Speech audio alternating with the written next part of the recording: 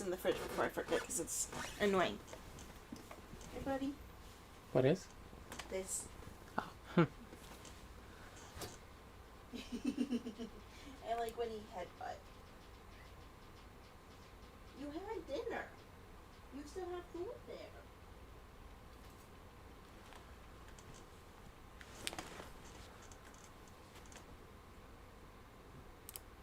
Oh, forgot the mic. Hey, how's it going, guys?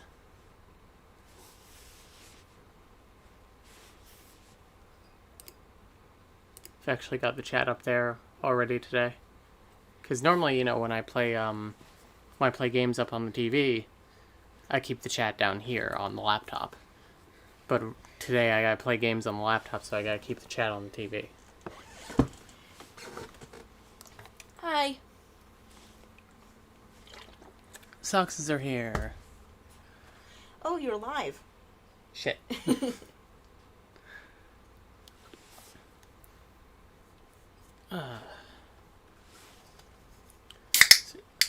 Oh, crack open a cold one. I mean, I might as well do mine here. Oof, little fuzzy. So yeah, hope everyone's doing okay today. Did we get a haircut since our last stream? Was that this past Wednesday? No, that must have been the Wednesday before, right? I have no clue. I don't know how time works. I think so. That feels right. Yeah. Nice to see everyone here. Considering moving that light very slightly so I can just see the chat a little bit better. This one is also called part 1. Oh, motherfucker, did I not change it to part 2? Oh, whatever. You all know it's part 2. How could anyone forget the majesty of the last one? By the way, it looks like nasty weather. You did also have short hair. I did. Nice.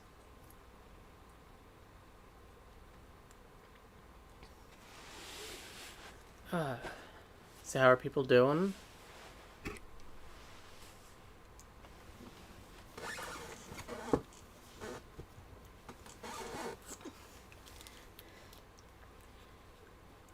Thanks. We are doing well. You know, we're hanging in there. This past week was kind of weird, especially for Sandra, but you know, you gotta keep moving. Camilla did her 5K. Can confirm time is complicated. Like for example, yesterday, today was tomorrow. That's true.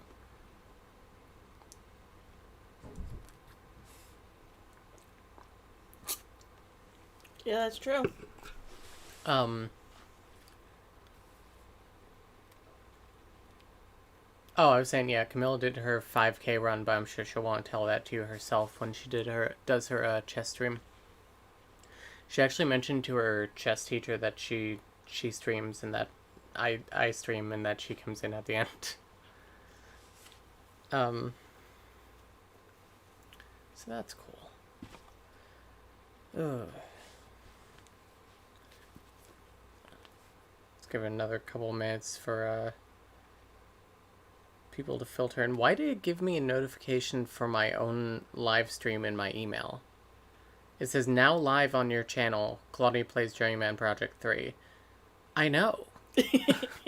I'm streaming it. Like, yeah, Vine voice. Yeah, I sure hope so.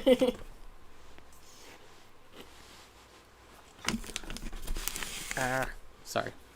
Some weird ASMR. My stream had loaded, so I reloaded, and now I'm here. Oh, okay.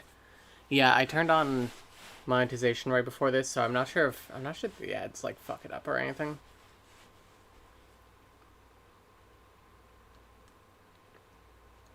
Normally I forget to turn on monetization until like after the stream.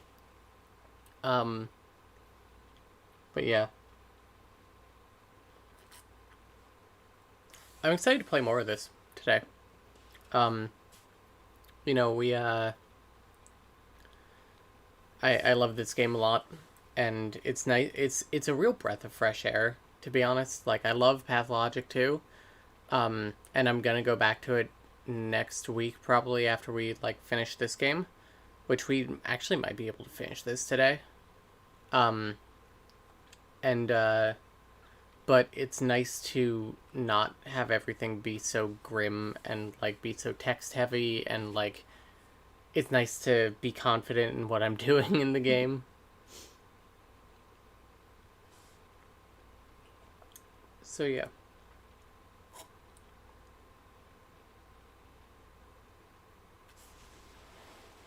Ugh. So where are the trigger warnings I put on this? Just death and religion? I believe so. That sounds right. Nope. Let me see. Death, homelessness, and religion. Yeah. So yeah. Nasty weather is better than plague weather, yeah. Looks like plaguey weather.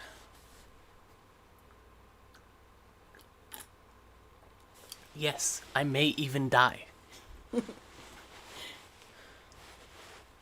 I have no idea what this game is about. We will get back into that. So the game is about a time travel operation. I guess they're like time cops kind of. But But not cops because they're people. yeah, it's true. And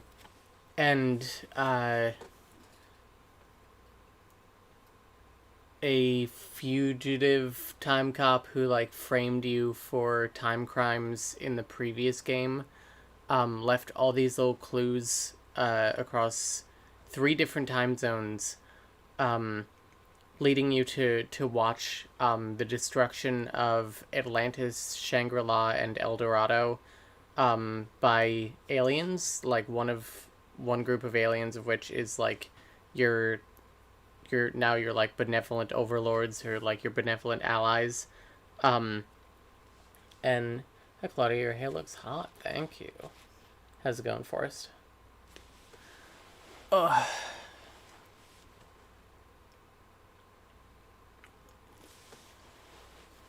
Yeah.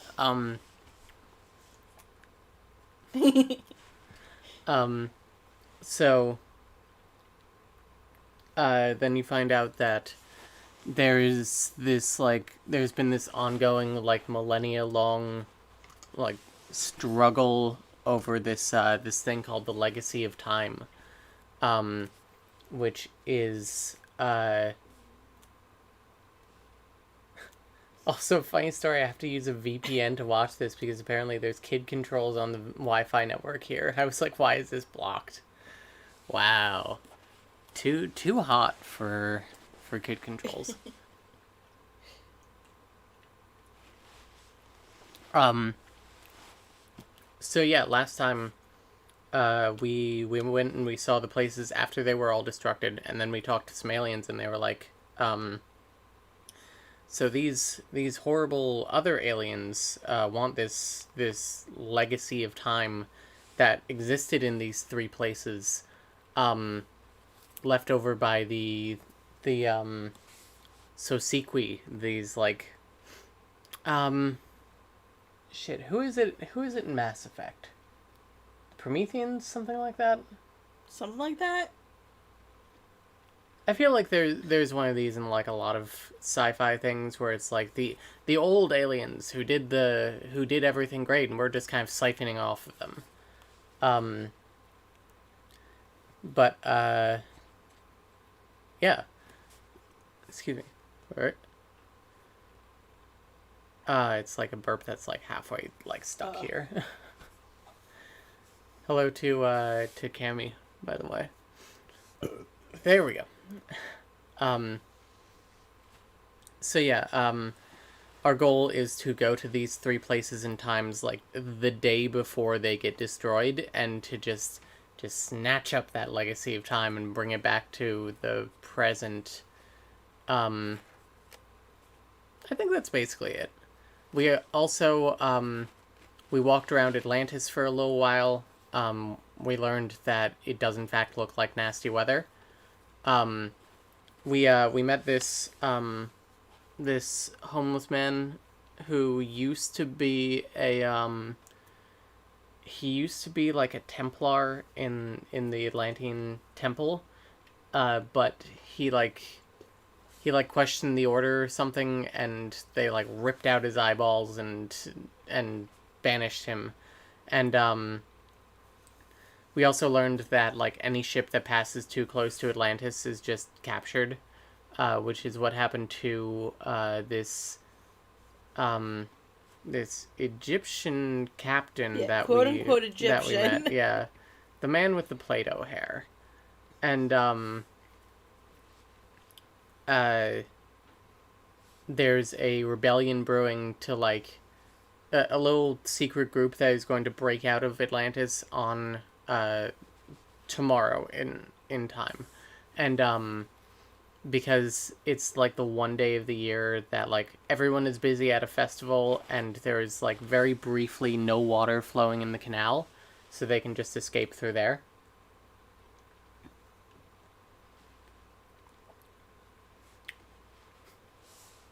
Claudia is X-rated, yeah. Too hot.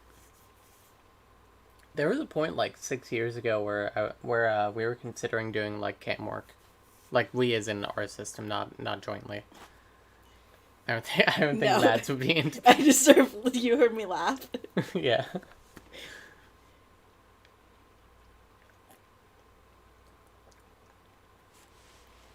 Ugh. Yeah.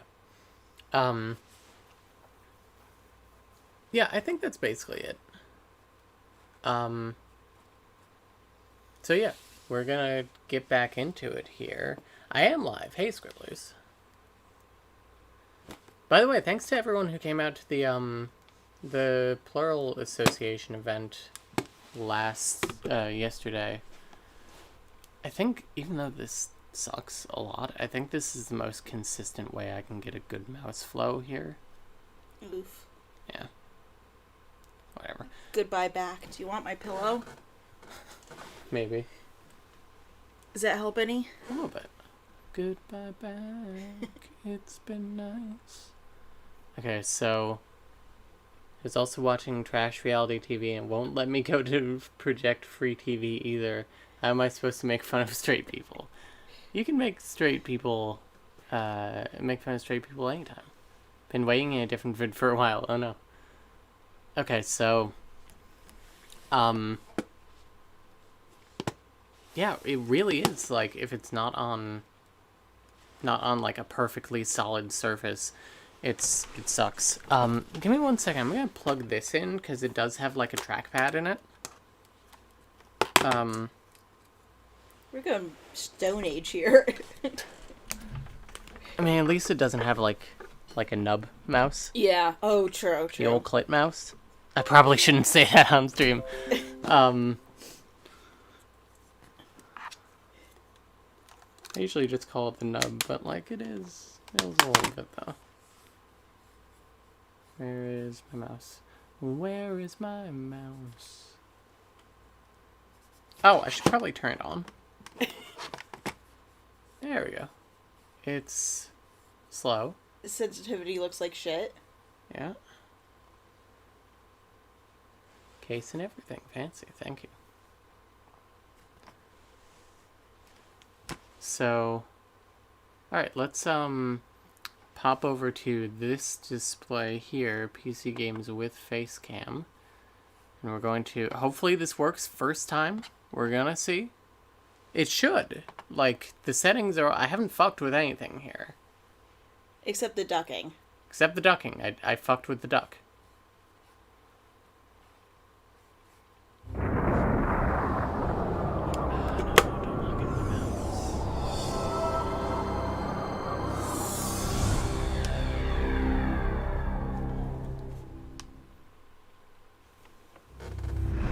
I don't know what I did last time that made it like that made me able to access the mouse or whatever.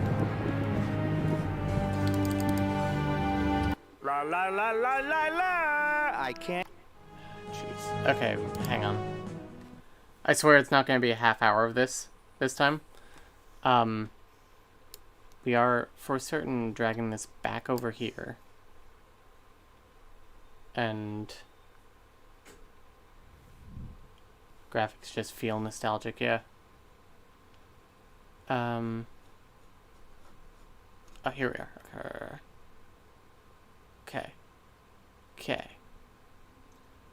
Gonna go over here, and we're gonna... Oh, fuck, I hit the wrong button. No, please do not bring up... Ah, jeez. Now you can see every stupid thing that I do. Play.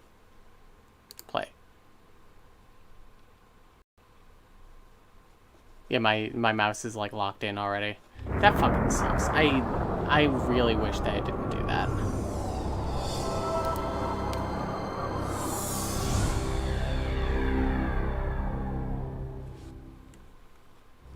And now I, like, don't have the chat anymore. Because it, like, launches the... We're gonna try it one more time, and if that doesn't work, I'm just gonna fucking deal with it.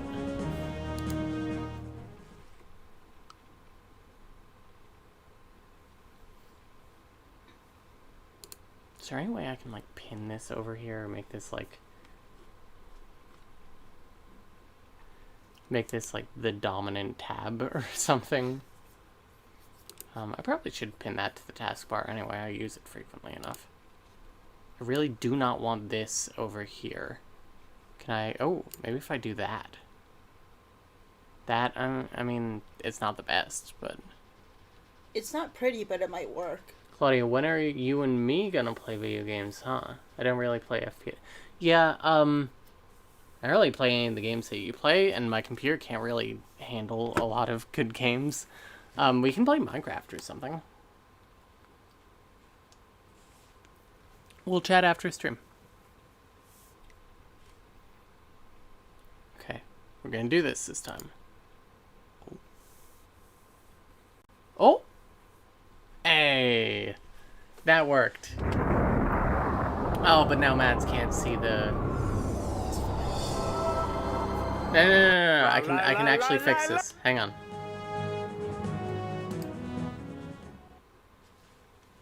I actually know what to do now. So what we're going to do is we're going to lock that in there. And then here, we're going to lock this in here.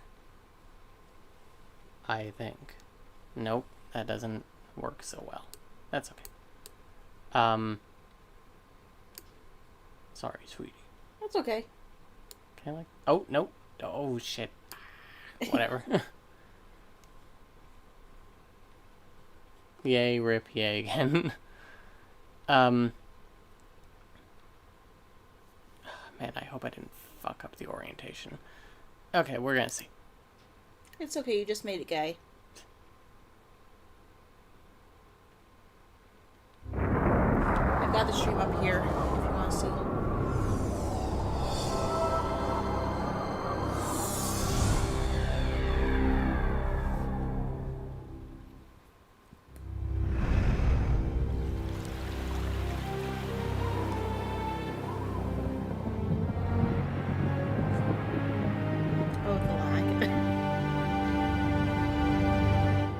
Okay, that looks fine. La la la la la la. I can't hear you. Yeah, okay, so that looks good. Load game. Matt said was underappreciated but very iconic. Thank you. What was? You said the orientation might be Oh. changed.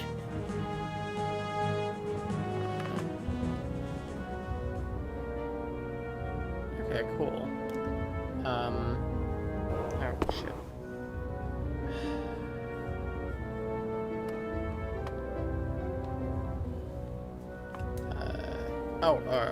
So we're in the windmill, and the windmill keeper was like, I'm going to go somewhere else. Feel free to do the thing that you need to do in this room.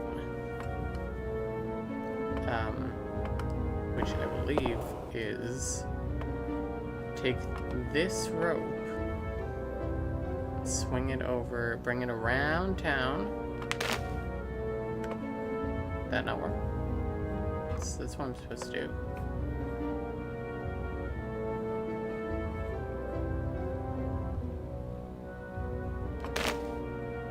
What does Arthur have to say?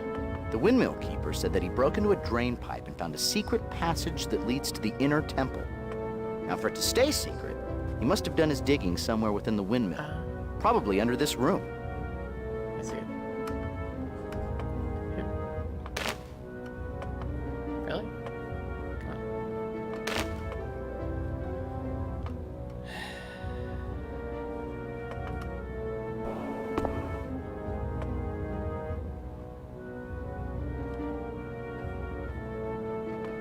Is it somewhere else in this room?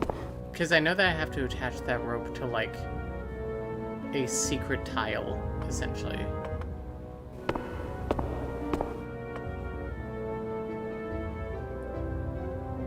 Is that it?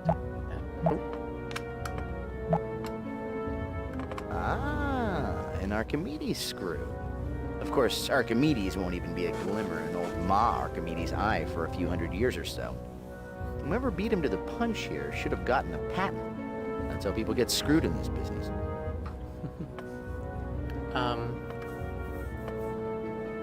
It's somewhere in here. I really hope I don't have to look up a walkthrough for a game that I've beaten like 17 times as a child.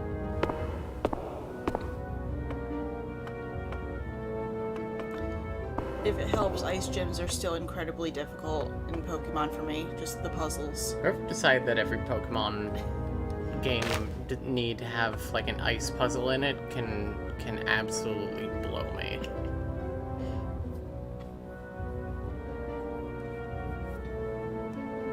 Do I have to learn first that rope, like, if I touch that, that might be it. That might be the adventure game thing. Yeah. Okay, there it is. I found it.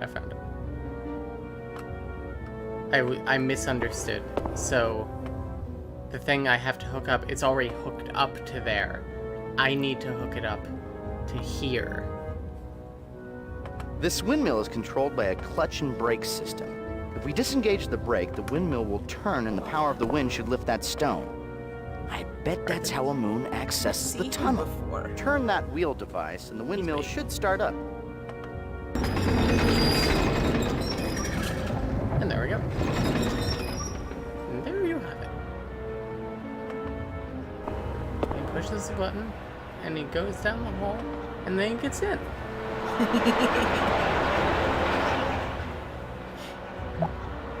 Alright, so. Look at that raging current. Too bad Dutton didn't give you the salmon jumpsuit.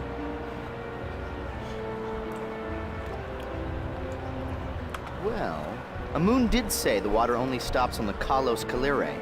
So if this is the only way we can get to the inner temple, we're going to have to find some way to stop the flow. We need to fiddle with the plumbing system and stop this water flow.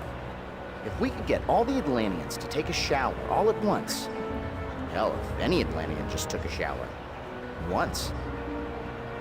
Didn't the windmill keeper say that the water pours into the inner temple then drains through this pipe? We're going to have to stop the water from the source. Let's go to the temple and find out where that water's draining from. Hello to Angie. Hello. I think if I just leave, it'll close. Maybe? Do I have to, like, disengage? Yeah, I do. Okay, so let's go learn about the Kalos Kalire from the olive oil vendor, who I remember being pretty gay for.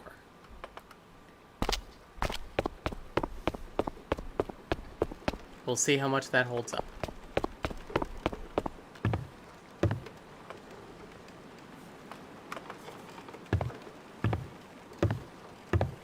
How much do you think this ride will be? I'm thinking 10 Tremoy.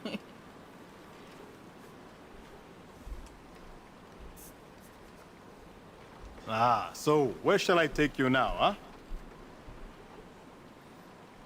The olive oil vendor's shop. That'll be 10 dromoi, please. Keep 'em waiting.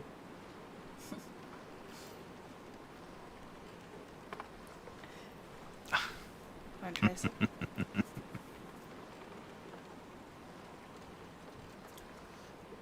It's good. It has the recurring has a very like kind of musky taste. I like it. Yeah.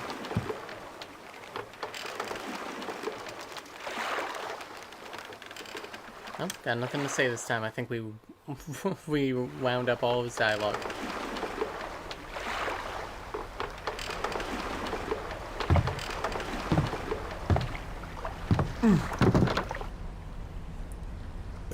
Excuse me.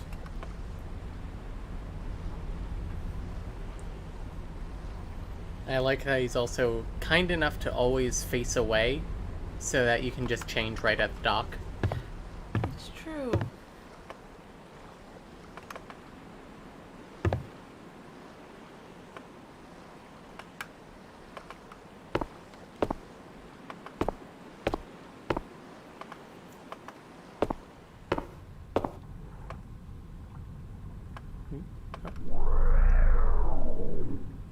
Okay, that's the Potters. Oh, Yeah, I was gonna say, I don't see that one. Minoan artists were renowned in their day for their unique skill. They rejected the notion of rigid geometry in their work, creating beautiful art pieces that emphasized natural scenes. Minoan women enjoyed many privileges that were not extended in other civilizations of this time period. Adult women of Minoa were known to be endowed with wealth, title, and huge tracts of land. how's it going, Fractals? I'll go talk to the Potter after. I think the olive oil vendor is over here.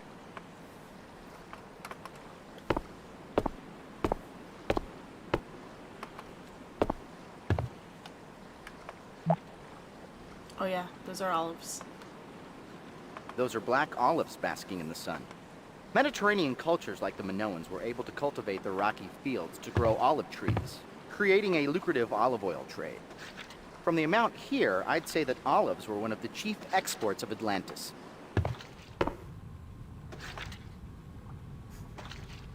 Certainly a sound effect she's got going there.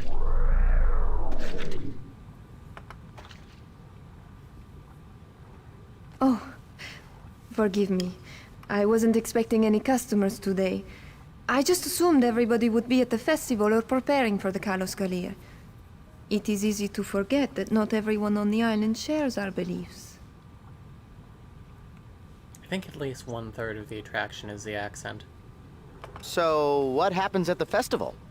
The festival is a 5-day celebration ending with the Kalos Kalir. It only happens twice in a lifetime, so everybody participates. There is always much food and wine, beautiful music, dancing, and entertainment of all kinds. It's really quite a party. But still, the thought that we would be better served by a more reverent observance lingers in my mind.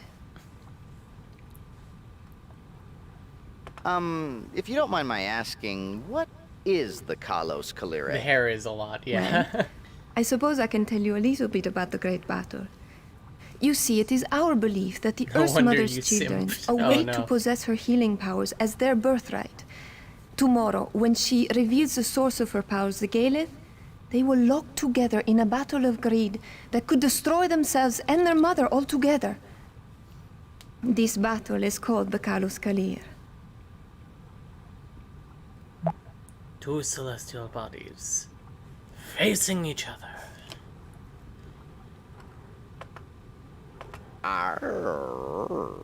Gage, ask if she might be interested in a Pisces with a rippling disembody and a very sexy voice. Oh, like you would have a chance, Gage. The Earth Mother's children? The sun and the moon. Each is so certain that the Galeth belongs to himself alone that they jealously chase each other through the sky day and night, but they only come together once in a great many years. Where will the Earth Mother reveal the Galeth? In the temple, it will flow up out of the earth on a column of water, and as the water flows over the Galeth, it will become imbued with healing powers and refill the reservoir. At least, that is how the Templars have told us it happens. They're the only ones allowed to witness the miracle.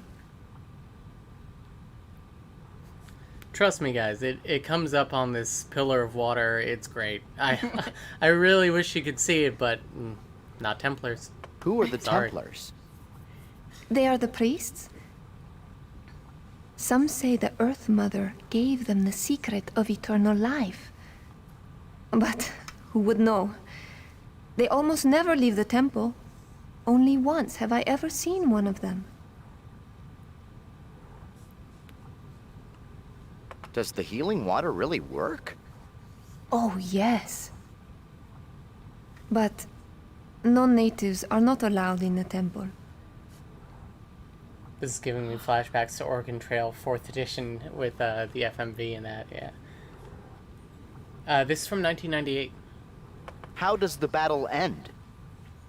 If the battle ends peacefully, the Earth Mother retains the Galeth, and the people of Atlantis enjoy many more years of life and good health. If not, the Earth Mother perishes, and Atlantis along with her. But we have been here longer than anyone can remember, and we have seen many Kalos Kalirs. Can we get some F's in chat for Atlantis? Why do you celebrate the Kalos Kalire? Oh, there are many reasons, really. But most see the Kalos Kalir as an excuse to live life to its fullest before the end comes. Goodbye. Well, I should leave you to your work. Earth Mother's blessings. Yeah, they really did love FMV in the late 90s. They really thought this was, like, the next big thing. And I mean, they weren't, like, wrong. But, like, it's a little more, like, you know.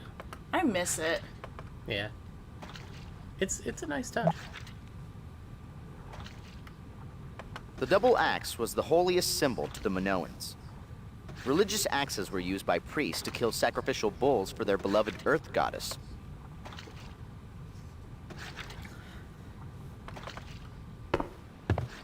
Thank you for the Fs. All the respect to the Atlanteans, the Minoans. How well researched do you think this game is? Like, how accurate do you think some of these little factoids are? Yeah, the movement animations are very smooth, unless you're talking about the FMV, in which case, yeah, very smooth.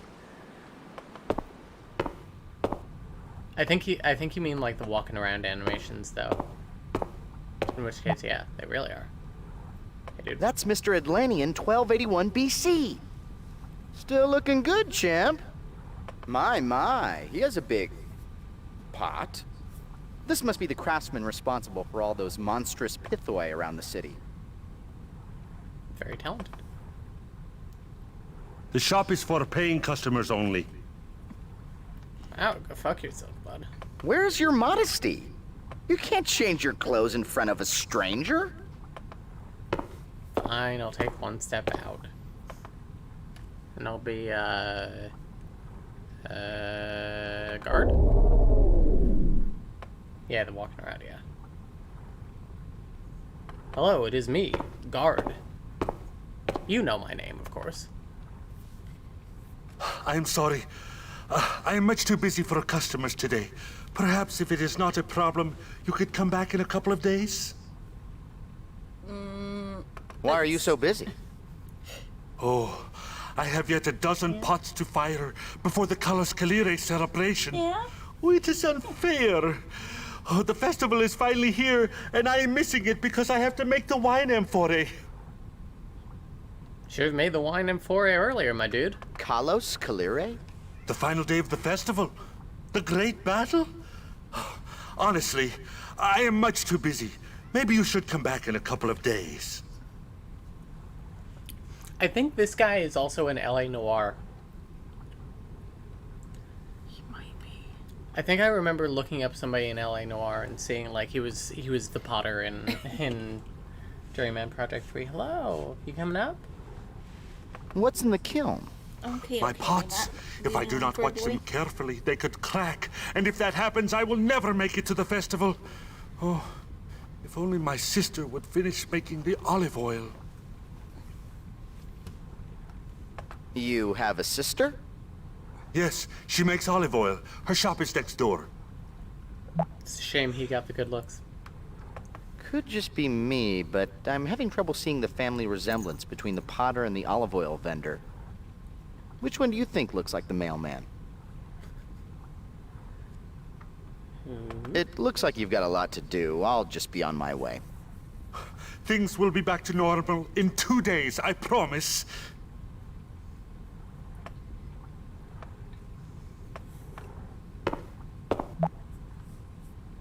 Normally, Gage, I would tell you not to touch anything while you're in a store.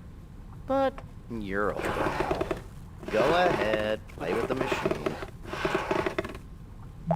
Would you like a lap? Is that what you Yes, Mike, it's Amazing Discoveries, and this week we're showing you the amazing Play-Doh Polster Press. It twists, it squeezes. Oh, it is. Order now and you can make a spinach pasta, an artichoke pasta, or how about a nice linguine terracotta? The potter has a lot of clay. You know, I don't think he'd mind if you took a lump from his load. What did you say about his load? Okay, so we got some clay. Yay. Yay! He's flopping. It's lap time. It is a bit poop-like, yeah. Also, not gonna lie, that pile of like clay strands is very much like the Egyptian captain's wig.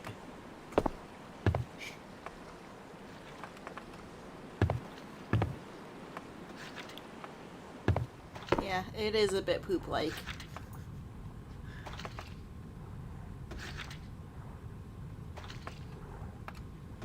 Just gonna.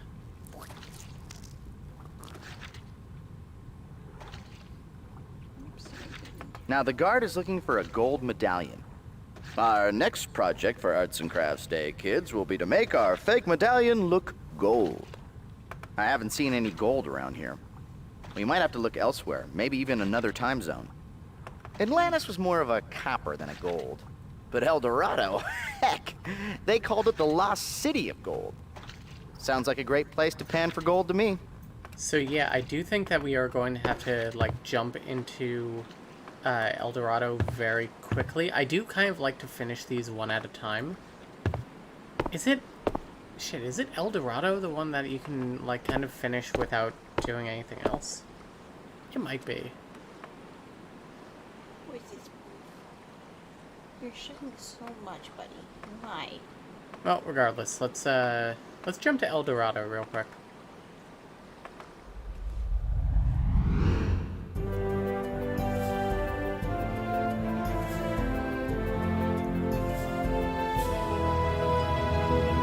It's so pretty. Yeah.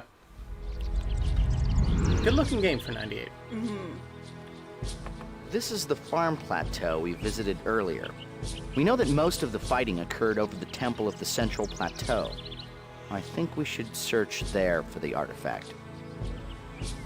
Agent 3 said this city was El Dorado, the fabled lost city of gold. The legend of El Dorado grew after the conquistadors came to Peru in 1530 to plunder the Incan Empire. Driven by rumors of a gilded city whose roads were lined with gold, New World conquerors continued to ravage the continent of South America after the genocide of the Incas. Get 'em! Thank you for calling it genocide and pillaging and plundering.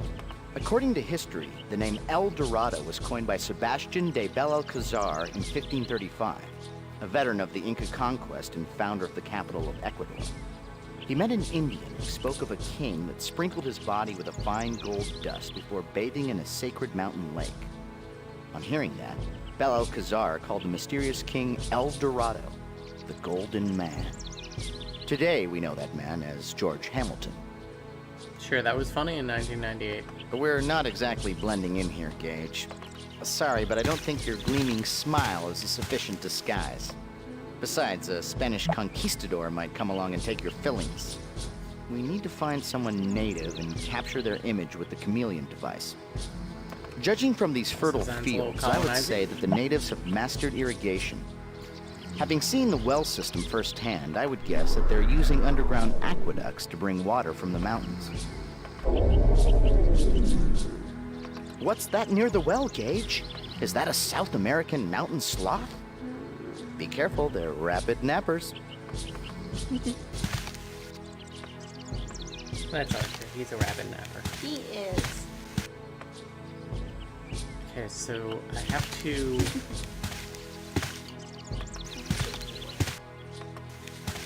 I have to remember where I go here. So I am actually kind of planning on finishing this game today. Because each of these, like, when you know the solutions, I think if I had a nose, I'd be holding it right now. We're in a stable of some sort. Some advice? Step gingerly while we're in here. I think each of these, when you know the solutions, don't take super long. Like, we're already basically halfway through the Atlantis one.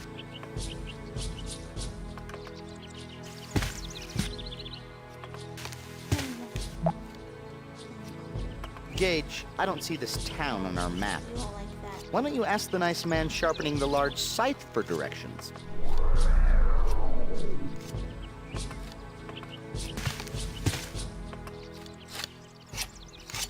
Acheo, there you are. Son, I can tell by your drooping eyes that you were sleeping. Were you out late last night visiting the shaman again? Remember, you have many chores today. Harvesting the crops that Tohualpa provides our people is hard work. I cannot do it alone. Father, what does the shaman do? Lately, I would imagine that you know him better than I. Anyhow, the shaman is the one who speaks to the spirits. Son, I know you have been going to see him. It is good that you are interested in the stories of our people. But I cannot reap Tohualpa's bounty alone. I need your help. Don't worry. I'm not forbidding you from seeing the shaman. Just tend to your chores. I think that's a pretty good deal. What is a Tohualpa? Tohualpa is the greatest of the four elemental spirits. She is the earth, the strength of stone, and the wealth of soil. It is she who causes the ground to be fertile and the crops to grow. Next time you see the shaman, ask him to teach you more of the spirits. Alright, see you. Goodbye, Father. Acheo, I'll see you at dinner. And don't take any more naps. You've daydreamed enough for today.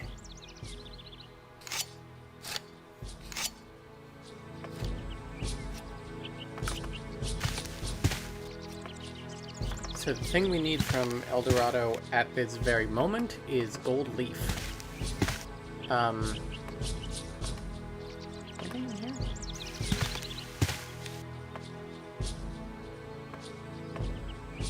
Not to like spoil the solution to the puzzle, but basically we're going to make our own medallion by taking the clay that we stamped with the temple seal, putting gold leaf over it, firing it in the potter's oven, and then showing it to the guard and being like, yes, I am a native Atlantean. Who knew? See those markings that carve across the mountains in the distance? Those remind me of the lines left behind by the Nazca Indians of Peru. In the arid plains nestled between Peru's Pacific coast and the Andean foothills, the Nazca left behind hundreds of mysterious intersecting lines that sprawled for miles over the landscape. The mystery of the Nazca lines was never solved. From the ground, the markings were too vast to be recognizable, but when viewed from the air, the lines form a baffling web of animal forms. Spiders, birds, and dozens of seemingly random geometric patterns. Some extreme theories claim that the lines were runways for alien ships, while other authorities suggested that the Nazca had created a remarkable astronomical calendar. A group of 20th century scientists attempted to prove that the Nazca lines were too precise to have been created without aerial views. They believe the Nazca used simple flying devices, and to prove this, the scientists succeeded in creating a balloon made from only natural resources. It appears that the El Dorado people have actually mastered ballooning. They may have shared the technology with the Nazca before their untimely demise. Those balloons rise along the rope rails to the other plateau. It actually looks very safe, but before we go, let me tell you a sad tale about a little balloon called the Hindenburg.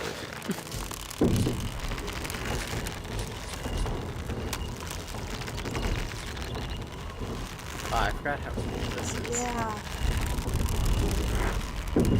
Shout out to the animators. I also love that, like, this civilization might have shared it with another one. Mm-hmm. Like, not Yeah. the aliens. Yeah. I feel like most of the stuff in, the most of the stuff in this game that's, like, really advanced is like, the result of not aliens, but just these people being very smart and, Yeah. like, and potentially, like, living slightly longer because of the legacy of time. Because that seems to be what it did in Atlantis, at least. Yeah. Greedy explorers continued searching for El Dorado right up to the end of the 18th century, cutting a bloody trail of atrocities through South America. However, none would find the lost city. Disease, dissension, native resistance, and malnutrition would eventually decimate even the most well-prepared expeditions. Oh, hey! Okay, wait. Oh, okay. Not what I meant to... The pictograms on this mural speak of the conclusion of the great story. Many generations after the first shaman secured the totem in a secret place, the spirits of time and space would beseech a young warrior to save the totem from the brothers, return to claim the totem. However, the warrior would have to overcome the element guardians protecting the totem. The rest of the mural is unfinished, Gage. I assume that's what the scribe is working on now. Let's just grab him real quick. There we go. Just steal his identity. Gage Blackwood, identity thief. Oh, shit. Zoom back in. The pictograms surrounding the mural speak of the great story and the first shaman. He was instructed by the spirits of time and space to hide one of the 3 totems of tremendous power from the fury of their powerful children, 2 winged brothers. To aid him with this task, he called upon the power of the element spirits. They showed him a secret place for the totem. Once the totem was hidden, the shaman bade the spirits to guard it, and they have ever since. Thanks, spirits. After roughly translating the inscriptions, I believe that this mural is somehow depicting the path the first shaman took to hide the totem. I have a sneaking suspicion that the totem is the artifact that we're looking for, so we might want to learn all we can about this great story. In the center of the mural, the shaman boards a balloon and flies over the totem's resting place. In the next section, he hides the totem in the mouth of a coatl serpent surrounded by the elements. Sounds like we need to retrace the first shaman's path to find the totem's location. I would say the first step would be to hitch a ride on one of those high-flying balloons. That yellow sheet is gold leaf. Many ancient cultures discovered that gold was a very malleable metal. It could be pounded into very fine sheets that could be quickly and easily applied to almost anything to make it look golden. Alright, so that's what we need here. We'll be back to El Dorado momentarily. Sounds like it might be aliens. Maybe. Interesting how both of these cultures have a story about two brothers who fly around and fight jealously over a thing. We have our materials, but we need to melt the gold leaf to really make our medallion look authentic. Where could we find an oven at this hour? Wait a minute. The potter has a kiln. Or is it a kilt? Could it be possible to harden pottery under a man's skirt? Possibly. We can use the potter's kiln to fire our medallion and melt the gold leaf over it. And maybe make a nice souvenir for your mom. I saw the destruction of Atlantis and all I got was this stupid t-shirt.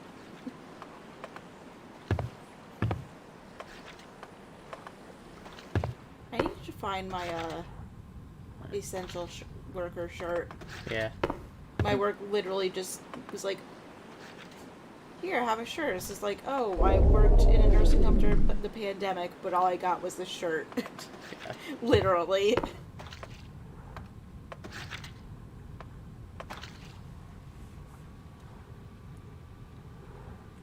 What are you doing here? I thought you wanted to go to the festival. How do you expect to find the time if you do not finish your work?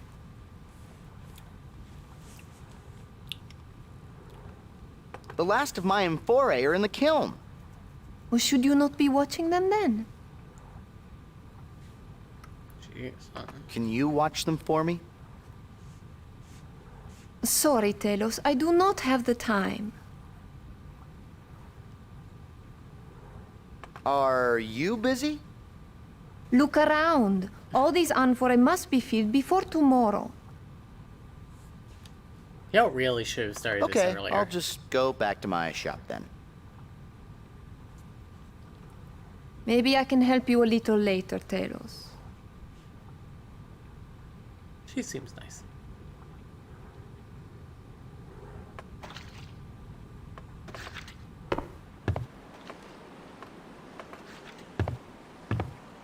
Like, not to be that person here, but like, y'all knew the Kalos Kalire was coming up.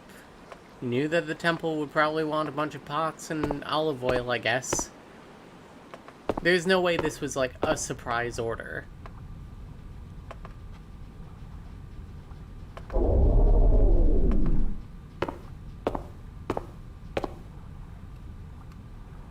We need to use the kiln to make a medallion, but I don't think he's gonna just let us walk up and bake a cake.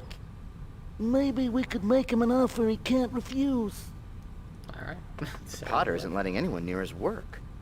Since trying to sneak around him would be a physical impossibility, we should start thinking of ways to try to get him out of the shop. a lot of fat jokes. We know he wants to go to the festival.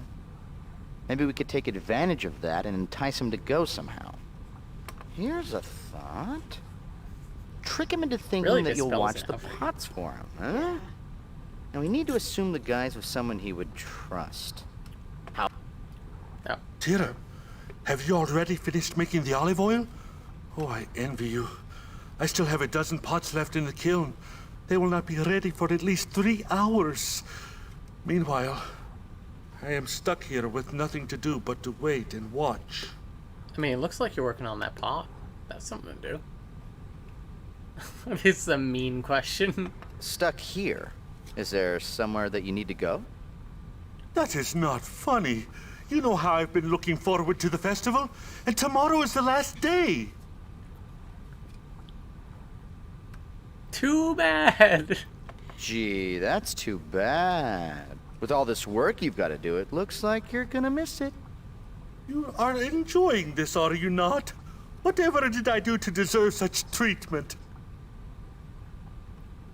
Okay, I can take a hint. Go ahead, I'll watch the amphorae. Truly? Oh, thank you, Tira. Remember to turn them so that they do not crack.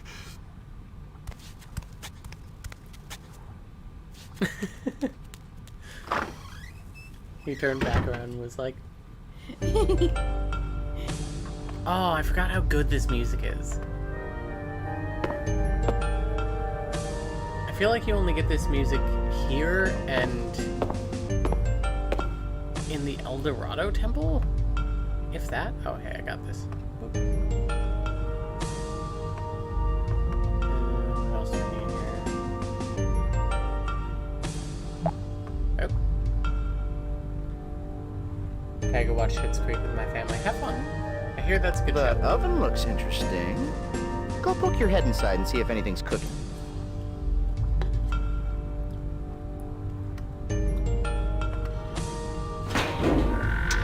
Yeah, that man was very, very excited. Good for him. That smells like breakfast. The pots don't matter. He'll be dead tomorrow.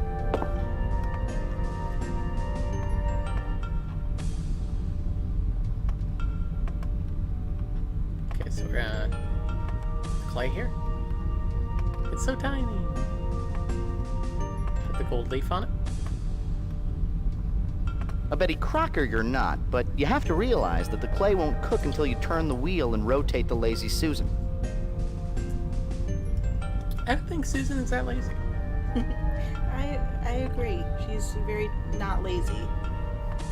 Productive, there we go. Very diligent. Diligent Susan. Let him have some fun before the world is over. Yeah. Exactly.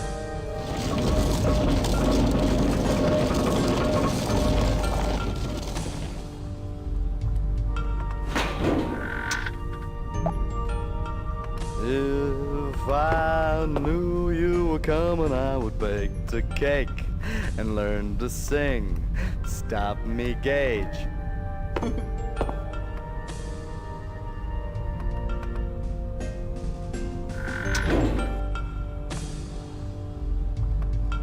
Sweet, do you want to try and pull up a picture of Arthur to Yes. so I can like show it on camera?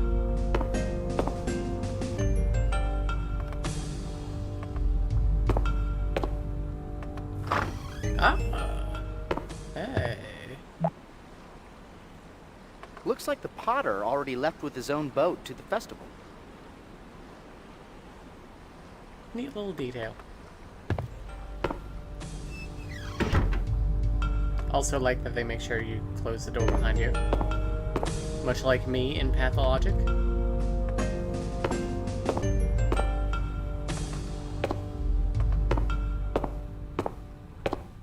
What does breakfast smell like? Burning if it's ours. Oh Sorry, no. buddy. Sorry.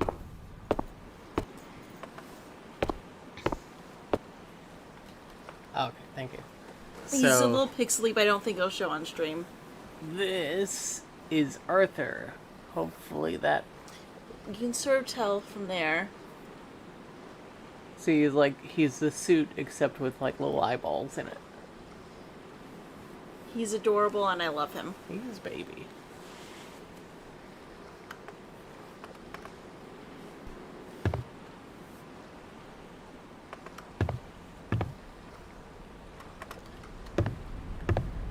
Excuse me. What is your destination, huh?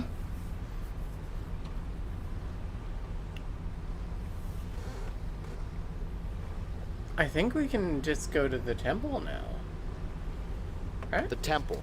We have the seal. I can take you there for 10 dramoy. Ah, shit. Tender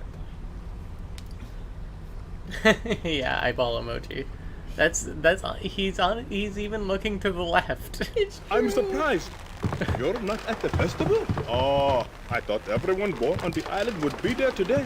But Whoever then, created the eyeball tomorrow emoji is was really just the a big really, really good celebration. fan of this So, game. at least you're not missing everything, you know.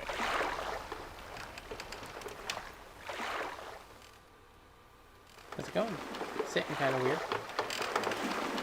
Okay, this is it. Hey, have a good day now. There we go. That'll be 10 Dremel. Oh. He barred you from entering because you were a second-class citizen. Sounds like the city has set up some sort of rigid caste system. Maybe you could imitate... Oh, shit. Whatever.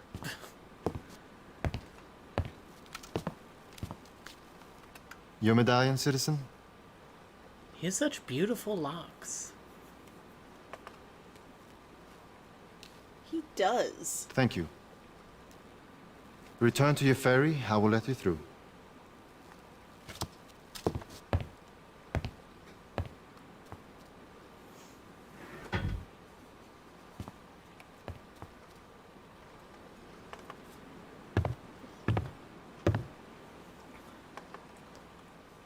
Okay. Okay, the lock is draining. Let's go now. What? What? Yeah. Cat time. Turn your bat on stream. Oh, Yeah. fine.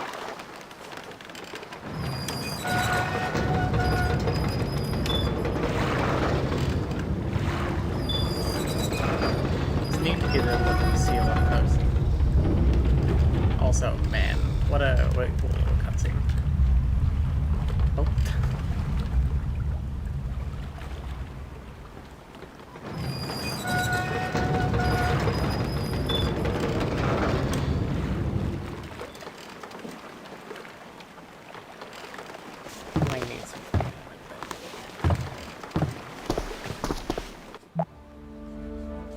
barred you from entering because you were... Atlantis has been history's greatest mystery.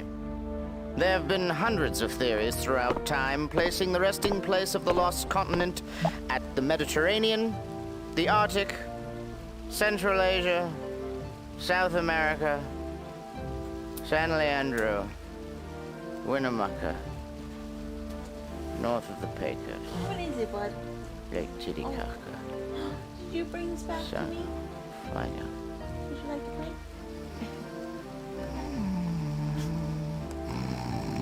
Hello to Pancake. How's it going? Think they have dollar slot machines here?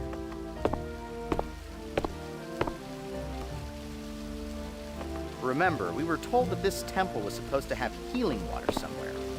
Keep looking. With all that sacred bowl imagery around the temple area, I would imagine that they store the water close by. Just gonna take a little bit of that healing water since we're here. You never know when you could use some healing water.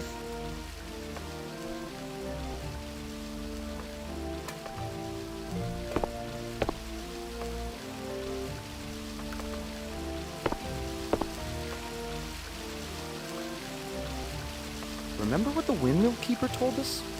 He said that seawater always pours down into the temple and that the water powers some clockwork device. This must be that flow of water. Finishing up some homework. Nice.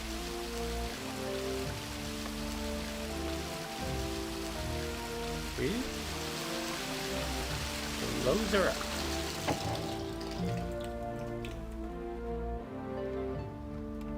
Nicely done, Gage. That should stop the flow of water in the secret passage. Alright, back to the secret passage.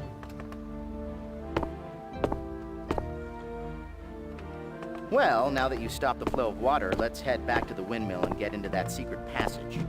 The windmill keeper said that the passage leads to an inner temple area. Where can I take you now?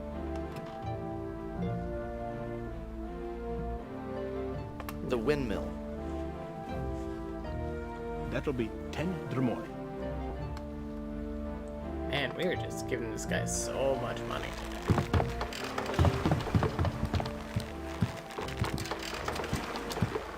Glad the captain of the Egyptian ship also just happened to have like a bunch of dromoi. Yeah. All right. We've arrived. Thank you for your business, eh?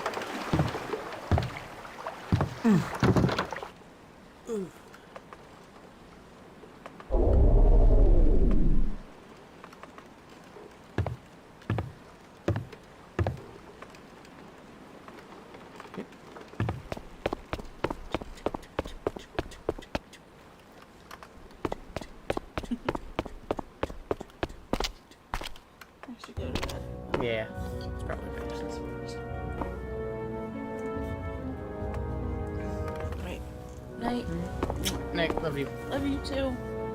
See you tomorrow. See you tomorrow. Bye, home.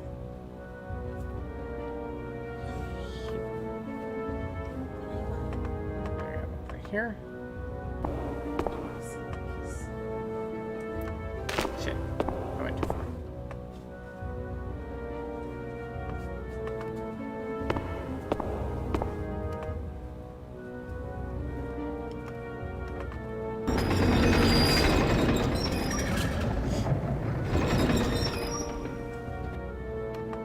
Did I... When I walked away, it unhooked it. Fuck.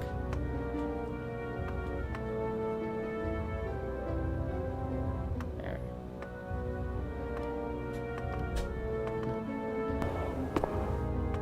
They already left, but I'm sure they appreciate the good nights. There we go.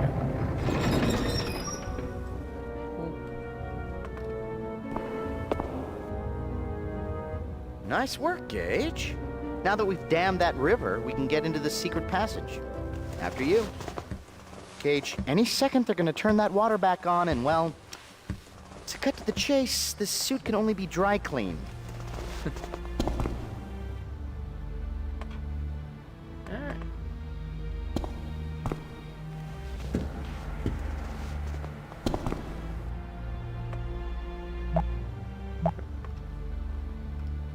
That dais structure in the room's center shows some stunning craftsmanship. This chamber must be sacred since the dais is covered with ornamental bullheads.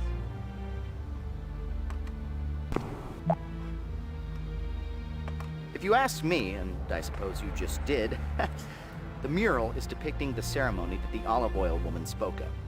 She told us that the Gaelith floats up on a column of water and imbues the water with healing properties during the initiation rite for the Templars.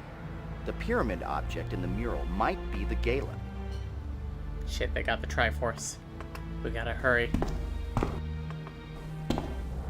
Oh. And who's this friendly face? It's him! Padros. I'm glad to see they agreed to send you. You know, seeing you again brings back the good times we had during initiate training. That is until... Well, I wish I'd had the courage back then to stand with you instead of biting my tongue and grudgingly accepting the Templars' insular views. I was a coward. Yep.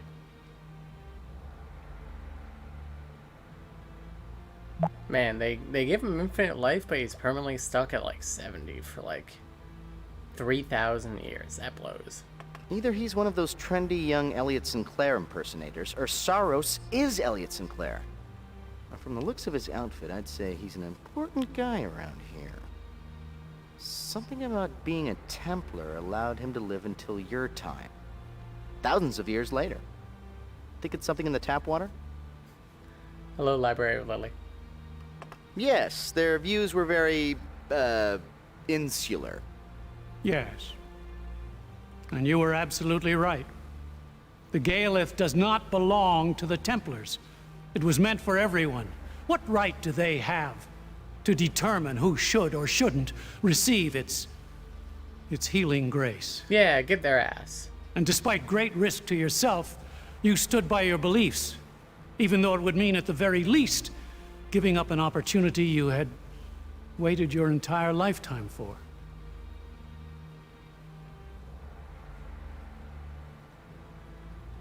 Yep. Opportunity? The opportunity to commune with the Gaelith. To find out if you were worthy of its most precious gift. Eternal life. But now you shall have your chance. I will not stand in your way. I hereby renounce my title of Guardian Templar. Yeah. I haven't the stomach for it. Eon. But before I go, you will need this. Thanks. It will no longer serve me. Thanks for, that. What will you do now?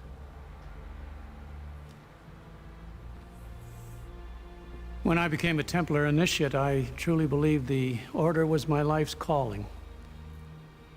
But I now realize that I cannot do the world a service by sequestering the Gaelith from those in need. Yeah. I have been given a gift, and it's time I use it. I can help others, share with them the teachings of the Earth Mother. Her blessings were meant for all. Your courage has helped me to see this, and now I must call upon my own to find my way. Good luck, my friend. Happen to find you live. Just wanted to thank you for all you do. Sharing your truth and knowledge has been valuable on our own system journey. Wishing you all well. Thank you. That means a lot to me, May. May? I'm gonna say Mai. And nobody has to apologize for not talking so much. Wait, is this like the bad guy? No, this guy is Elliot Sinclair, or he will become Elliot Sinclair, the father of time travel. He, I guess, drank the, like, healing water here, and that allowed him to live for, like, thousands of years into the future. That's fair. IDK, how much we'll be chatting myself, just so I'd hang out and check out the stream now that our own stream is over. Oh, I'm gonna be frustrated a bit. Bread turned out disappointing but not as bad as feared. Edible, but probably be good, better, be pretty good with some jam or butter. Nice. Yeah, the old guy who died at the beginning. That's not exactly a Casio, but it looks like some form of mechanism that tracks the passage of time. That must be what a moon meant by a clockwork device. Casio. See those prominent representations of the sun and moon? This device is measuring the movements of the sun and the moon through the sky. Call me crazy, but clearly this contraption could count like a clock to constitute a clever cosmic calendar. Capiche? That small wheel with the handle on the right looks like it adjusts the clock. So we got to adjust it so that it's the Kalos Kalira, which is an eclipse. Every clock needs some sort of stored energy to keep accurate time. Now, I don't see a giant rodent treadmill, so I'd say this calendar clock is powered by measured volumes of water. And I think that we can go up through here? Am I remembering that right? Gotta love alliteration, yeah.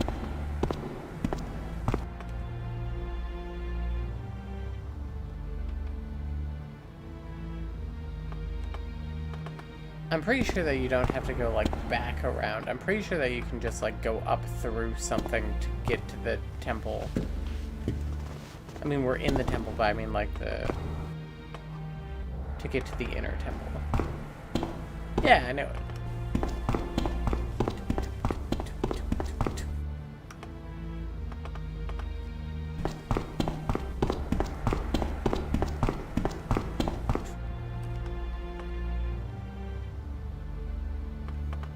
Really making you walk all these stairs. I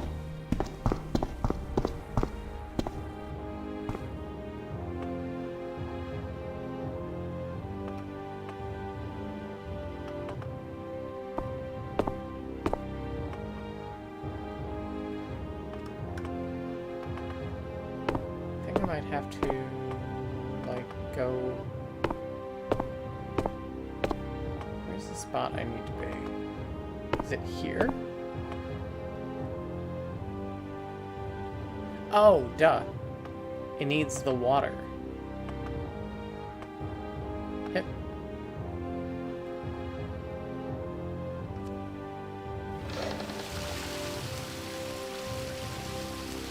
Because now, it'll show the Galen.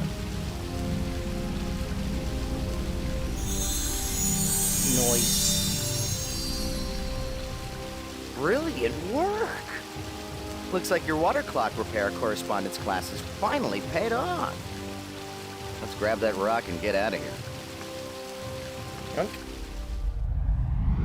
Alright, Atlanta's complete. I can feel Sosikwi energy flowing from you. Show me what you have found. This object was sheltered in one of the temples. Could it be the legacy? Yes, this is a relic of the Elders. It bears the mark. The other inscriptions are very complex. I will attempt to translate, but my knowledge of Sosikwi is limited. We discovered long ago that several old Earth languages were actually primitive dialects of Sosikwi. Alright. This is only a part of the true legacy. The inscriptions speak of 3 vessels piously guarded that hold the powers of the legacy. This is only one, but Gage has given us hope. Did you find objects like this in the other 2 temples? No. I haven't searched them completely yet. I briefed the World Senate on what's been going on. They lifted the suspension and have given us full sanction to search for the legacy. You must understand, Ambassador Yosala. TSA protocol requires that only agents stay in the command room. I understand, Commissioner Baldwin. If you need our assistance, you need but to ask. Yeah, it's very I will devote all my energies to slowing the advance of the Quotha.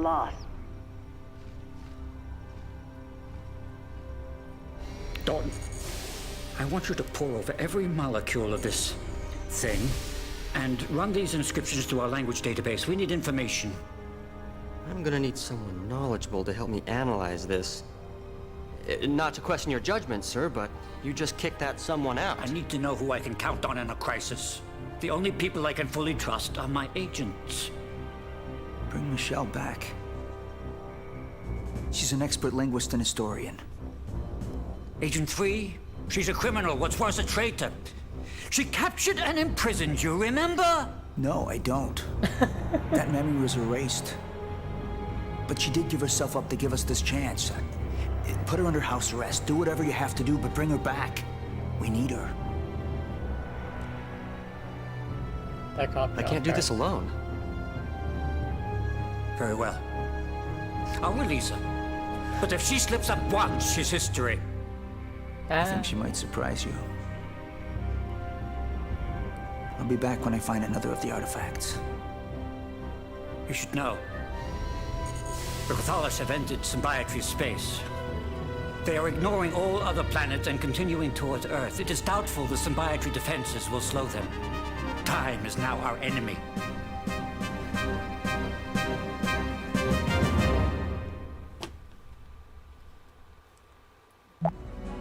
Alright. One down.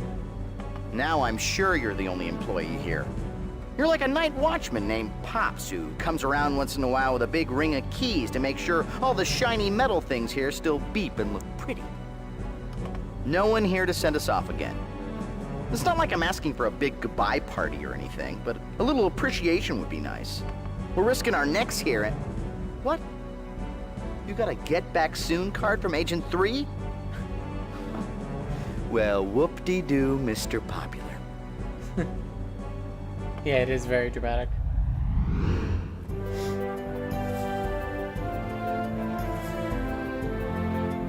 Alright, so back to El Dorado.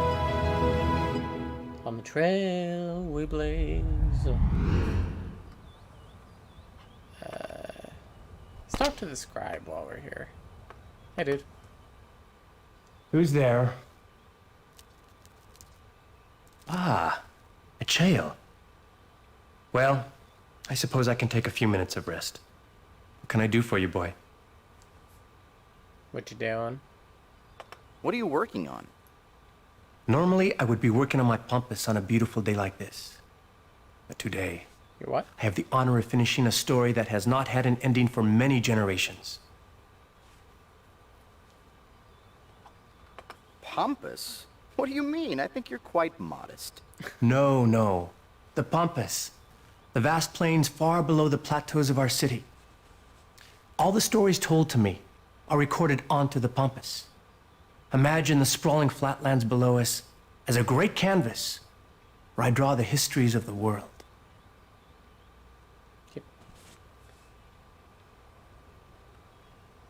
How do you draw the histories? With the help of the aviators and their balloons, I trace symbols and shapes across the face of Tolhopa, the earth. Each form and pattern, every line, all have meaning, revealing the secrets of history for those that stop to listen. His hair is almost as long as Lorelai's. Nice. Who tells you the stories? The shaman. He dreams his visions in the ritual of seeing, and then he confides to me what he has seen, so it can be chronicled for all of our people. You know Ualqua, our shaman. Ask him about such things when you see him again. Nope. Got cut off. Tell me the story. It is the oldest story known to us. It is a long tale, Acheo, and unfortunately, I do not have long to tell it. You see the shaman often. Ask him about the great story when you see him next. I will. Why has the story never been finished? All of the past shamans of our people have seen visions of the story, but the spirits have never revealed the ending. It has been unfinished for generations. But soon, we will know. Nice. Alright. Goodbye. Thank you for the visit, Acheo.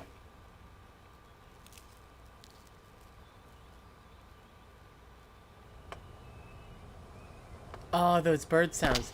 The do do do do do do.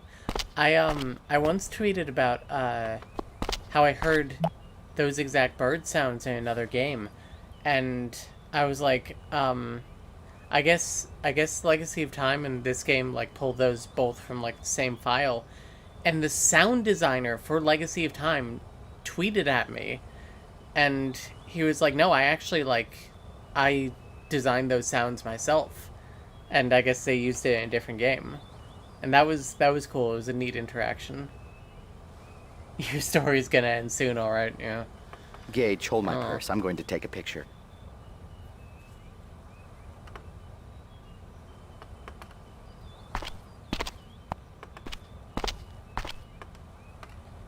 I remember this one being kind of short.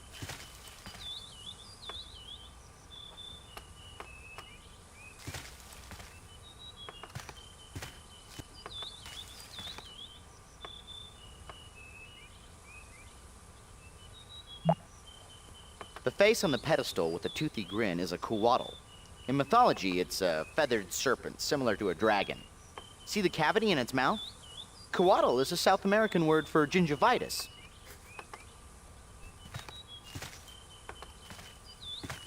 Yeah, I love how everyone speaks in dramatic irony. It's really convenient. It's like in Hitman when like every dialogue you'd have while disguised is like, yes, I'll make sure they'll be dead. Oh, I need to go that way.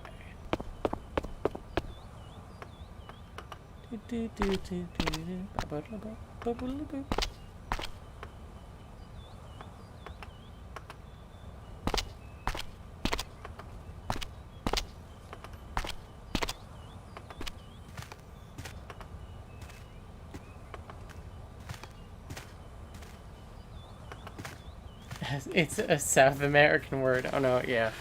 Oof. They're pretty good though on the whole, but yeah, I didn't even catch that. Jeez. We'll come back to this. Who here speaks South American?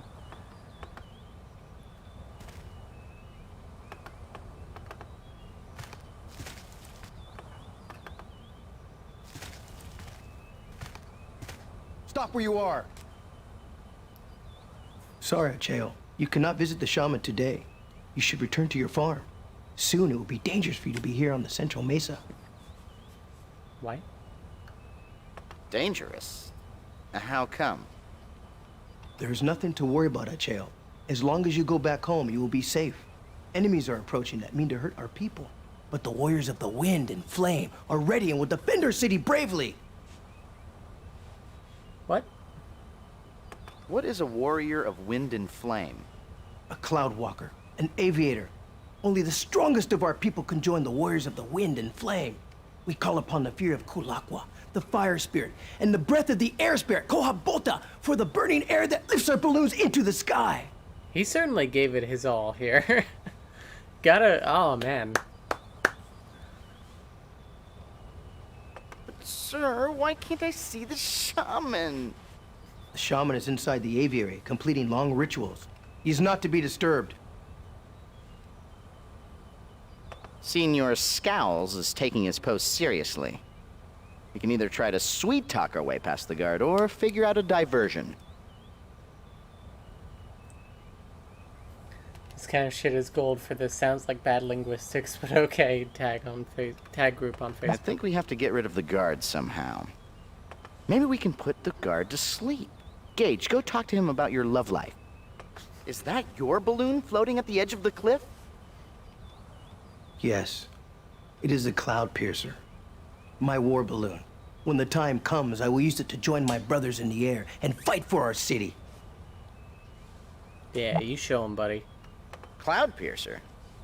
The name sounds ominous, but I have my own cloud piercer. It's called a smile. First, the clouds are getting pierced, then tattooed, then joining grunge bands, and in the end, it all leads to smoking. Well, goodbye, sir. Farewell, Acheo. Remember what I told you. Ooh, genuine laughs, genuine laughs. All this guard cares about is his duty and his balloon. A cloud piercer. Why, the very name suggests a dastardly possibility. Let's cut the balloon's mooring rope. That should divert his attention. From behind the bush, he won't hear us giggling. Alright, so now we're actually going to take a quick trip out to Shangri-La. Everyone, hold on to your hats.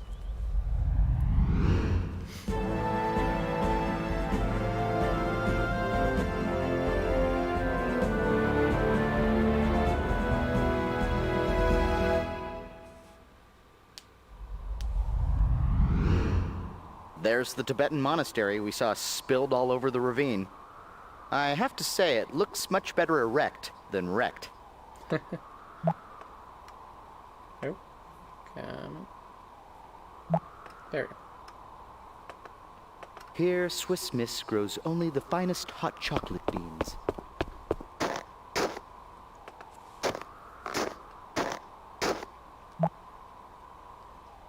In all likelihood, that human roadblock is a Buddhist pilgrim, and from his ragged appearance, he endured a difficult journey to reach this place.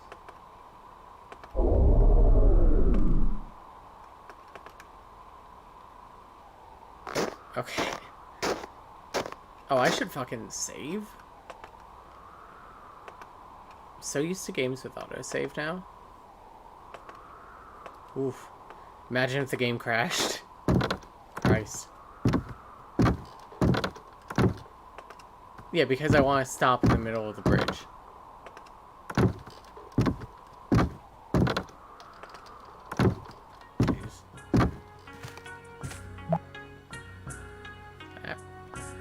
Look at the ground on this side of the bridge, Gage. It's green. Some technology is keeping ice away from this side of the mountain. This culture must be advanced. They have invented the Zamboni centuries before its time. Look at these animals. They're so cute. Look at them. I think we've wandered onto the petting zoo. Get a quarter and let's find the yak feed dispenser. How cute, a black and white snuffleupagus. In Tibet, yaks are a major natural resource. The milk they produce is turned into a treasured butter product. Yak butter is used in food, tea, candles, and even used to make incredible sculptures. So, don't be surprised one day when Tibetans invent cold fusion from the curdled milk of yaks. Just hopped in, don't know what this game is about, but it's giving me some massive old school Nancy Drew vibes. Yeah, it's about time travel. We're trying to find, like, hidden alien artifacts in Atlantis, El Dorado, and Shangri-La. We already got the one from Atlantis. Many devout Buddhists are in fact vegetarians. Tibetans often left animals under the care of monks to protect them from slaughter. Someone might have brought those beasties here to prevent them from becoming McYaks. A lot of people don't know this, but before there were wax museums, there were yak museums. Yes, I'm kidding, Gage. That's a statue of Buddha, the holy man responsible for creating the Buddhist religion. Before becoming a deity, Buddha was known as Siddhartha, a man from India who transcended worldly suffering, becoming a paragon of spiritual perfection. I believe those deer represent Buddha's first sermon in Benares, India, where it was said that even the animals approached to listen. The shrine of the animal realm, to enlighten the savage.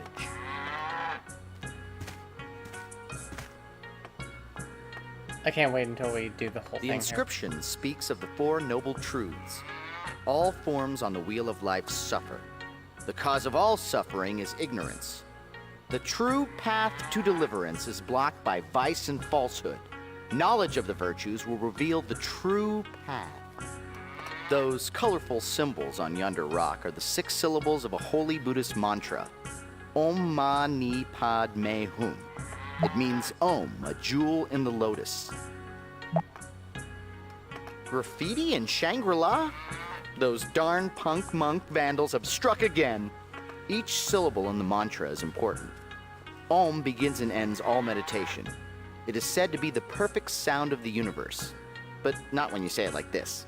Oh my lady! Hum, the last syllable of the jewel mantra, is an angry syllable meant to be a spiritual war cry against vice. Om mani padme hum. Now everybody. Om mani padme hum. Next verse, same as the first. Om mani padme hum. And then it just goes on and on and on like that. Doon, doon, doon, doon, doon, doon, doon, doon, doon, doon. Om mani padme hum. Life goes on, brah. La la la la, life goes on. It's the Beatles. Kind of big. Om mani padme hum. Now backwards. Hum me padme ma om. Or mix backwards. Eat pork. He's certainly going for it.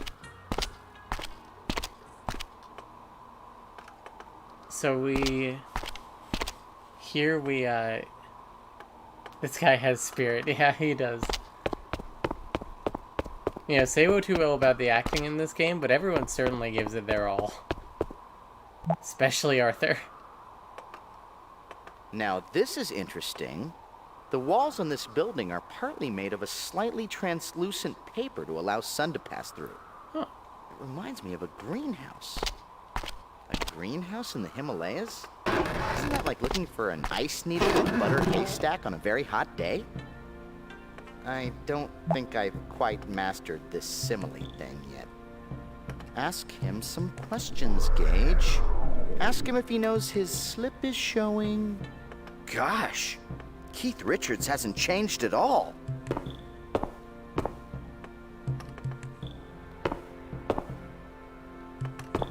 Alright, so we just need the knife in here so that we can cause problems on purpose. Hey, I've been looking for a knife like that. Let's try and find another one and play Klingon Blood Challenge. Kapak! That means Fraidy Cat. Does not mean Fraidy Cat. I believe that means victory? My Klingon to English book is here somewhere. It's somewhere. Alright, so. Yeah, this place is very calming. This is my favorite area in the game. So I'm very excited for us to do this, like, all proper. That's why I'm not talking to the monk yet. Because, like, I want to do this, like, as much as we can in one go. Which, really, I should have actually grabbed some olive oil while I was in fucking Atlantis, but so I'll have to go back for that, but say la vie and then you pee. Alright, so say goodbye to the balloon. It's okay, he'll be dead tomorrow.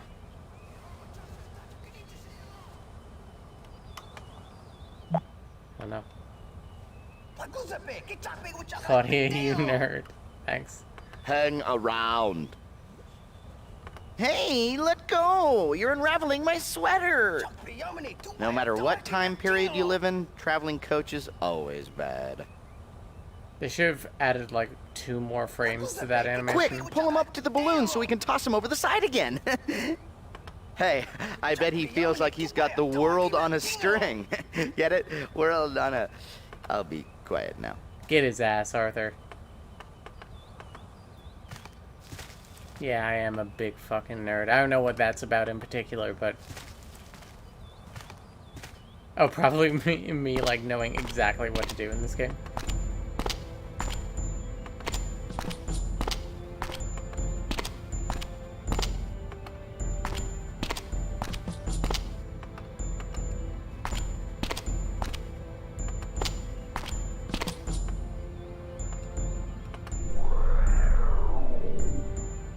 I gotta watch a speedrun of this game after. How did you get in here? This is no place for boys. Go back to your farm, Achiul. Go, choir. Stay your hand. Allow the boy in. I have need to Yeah, speak with him. Oh, the Klingon. Don't worry. Yeah. I don't think he is armed.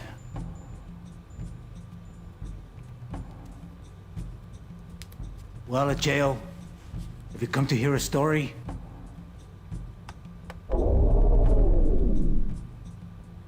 Tell me about the spirits. Can you tell me about the spirits? the old teachers. There have been 6. Most only know of the element spirits. Fire, earth, air, and water. But the other 2, they are different. Tell me about the 2 other spirits. Most would find this difficult. But I think that you would understand it, Cheo. The 2 other spirits are time and space. Time consumes all. Space encompasses all. Together, they are all. They show me the dreams of what was, and what is to come in the ritual of seeing. What is the ritual of seeing?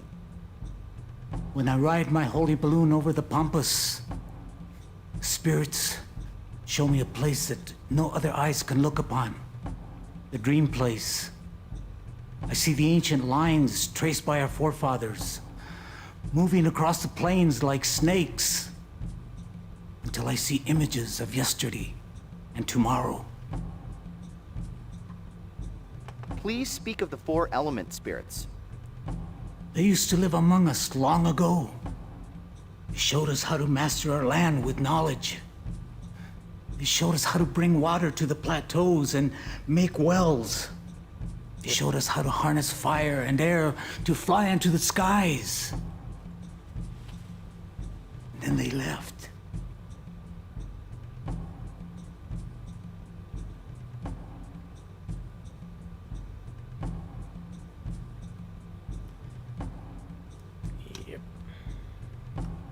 Where did the spirits go? They went to the dream place. They still speak to me during the ritual of seeing.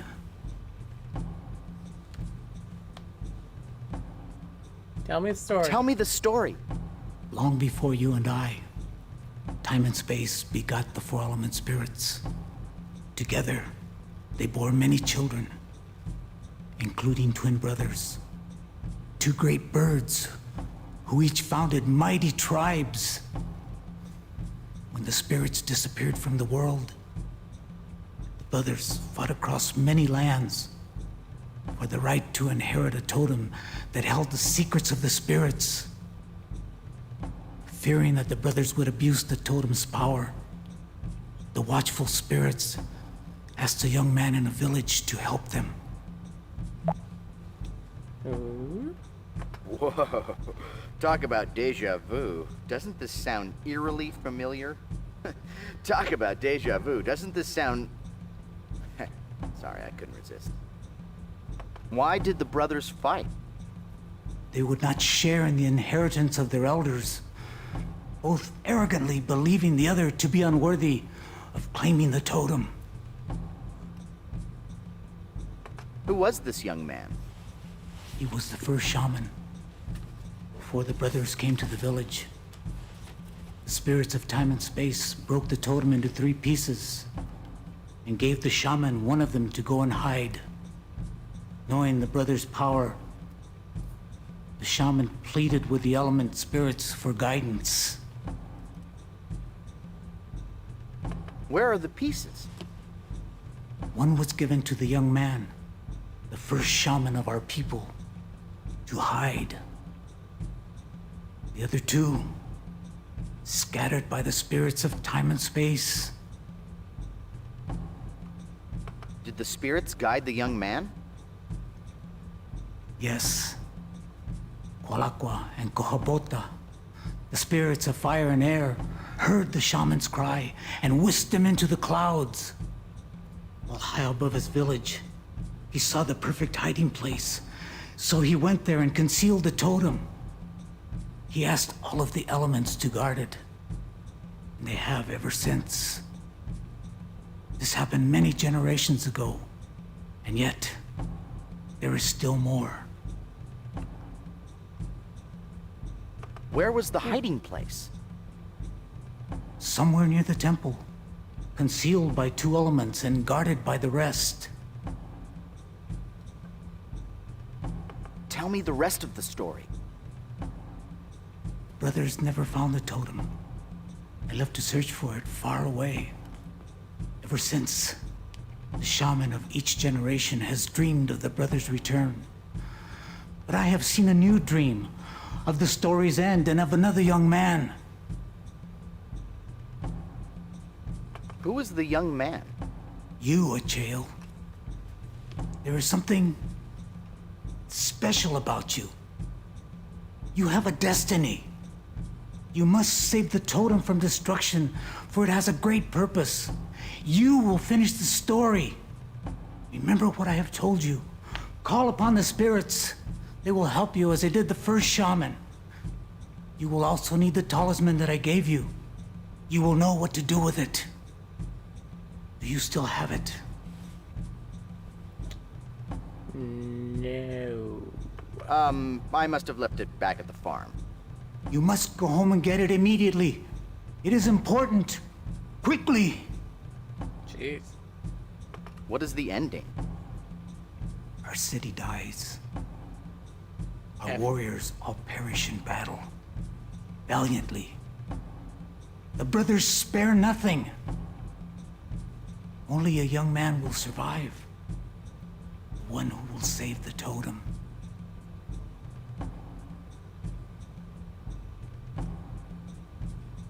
And that's not even true because we saw... I don't know if we saw it, but I know that you can find, like, Atreyu's fucking corpse in the beginning. What is this totem? It's us. It is an object. It contains a great knowledge of the spirits. F. It is meant for all of their children, when all are grown and ready. Alright, see you. Goodbye, shaman. May the spirits watch you today. I don't know if I said this yet, but I remember this one being pretty short. I think we're already, like, halfway through it. I thought gargoyles were made of stone. This one's made of mean and ugly. Get his ass.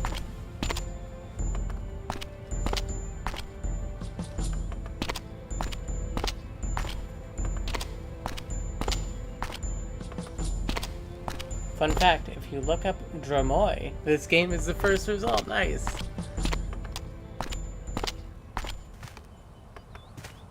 Is that an actual currency? Like, is Dramoy a real thing?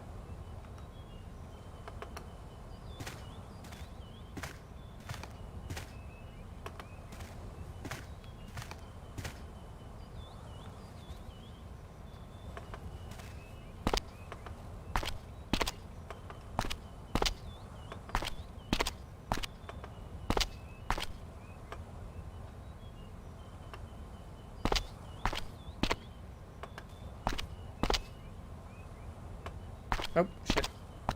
Went one too far. Yep.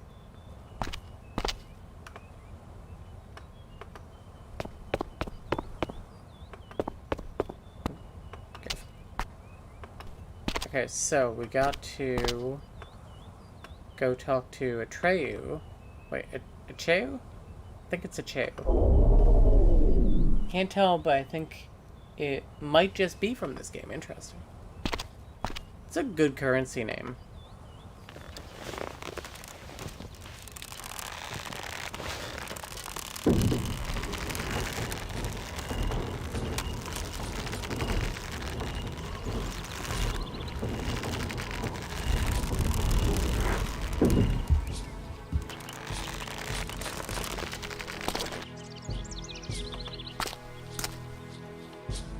I was checking the spelling for art reasons. Ooh. Exciting.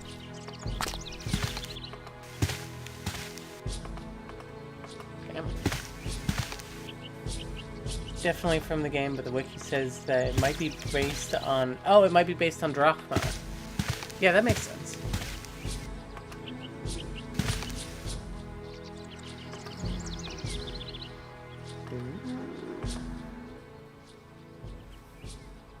Shaman, I had the dream you spoke of. I saw everything you said I would see. Okay, now that is also a pretty bad wig. Unless that's that child's actual hair, in which case I'm very sorry. Interesting. Tell me about your dreams.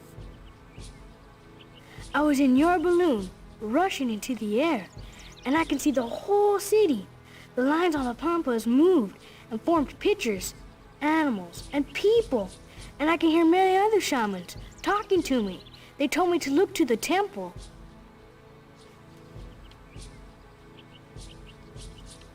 Yeah, this kid is cute. I think he's the only child in this game. What did you see on the temple? I saw the faces of the spirits. They said that they knew where the totem was. Then I woke up from the dream. Do you still have the talisman I gave you? Why? Do you want the talisman? You gave it to me. Mine broke. Mine broke. Can I have yours? Oh, of course, my shaman. I feel sorry for that kid, even though it's not his actual hair. Who did this to him? Who made him do this? Yeah. The talisman is very ornate. It's shaped like a feathered dragon serpent, the Kuatl. One more trip to 7-Eleven and I'll have the whole set. Goodbye. Thank you for visiting me, shaman. I can't wait to hear more stories later.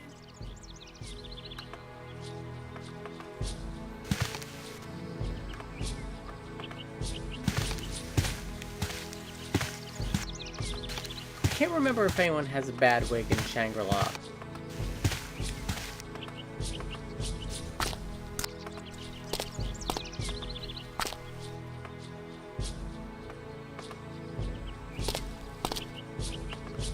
I hope so. Then we'll have the trifecta of bad wigs. Would you like to ride in my beautiful balloon? I didn't even click that time. He just says this. Up and away in my beautiful... You're not singing, Gage.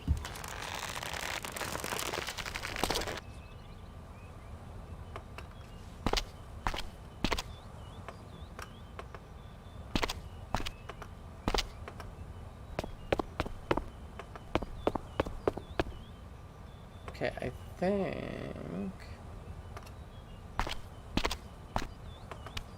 think the shaman has his own balloon that we need to go up in, that Acheo mentioned.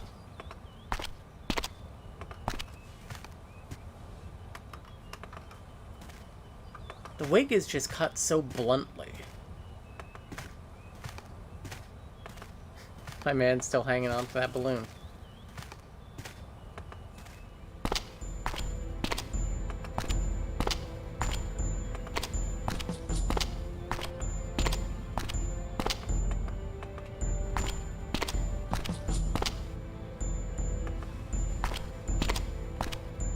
Sorry, Gage. You can't approach someone with their guise.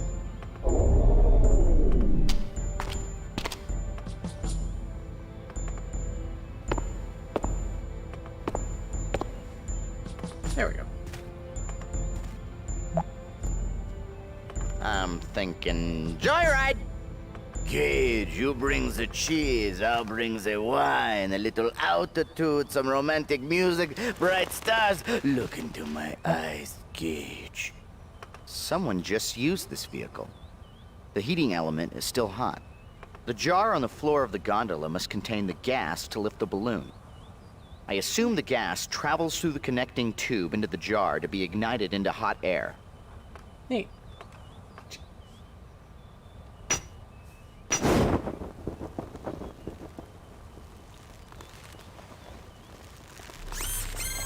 Oh, this. I remember this now.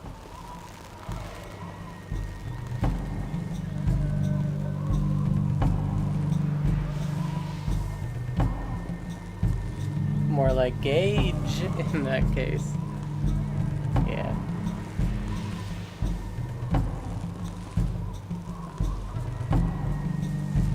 That's the symbol for the, like, time force.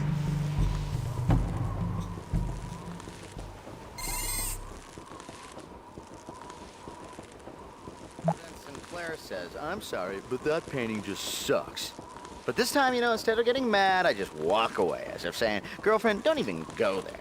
So then he says, Gage, have you been listening to a word I've said? From this view, we can pretty much see everything. But I can give some telescopic help if you'd like to sightsee a little better. I hope you brought quarters. Okay, chat. We gotta remember. Lego Man, Bulldog, Parrot, Scary Dog. Okay, we got Lego Man, Bulldog, Parrot, Scary Dog.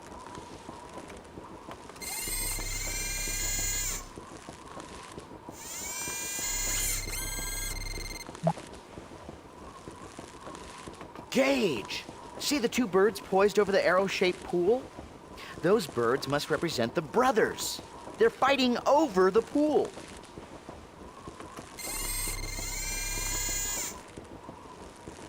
Okay, so we got Lego Man, Bulldog, Parrot, Scary Dog.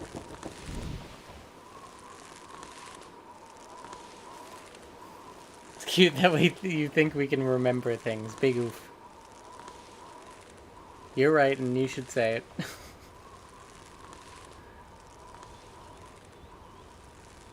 Figure between the, like, you know, the 8 of you in the chat, 8 bodies in the chat, y'all can maybe one of you can remember each. Wrote it down, don't worry, thank you.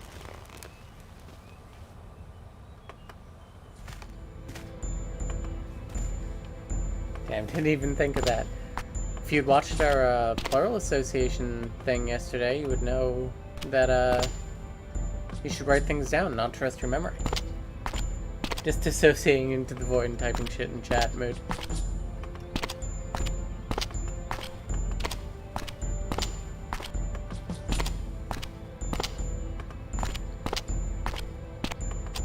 How long was like the shortest speedrun of this game where like you hit the escape through it? It was like 6 minutes, right? Once we're done today, we gotta watch that. If it's on YouTube.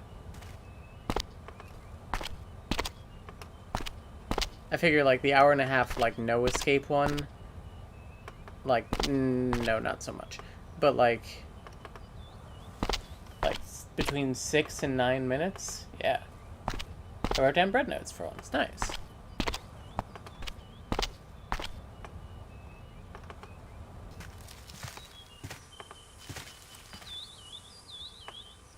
Think it's this way? Yeah.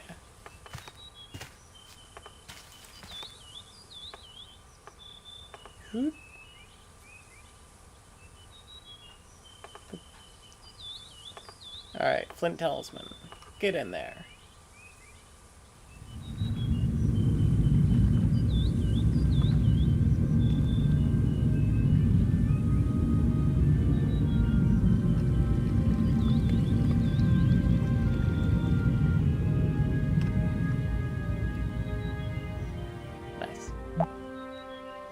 He's single, he time travels, he parts water, ladies and gentlemen, Gage Blackwood.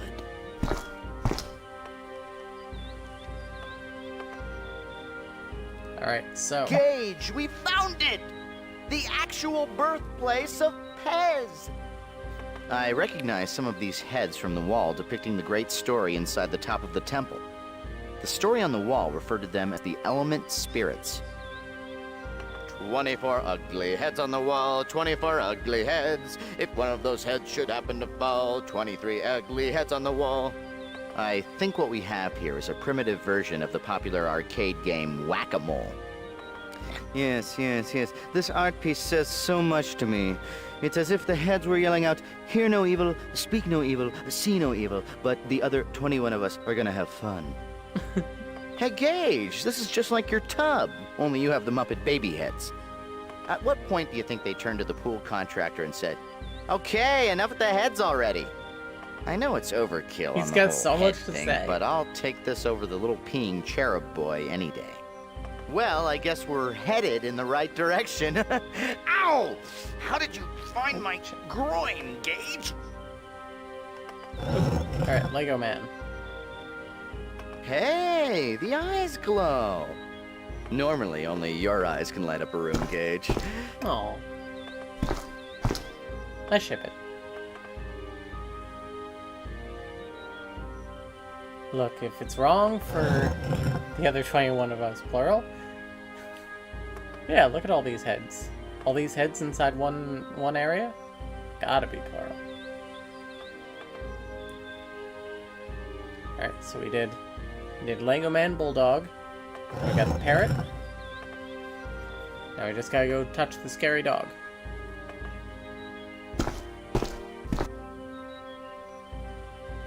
Listen, if we can't find a time where it's alright for a man to love an AI, I don't want to live in this universe. I'm sorry. Scary dog. That seemed to do the trick. Sounds like we opened a door nearby. And there it is.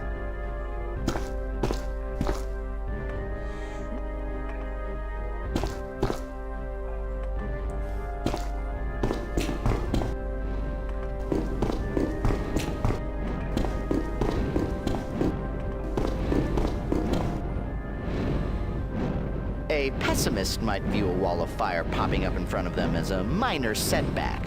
But you, Gage, you're a rock. Stop crying. We can get through this. 10 of heads and walls, same thing as the time of consciousnesses in one body, yeah.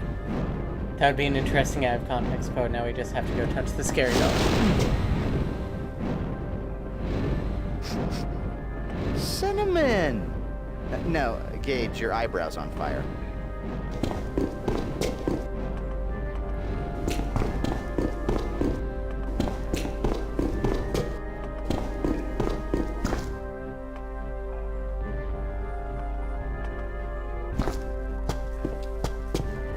So, now what we do is we gotta, oh shit, I hit the wrong button. We gotta, like, find a way to get past the fire, right?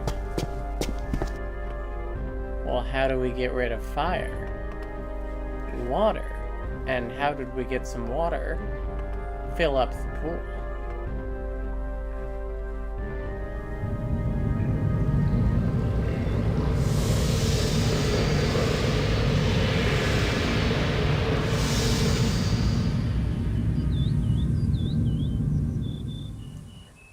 Bravo, Gage. That should be the last of the Element Guardians.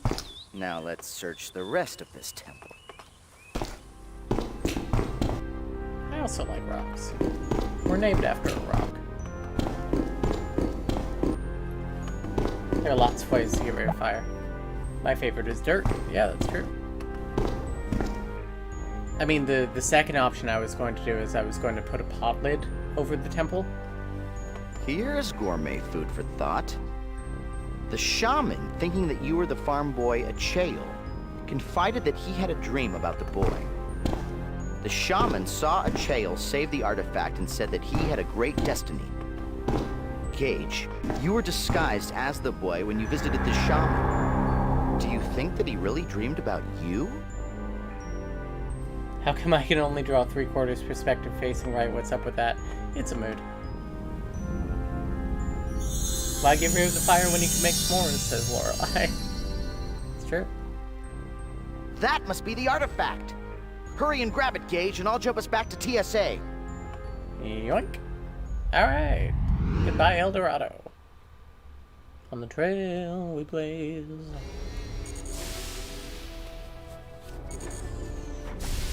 Excellent work, Gage. While you were gone, Dalton... Oh?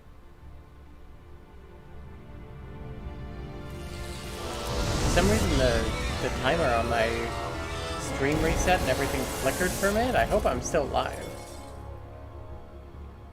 Dear Lord, what is this thing?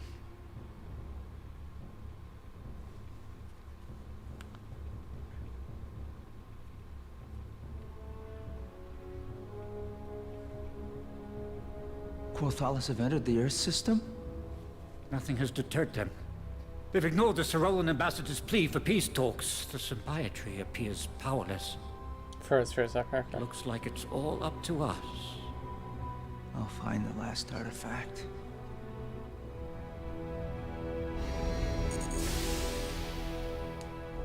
Yeah.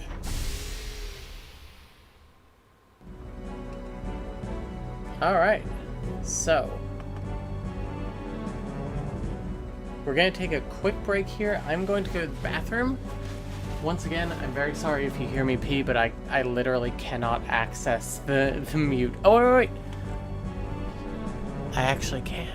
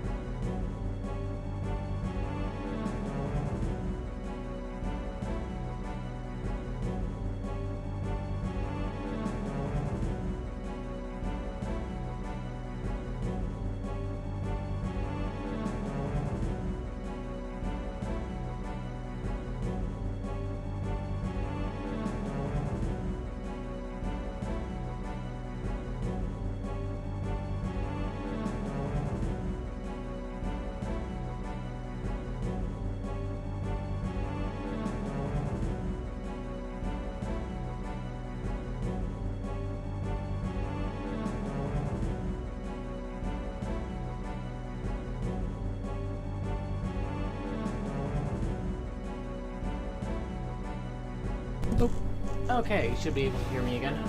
Ugh. Yeah, I always forget there's actually a mute button on the microphone. Alright, so welcome to the Himalayas.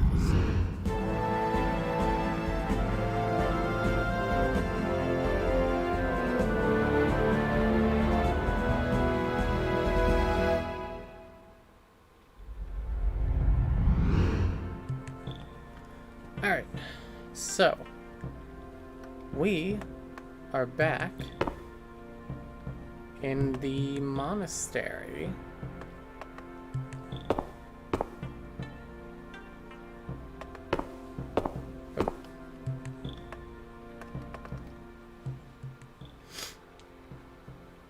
Ah, a new face on the mountain. I am Imul, keeper of the greenhouse and the shrine. He's so nice. Tell me about the greenhouse. Gladly, traveler.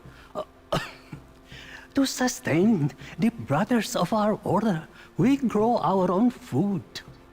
Heat from tunnels below the monastery sustains the crops and even allows the wishing tree to thrive.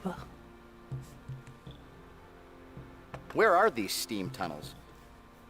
A system of steam tunnels run underneath the monastery and taps into natural hot springs deep in the mountain.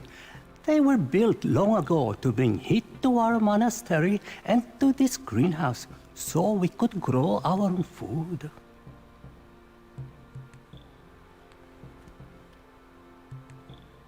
What is the wishing tree? The tree at the center of the greenhouse is the wishing tree. It is very old and sacred.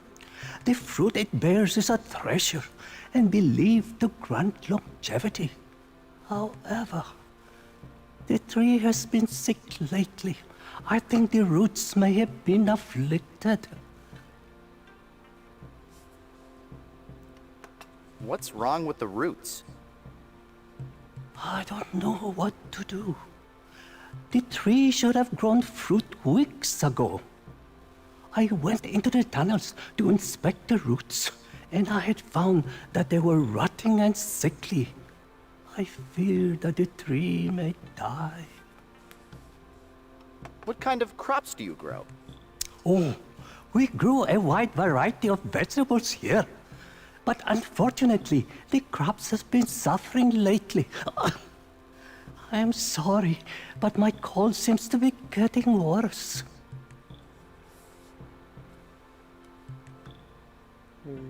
How did you catch your cold? I have not been able to give the Praetors their offering. I know that is why the crops are dying. The hungry spirits have been offended.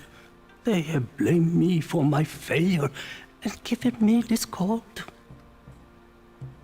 Who are the Praetors?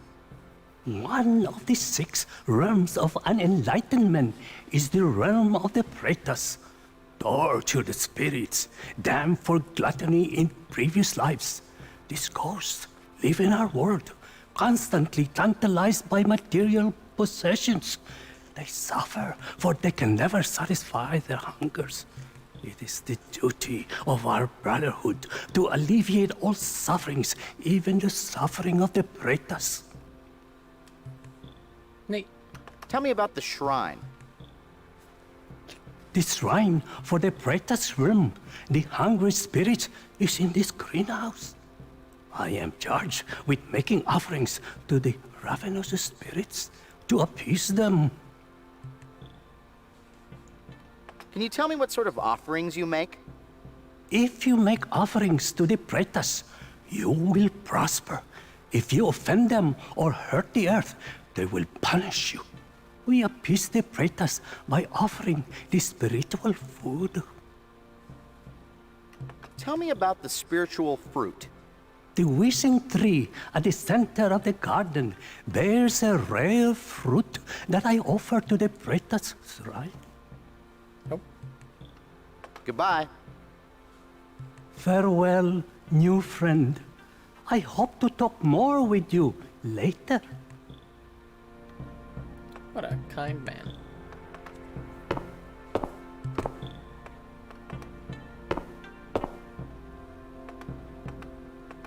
Alright, so we gotta heal the wishing tree.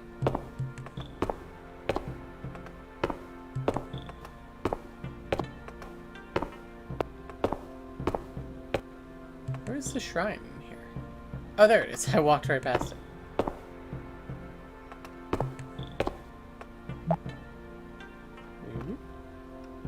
Look, another Buddha statue. Hey, Bug, how's it going? But that one is a different color.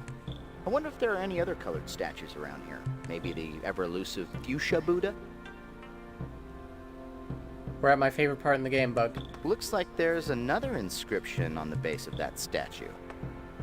To Aunt Edna, hope you're feeling Buddha, Cousin Morty? The shrine of the Praetus realm, to sate their eternal hungers. The lotus is an important symbol in Buddhism. It is a symbol of wisdom and spiritual unfoldment, following the metaphor that the roots are in the dark mud of the earth, but the lotus head rises up to face the sunlight. Okay, where is the tunnel? How you doing, by the way, Boyle?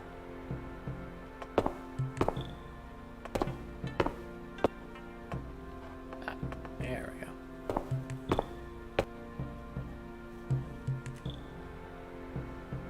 Not too much I don't know about this game. Can you tell me about it? So this is Journeyman Project 3. It is a game about time travel. Archer snoring. You go to 3 different places that were destroyed by this battle between 2 alien races. Oh, fuck. You go to Atlantis, El Dorado, and now we are currently in Shangri-La. And they're all destroyed the day after we are here. One of our peeps in the system is named Bug and kind of popped out. Sorry.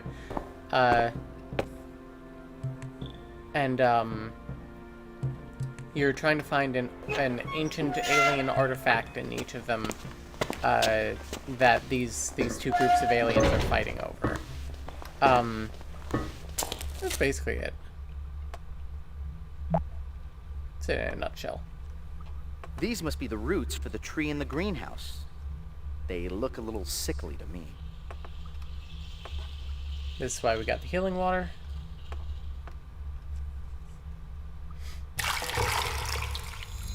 Yeah, just dump them there. And you said you didn't have a green thumb. Nice job, Gage.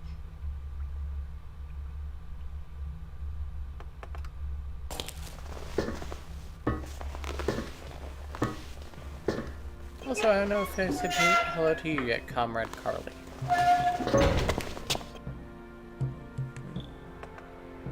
Let's check the wishing tree to see if our labors bore fruit. That's how I feed my plants, yeah. I know I definitely just took the long way around, but whatever. It made more sense in my brain.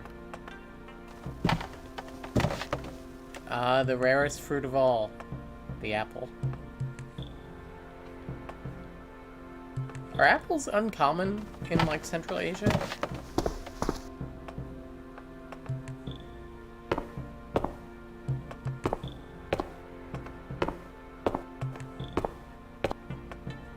Ooh. Now we gotta give this gentleman the apple for the Praetus. And what's this? We get a stone. What? How did you... That was... Gage, have you been reading the strategy guide again?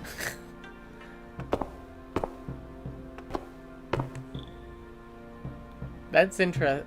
Is it because I didn't get, like, any dialogue telling me to, like, to do this sort of thing? That's really funny.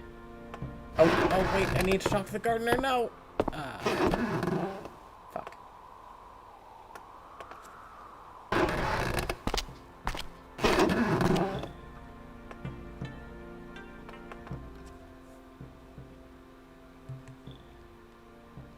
Buddha be praised! The tree has been healed, and the crops has been saved. Why, Even my cold is gone. Someone must have appeased the Praetus.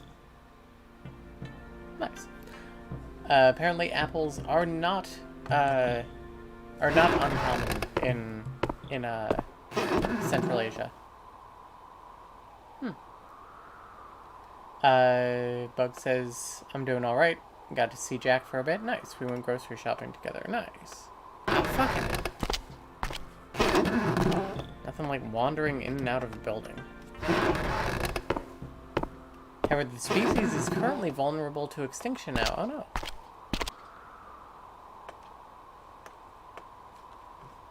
I think this is the only thing on this side of the mountain. IDK how common it would have been way back then. Yeah, that's true.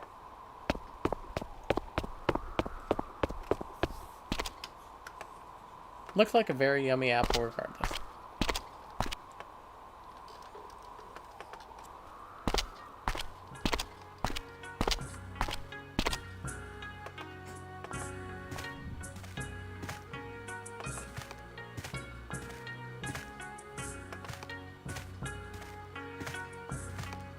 Alright. So now we're going to go to like the monastery proper. We should also talk to the pilgrim.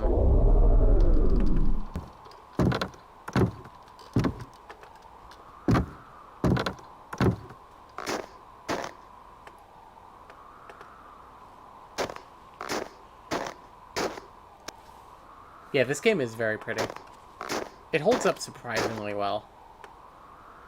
Hello, sir. Hello, friend. I can sense you are someone with a higher purpose.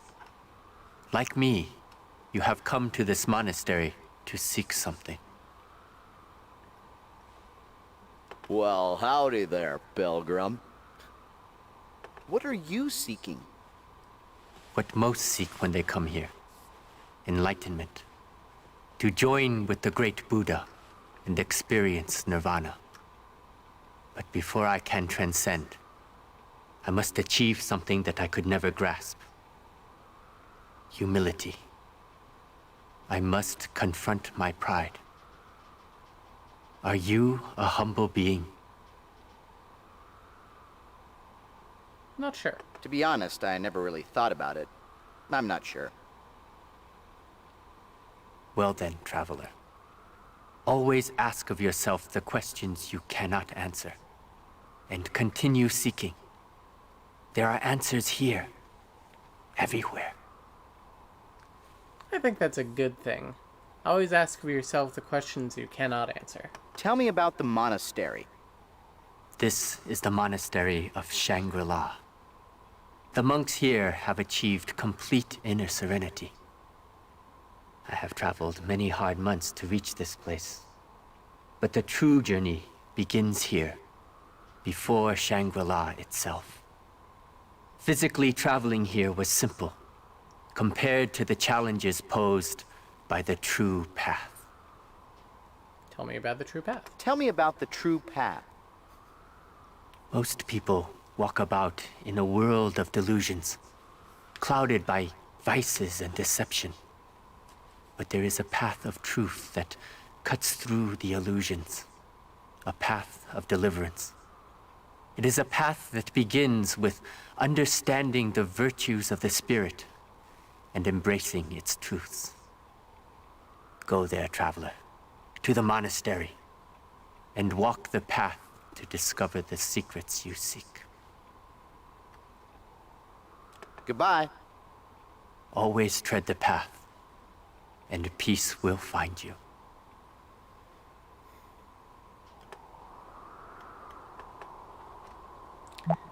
There was a period where I was in like high school where I was considering being Buddhist, or maybe I was Buddhist or something.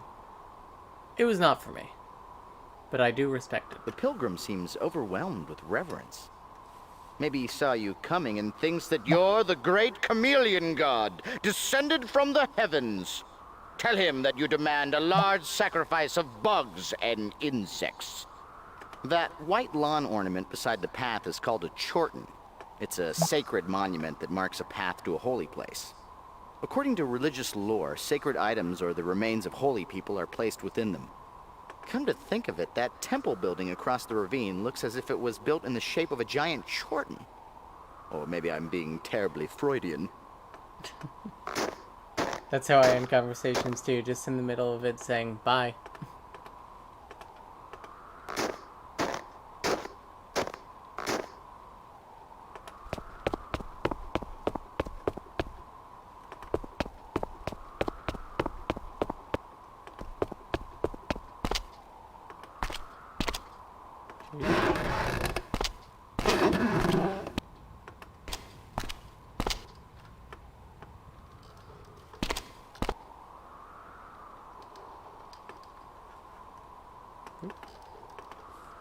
Ah.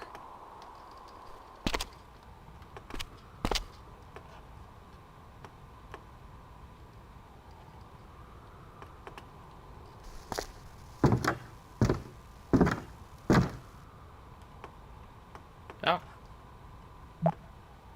It's certainly a hat. Does this count as a bad wig? From his uniform and square shoulders, I would guess that guard is a warrior monk known as a Dobdob. The guard's so nice, they named him twice. For protection, Tibetan monasteries allowed Dobdobs to practice the arts of war. Think of him as a monk with an attitude. And that attitude is, I don't like you very much. Gage, wouldn't it be funny if you asked him for his staff and he said with a straight face, "Never, infidel, you'll have to pry it from my cold, dead fingers." It's funny because that's the staff we got at the beginning from his corpse. Hello, Himo. Did you come to cross the bridge or to talk? Let's chat a little bit. Can we talk? I'm glad you came to visit. I was worried that the guard might have been a little too hot this morning. Why do you think the garden was too hot? I was working on a statue in the butter room late last night, but there was so much steam billowing from the vents that my butter statue almost melted. I had to divert heat away, so some extra heat may have gone to the greenhouse. What is going on with this guy's costume? Surely this has some historical accuracy, right? How did you divert the heat? I sealed the tunnel doors leading to the butter room, which opened up paths from the steam vents to the greenhouse. What kind of statue were you working on? Oh, it's a yak butter statue of the Bodhisattva. I'll show it to you when it's done. I'm sure it will turn out quite beautifully.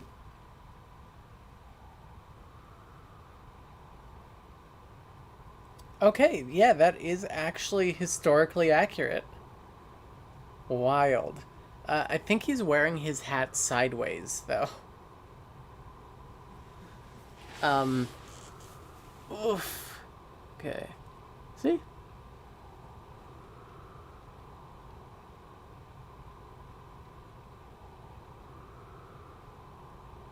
Yeah, the Dobdobs. Look at it. Learned something new today. Yeah, I think my man is wearing his hat sideways, though. He's got a little attitude. Could you extend the bridge?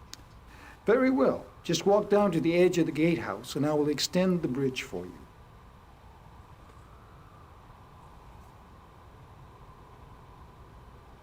Oof.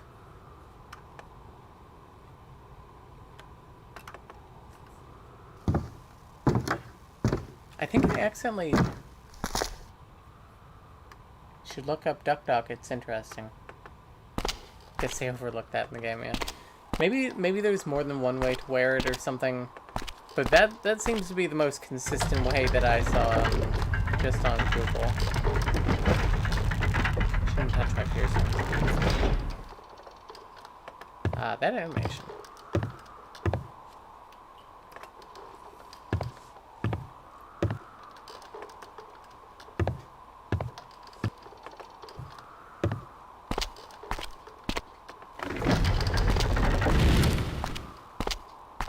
Let's go into the monastery here.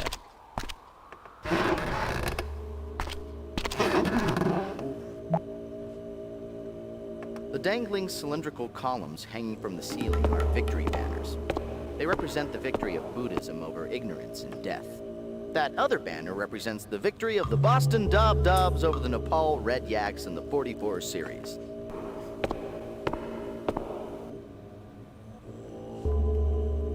These Buddhist statues around this monastery are identical except for their color. From my understanding of the Buddhist religion, certain qualities like sounds, elements, and colors have significant meanings. So we need to find out what these colors signify. The shrine of the human realm, to humbly contain our pride. I actually do know what goes there already, but I do want to, like, talk to somebody and find out first.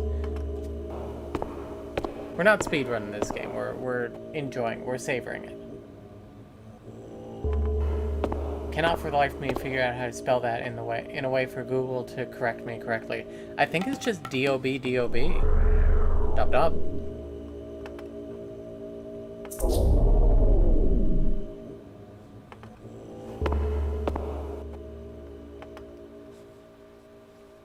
A new initiate. Welcome to Shangri-La. I am Lama Dalsdin Gyopa. I will be your teacher as you begin your path to Buddha. We lead simple lives dedicated to alleviating the suffering of the unenlightened. We constantly meditate to improve ourselves so that we may one day find nirvana. It is a hard existence, but a good one. You undoubtedly have questions.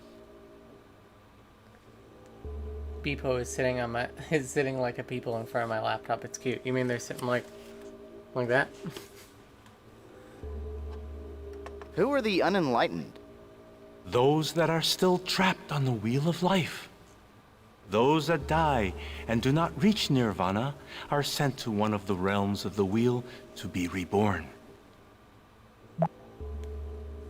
The costume is still definitely weird looking compared to the actual garments, yeah. The notion of reincarnation dominates the Buddhist religion. The image of the wheel of life is a symbolic one, going with the idea that life is a cyclical, circular process, constantly turning and returning. It's like a cheap racist costume shop version. Oh no, they did their best. What is the wheel of life? When a person dies, karma forces the spirit to enter one of the 6 unenlightened realms. If the person led a life of vice, then he or she will go to a realm that embodies that vice. Or they. If the spirit does not achieve nirvana, then it is fated to wander, to be reborn again into another of the 6 realms. The wheel always turns. Only by learning the virtues that deliver us from the different realms can one escape and reach nirvana. Yep. What is nirvana? Excellent question. Nirvana is a state of mind, a location, a being. It is reached when one has achieved the intellectual perfection of the Buddha. It takes enormous focus, but the reward is eternal peace. We strive every day for nirvana. Goodbye.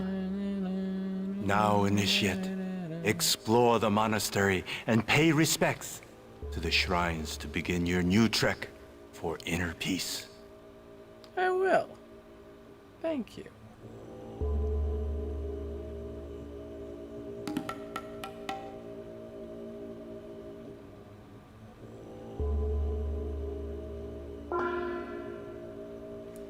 They're actually, this guy looks pretty much like what they got in the game, except he's not wearing the hat, he's just kind of holding it.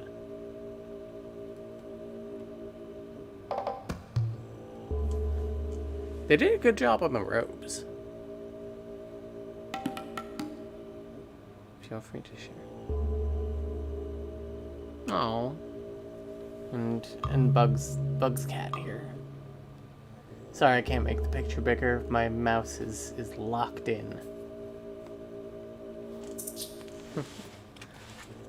Okay, so You can't change your chameleon guise directly in front of someone.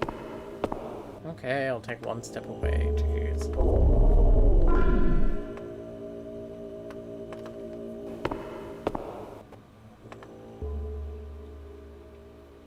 Hello, Tagpo.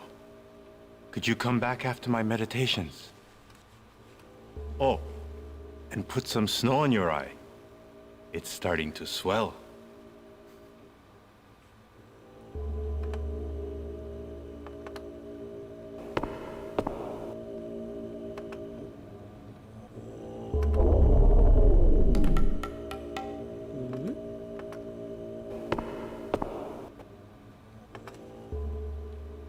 Ah, Himul, good.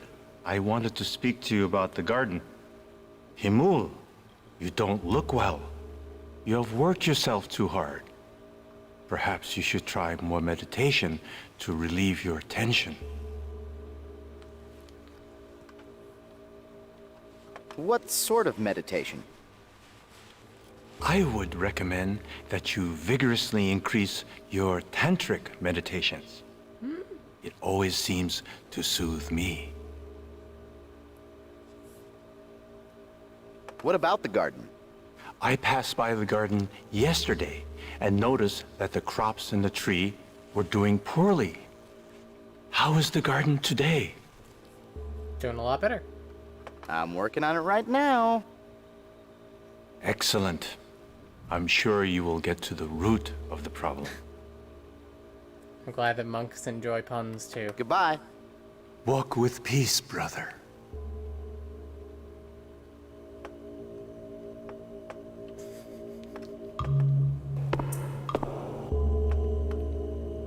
Is that the only meaning of tantric? Like, there's no way that tantric is always, like, sexual, right? Right? Like, I know, yeah, the thing about, like, Sting or whatever. My desk potato has some pretty good roots now. You have a potato on your desk?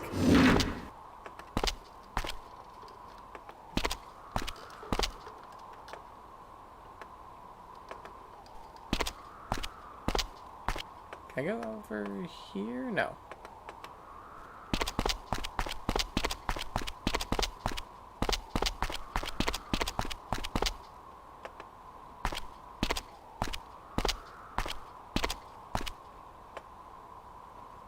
That tent seems out of place. If my history serves me, that yellow banner atop the tent bears a Mongolian symbol. And if history serves me further, the great horde of Genghis Khan was terrorizing Asia about this time. Well, there goes the neighborhood.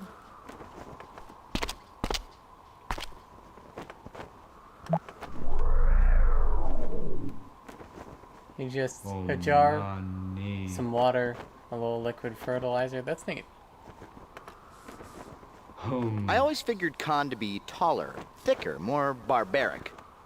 But this man seems to possess a dangerous animal cunning. The kind of cleverness to rip off your arms, to crush you in chess. Hi, you must be Genghis Khan. I'm a big fan. I've got all your parchments. You're so much more merciful in real life. If it's a sweet potato, the leaves are edible too. Neat. What are you doing here, you audacious fool? Do you think you can just walk to the Great Khan and be granted an audience? Get out! Before I feed you to my horse. Alright. You gotta make sure not to submerge the roots fully. Roots need air. It's true. About a third submerged is sufficient. Now let's talk to him as the Dob guard.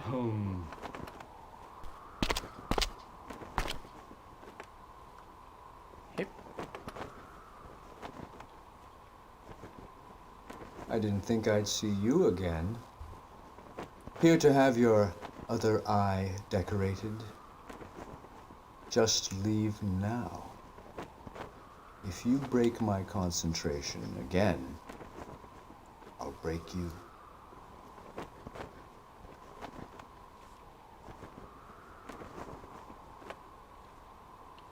Please note that he has a grate behind him.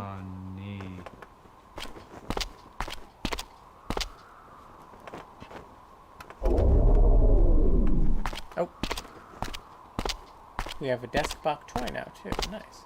Ah, fuck. I walked way too far. There we go.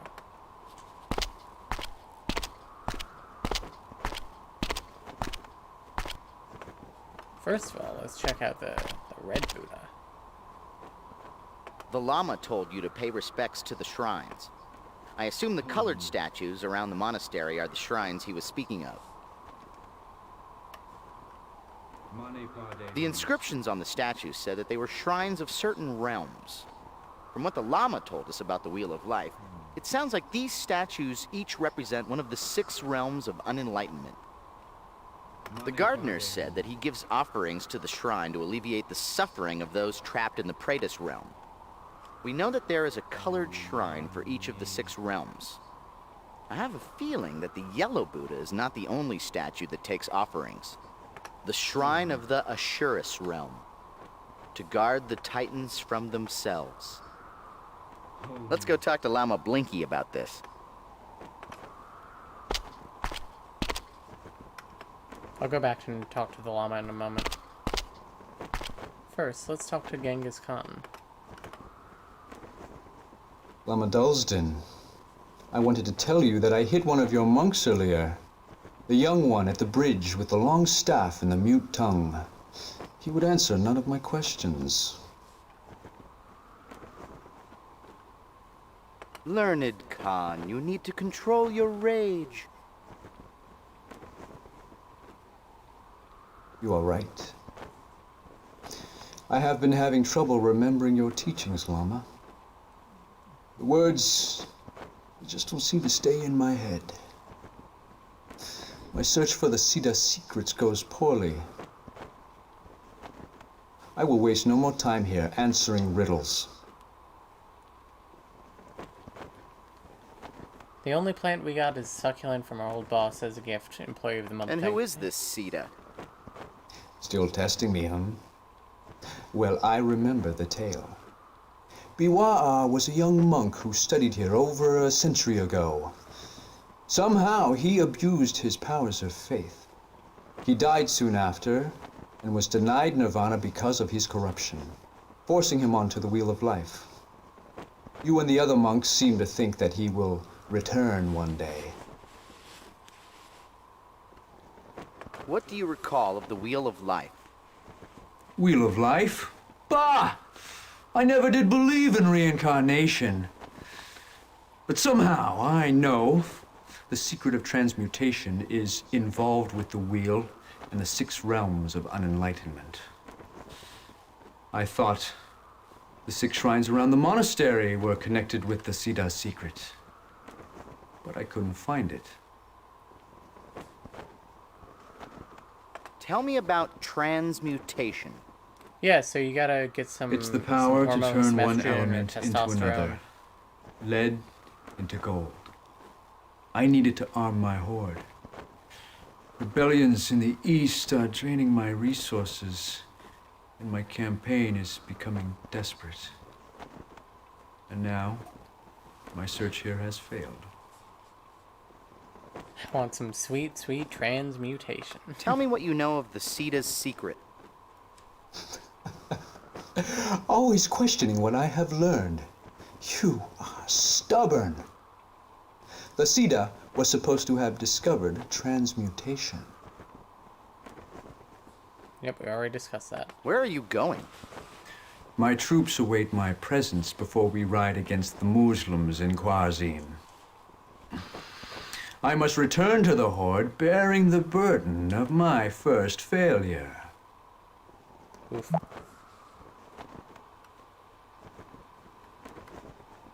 He must be talking about the Muslims of Central Asia.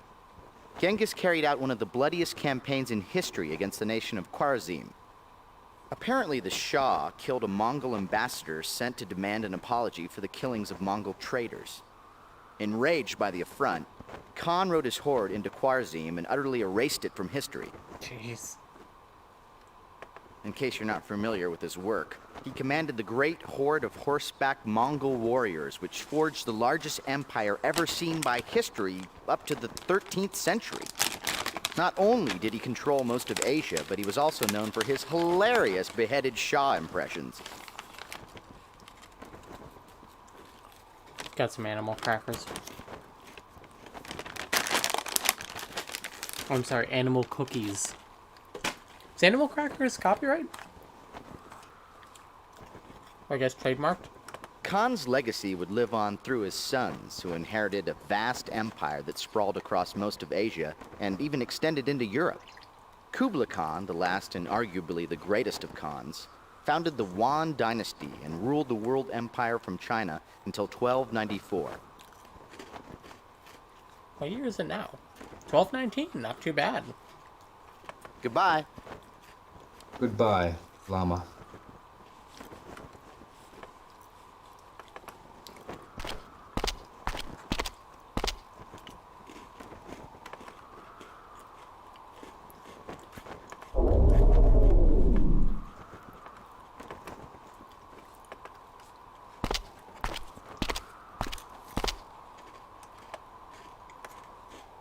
If anything in this monastery sounds like a long-lost alien technology, it would be transmutation. I don't think the Sosikwi who created the legacy came to Shangri-La to teach the monks a more profound way of milking yaks. You never know.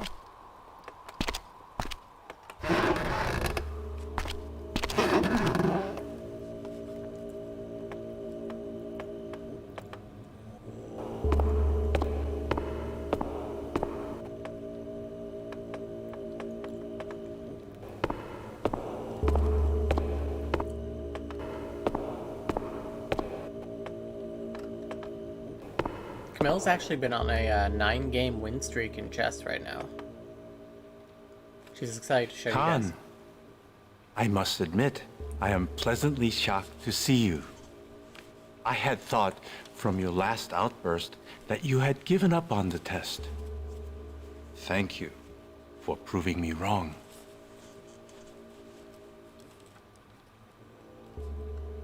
Tell me more about this test. You seek the Siddha's secret. You have discovered that it is hidden somewhere here. But only the Siddha, or someone as virtuous, can claim the secret.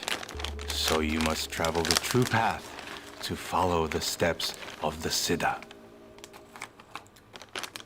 Animal cracker is not trademarked, but the phrase is used in several trademarks. It's just a type of cookie. Interesting.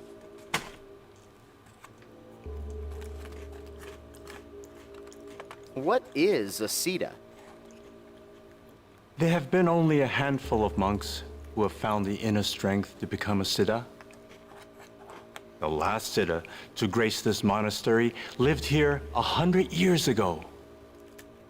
Old myths say that Siddhas were men of great devotion who could perform miracles of faith. But most people, driven by material wealth, only care to learn about the Siddha's power of transmutation. What is transmutation? You would know it as the power of the Philosopher's Stone. The ability to turn lead into gold, or one element into another. Yep. Where's the secret hidden? Myths of the last Siddha say that his powers of faith twisted his humility. His pride prevented him from reaching nirvana upon his death, sending him back on the wheel of life. My master once told me that the Siddha hid a secret somewhere on the grounds of this monastery, so he could retrieve it when he returned. No one knows where. This Siddha business sounds like our most promising lead so far. Maybe we should look into taking the Siddha's test ourselves. Remember the plan. You do the multiple choice, I'll take the math section.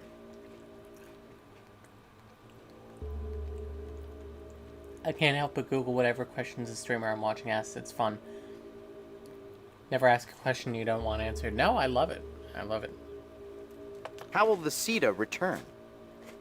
If he died before escaping the wheel of life, saves me then the he Googling. is still being reincarnated into the realms of unenlightenment.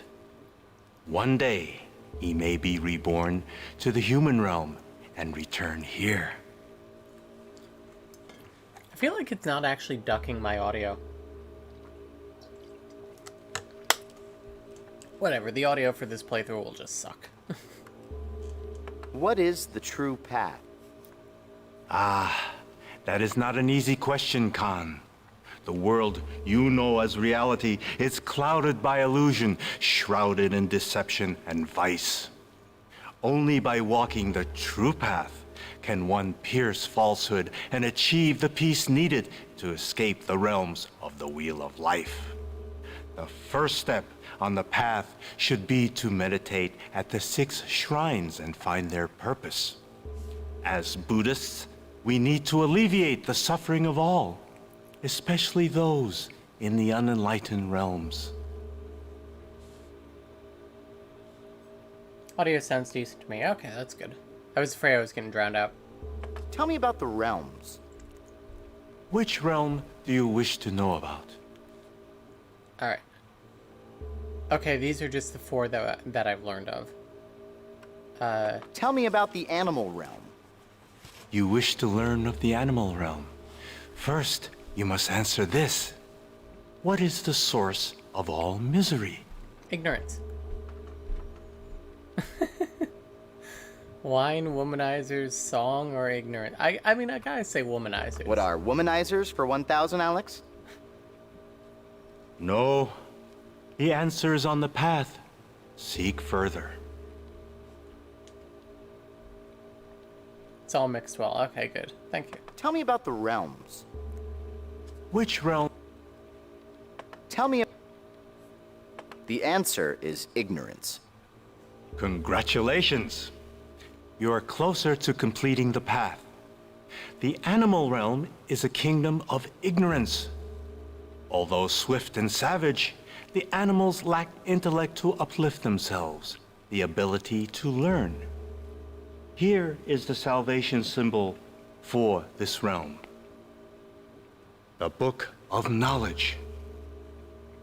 Thank you. Tell me about the realm. Tell me about the human realm. Yes, our world. It is a realm of illusion, where most do not even realize that their existence is undesirable. But the human realm holds the most potential to reach nirvana. To do so, one must achieve humility. The symbol for salvation is the alms bowl of the pauper, the humblest of objects to control pride.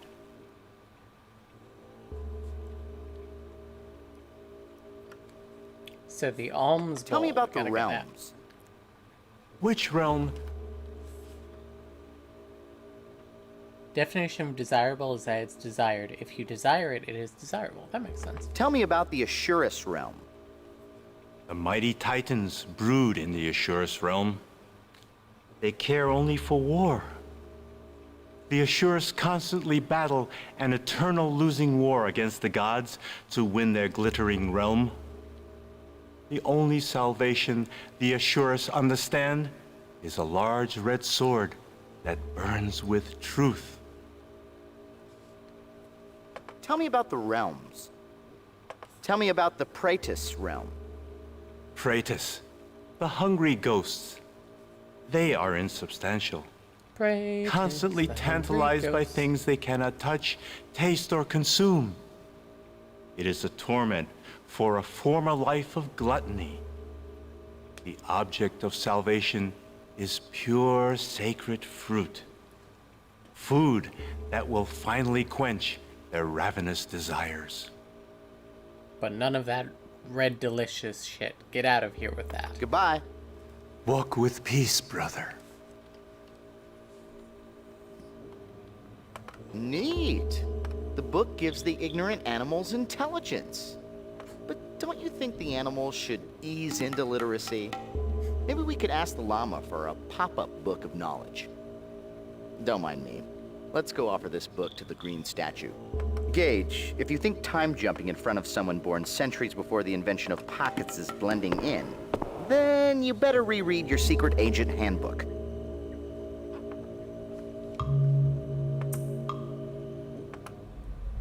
I love red delicious stuff. Red Delicious apples are so, like, mealy and tasteless. I know that it's a result of, like, selective breeding to make them redder and less delicious. But, oh god, I hate Red Delicious.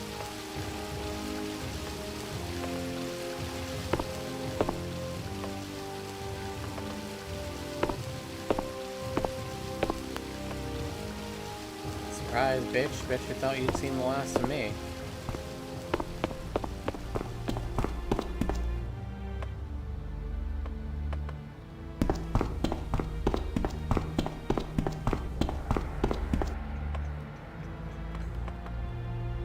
Okay, let's speed it up a little. Let's speed run strats here.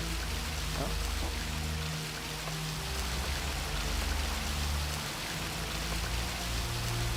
Happened with tomatoes too. Apparently they used to be really sweet and super flavorful. I hear you, but I simply disagree. You're valid. Why? Guess I can't leave unless I go turn off the water, which is fucking annoying.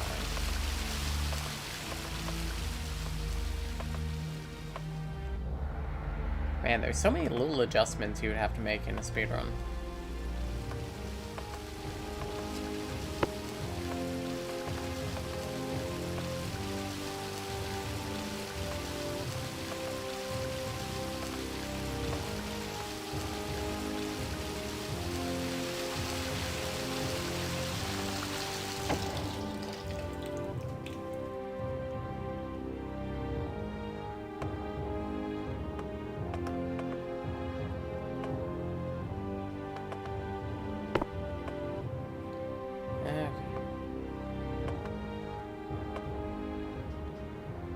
Selecting for looks over taste, yeah.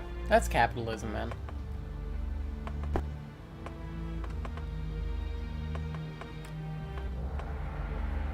Capitalism literally makes everything worse.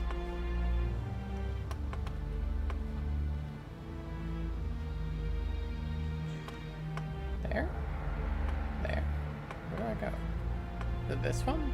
Yeah, okay. Come on. Okay, so we need to step back.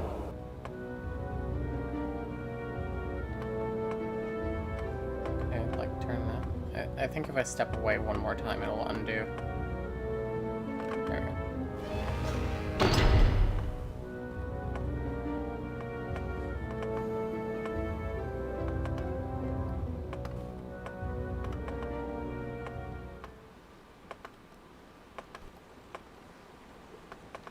Oh wait, will he talk to me as Padros?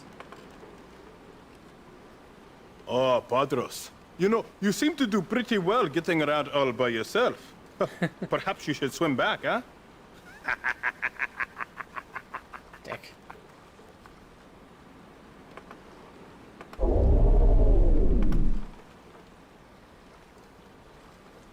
Ah, so where shall I take you now, huh?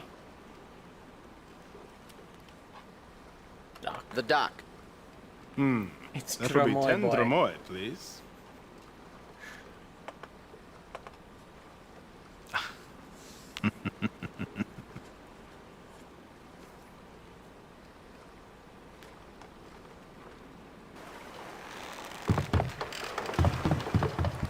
You've heard of Soy Boy, now get ready for Drummoy Boy.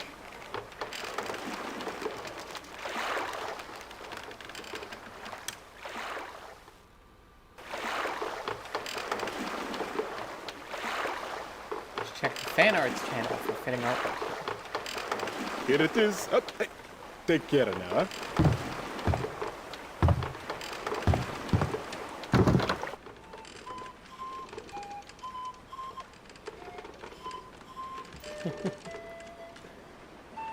That's very cute. I'll show this up on the big screen later. But it's me saying, let me guess, that'll be 10 dromoi. So yeah, once I'm able to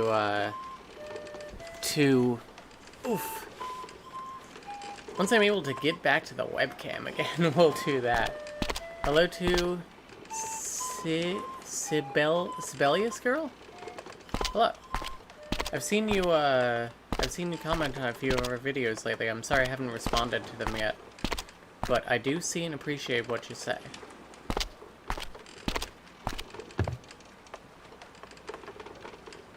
About to post another. Ooh. Hey, look. Where'd he go? Hello to Aoi the Lythronax. Aoi the Lythronax? I'm so sorry if I pronounced Looks like wrong. Padro's left to fulfill his part of the Underground's plan. And it also looks like he left his bowl.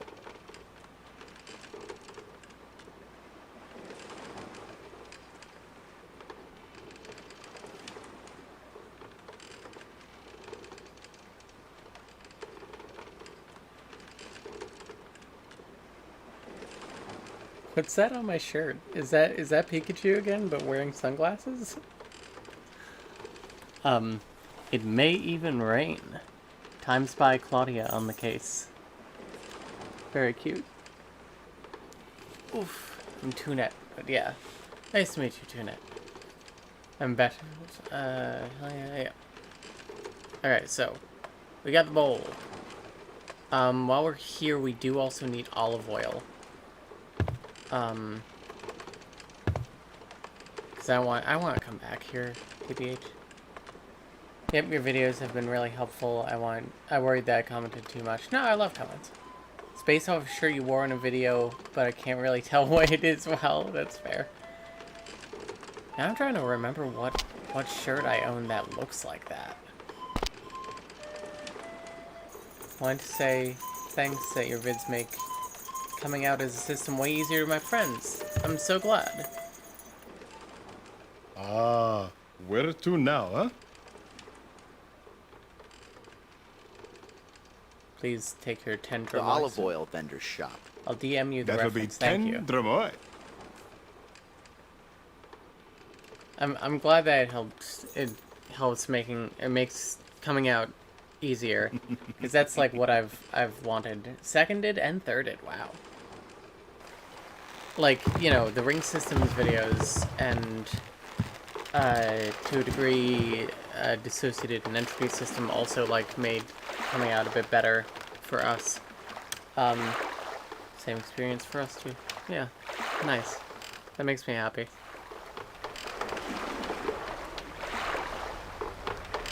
That's cool. Where did I put my phone? Oh.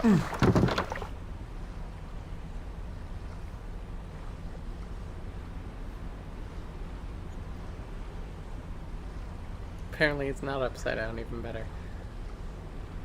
Okay, let me see. Oh! Oh, okay. It's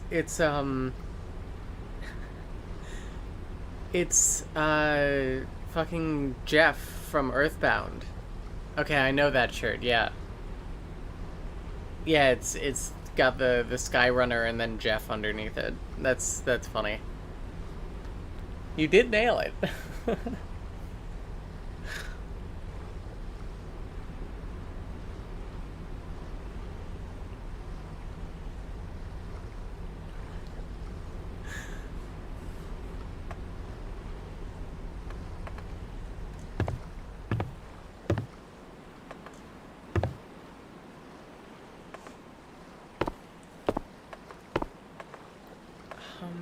There it is.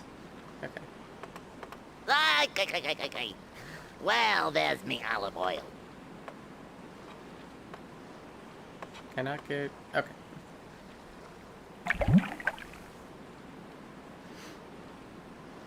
Yeah, just leave that out there.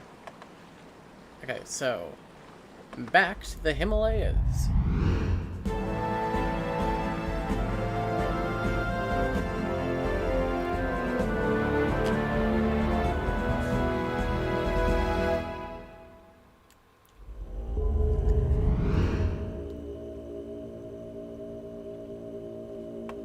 Okay, so let's go learn a little more.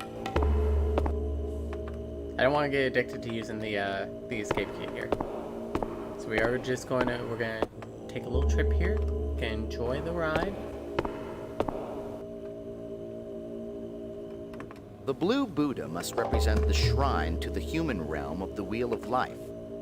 Lama Dulsden said that the symbol of salvation is the alms bowl of the pauper, the beggar. Wow, the statue vaporized the bowl. Cool. Thanks. Guess I didn't need that anyway.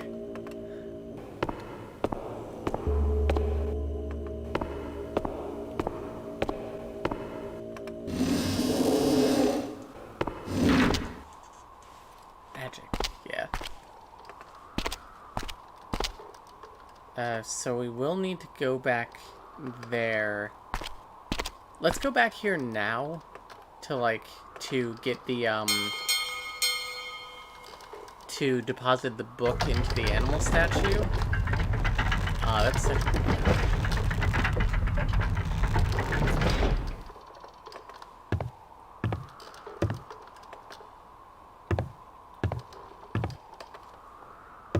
I very much appreciate the fan art, by the way. It makes me happy.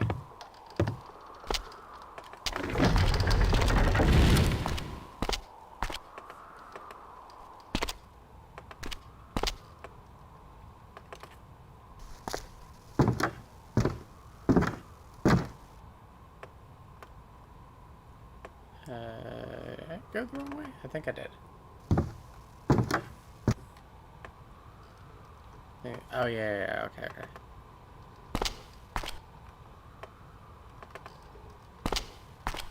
Oh, I should talk to him as Tom.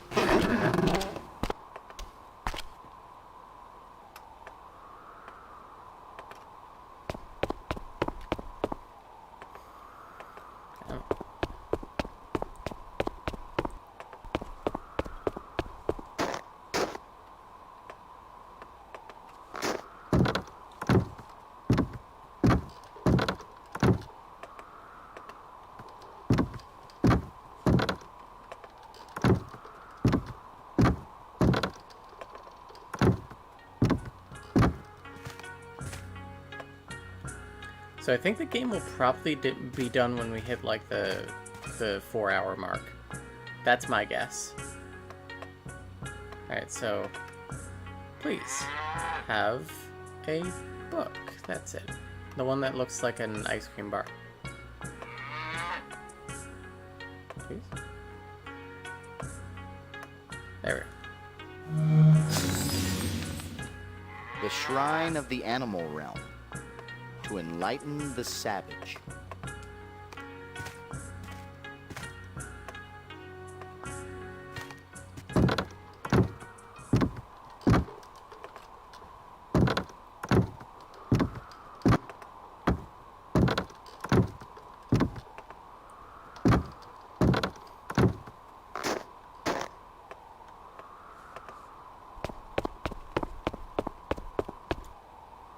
Ah, man.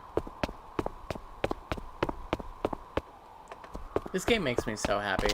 I'm so glad I decided to play this on stream. Like, it's maybe not the best game for stream because it's very, like, dialogue heavy, but, like, listening dialogue heavy. And, like, you know, it's very puzzle gamey and stuff, but, like, I think it makes me happy, so I'm playing it. Lol. Ha! Con! Have you come seeking answers with your fist again? Well, come now, warrior. You won't surprise me again.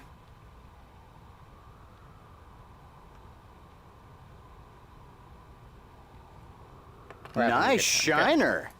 Who gave that to you? Just go away. You will get no answers from me, Khan. Go!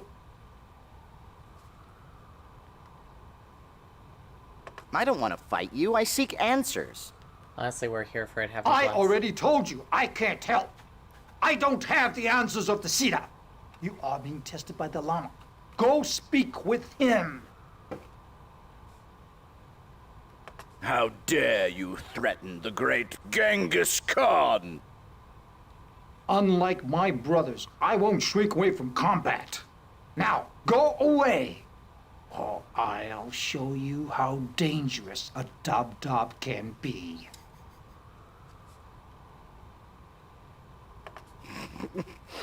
A Dob?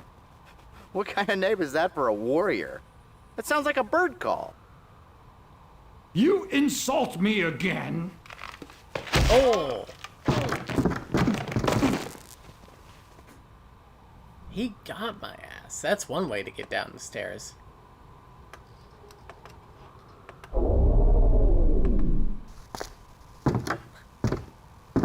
I like the idea of like, if this is two different people, like, instead of just us changing disguises, like, the Dob guard hits Khan down the stairs as the pilgrim is, like, going up. It's like, oop, watch your step. Greetings, stranger. Do you wish to cross the bridge? Yes. Yes. You must give the offering of the initiate before you can cross the bridge and enter Shangri-La. This was the puzzle I accidentally skipped. What kind of offering are you talking about? It has always been a tradition for an aspirant seeking induction into our order to give a silk scarf before crossing the bridge. Okay. He wants a scarf, that's fine. But if we get it and then he asks for mascara, I'm leaving. A little bit, Where can I find a silk scarf? Usually the family makes a silk scarf for the initiate. Silk is a rare treasure, but it is never far from worldly men. I am sure you will find what you seek if you look far and wide. Will this scarf allow me to enter?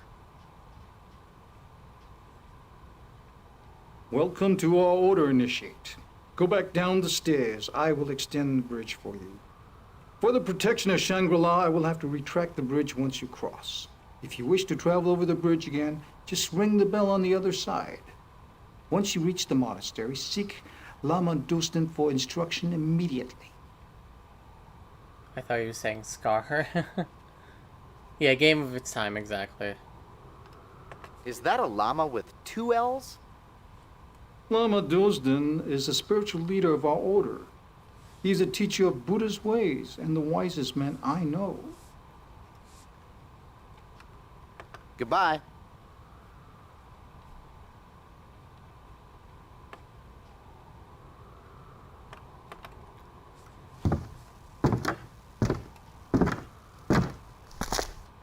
Yeah, big oof. Sorry for the light transphobia. Sometimes my brain just decides certain phonemes don't exist, yeah.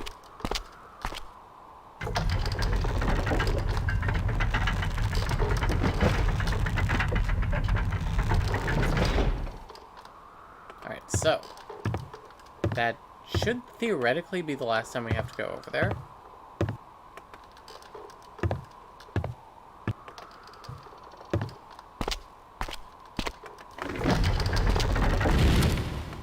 Oh, shit.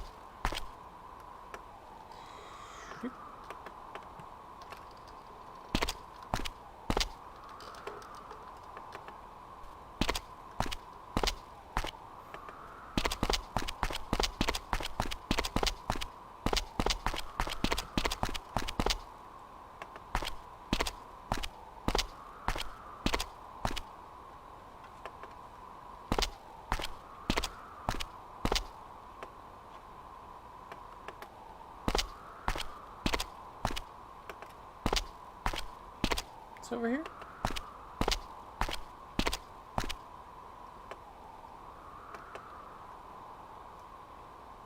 Why did I come here? Okay, I guess you can just walk here. Cool.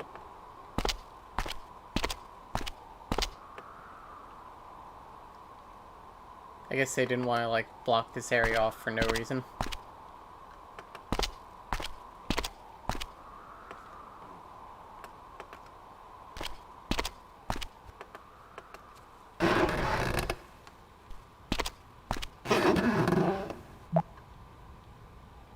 That gruesome-looking fellow above the door is Yama, the Hindu god of the dead. His presence at the doorway could be symbolic. I think he represents the borderline between life and death. There are actually many mythological and religious figures that are common to both Hinduism and Buddhism. Siddhartha, the man who became Buddha, was originally a Hindu from India. He infused some of the elements of the Hindu religion when he created Buddhism. The shrine of the god's realm, to awaken the vein with the music of the jewel. This inscription sounds cryptic, but important. I'm not much of an authority on Buddhas and their realms, so we should probably go speak to the Lama about this. 6 of those 8 symbols represent the syllables of the holy mantra. Om Mani Padme Hum, that we saw earlier by the yaks. I'm not exactly sure what the other 2 symbols represent. The inscription on the white statue refers to the jewel in the lotus from the holy mantra. That must be what the statue is listening for. Okay, and we're just going to briefly go in here, because I want to see if I can learn about the last realm without having to go there yet. I think I can.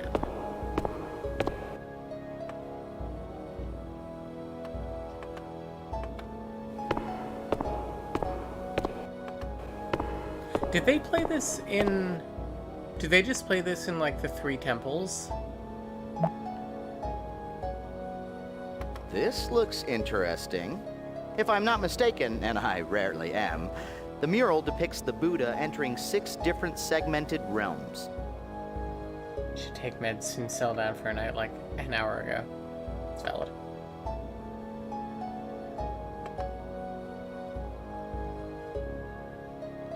In that segment, the Buddha is carrying fire.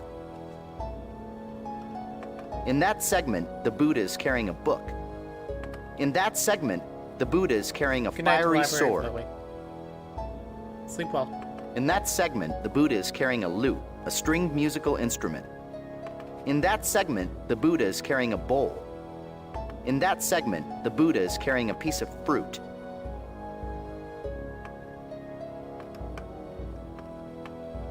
Okay, so we're gonna go talk to the Lama again. Just so that we can learn about the last 2 realms, theoretically.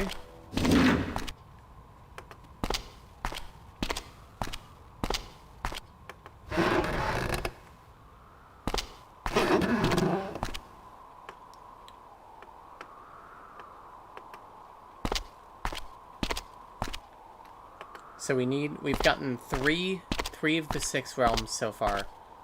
We still need red Buddha, white Buddha, black Buddha, I believe.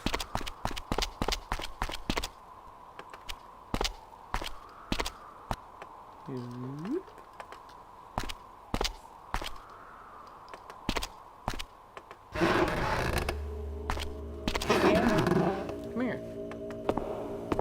Come here, you big nerd. Yeah, I'm sorry I called you a nerd. That wasn't nice of me.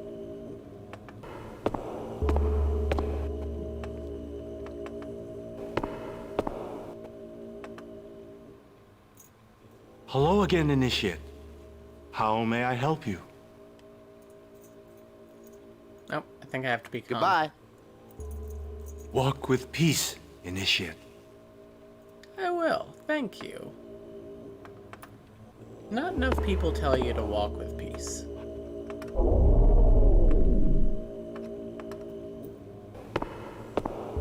Yeah. Those are pets. Great Khan, how may I be of service to you? Music is a little quick. What do you see? Is there a ghost? Do you see him? He's sitting like this. You okay? Is there an animal or something outside? He's so alert. You okay? Did something frighten you a little?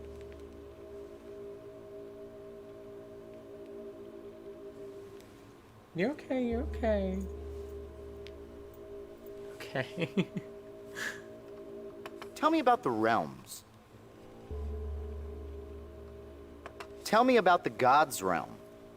The gods are decadent beings. Their vice is selfishness. Blinded by opulence, they ignore the suffering of others until they are consumed by conceit. The symbol of salvation for the gods is music, which disrupts their vain reverie. You certainly see something back there. Tell me about the temple. The temple was built long ago by the first Siddha to teach us about the wheel of life. Athanka, a large tapestry hanging in the temple, shows the Buddha appearing in each of the realms, carrying specific objects of salvation that alleviate the suffering of those in the unenlightened realms. Sometimes it's like pets can sense something invisible, yeah. Goodbye. Walk with peace, brother. I will.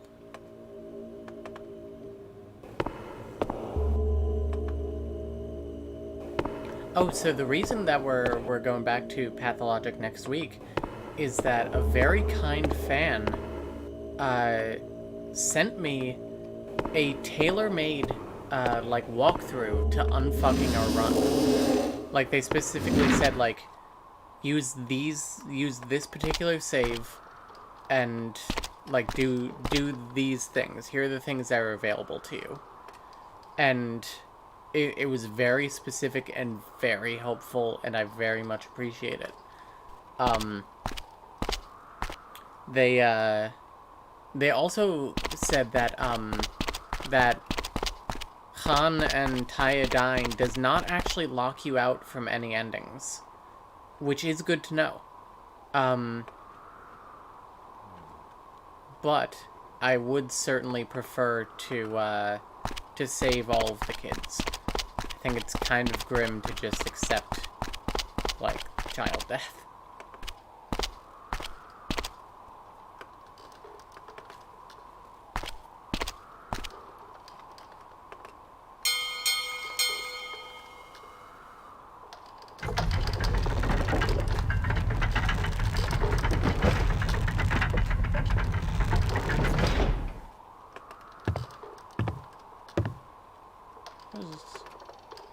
The Lama said that it's the responsibility of all Buddhists to alleviate suffering. We know the shrines around the monastery are dedicated to the beings suffering in the unenlightened realms. The question is, how are the shrines related to the test of the Siddha?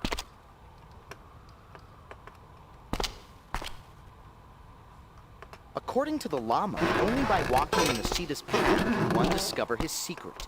The Siddha died and is now on the wheel of life.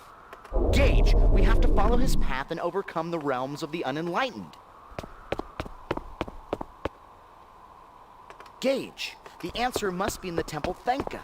By offering the salvation symbols to the shrines, as the Buddha is doing in the temple Thenka, you can transcend the unenlightened realms. Yep. The test of the Siddha is a metaphor for escaping the wheel of life.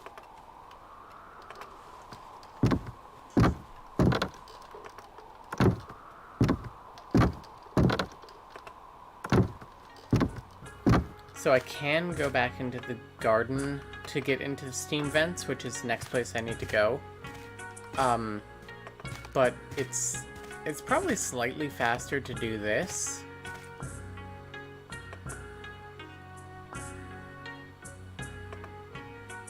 Man, this rod is so useful. Yoink. Do you like system memes? I do like system memes generally. I'm a big memer. Gage, don't panic, but we may have stumbled into a Turkish prison. Do I expect you to leave the steam tunnel? No, Agent Blackwood. I expect you to die! This looks like a natural steam vent. It probably goes down pretty deep. The monks are using the heat from these vents to warm their monastery. You okay? Did you figure out what was going on? Making some old squeaks? to let me know everything's okay and you checked out. Yeah, come here. Thank you. Hello. So that is where we need to go. We need to go to the 3 onions here.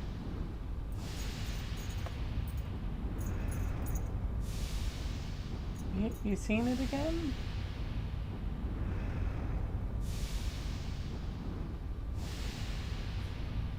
Okay, so we are like here. If we go here, that should lead us to this X one here. So we'll find the room first, and then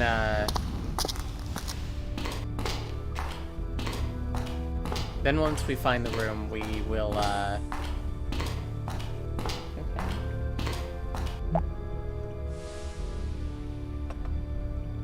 You can thank phosphorescent yellow lichen for the romantic mood lighting in these tunnels. But from what I hear, all the fun's definitely in the red lichen district. This tunnel map is helpful, but I think I can add something that would make it even more useful. I'll start updating the positions of the doors onto the map after we've been to a location. I'll also mark our current position on the map. Now that I've done that, can we maybe talk about giving me a raise, a kind word, overtime pay, sick leave? How do I leave the map? Oh, there we are.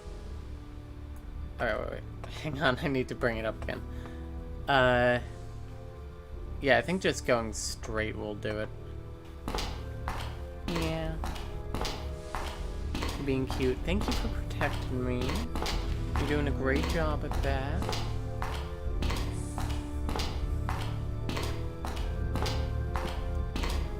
You're very silly. Okay, so this is the double rings. Keep forgetting I just need to click and drag it.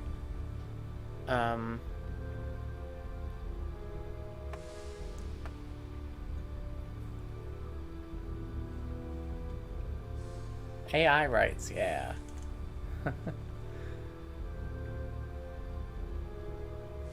I know that you guys have an AI in your system. I assume the dragon icon is your guys' AI.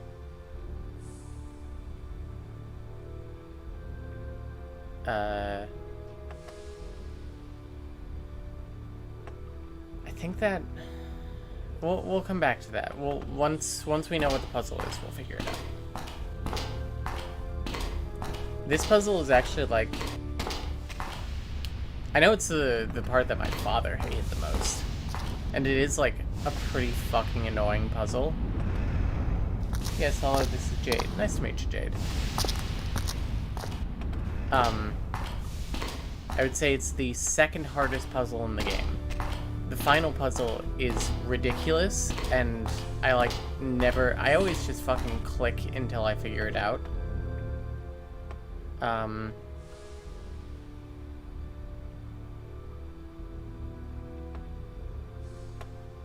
Okay.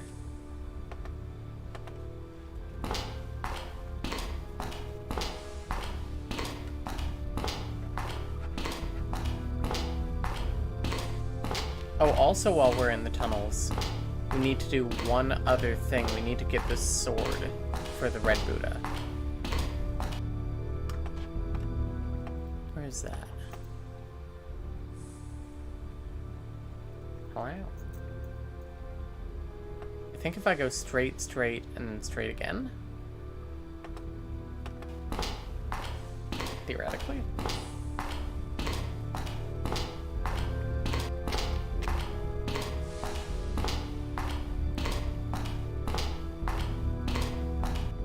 So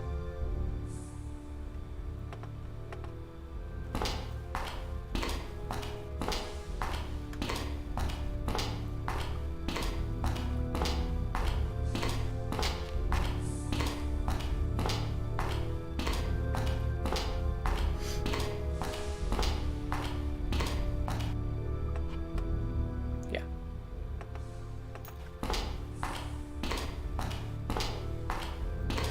Yeah. He's safe. He's going back to sleep. You know who this would be funny to do as? Top guard.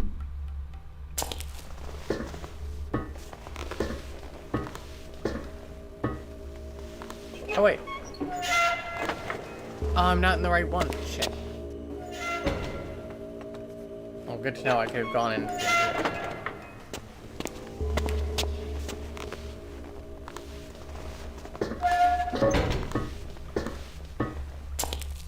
So how do I? Okay, I'll go back to the double tusks and go through here to here up there. I think this is where Khan is. Ah, fucking hell.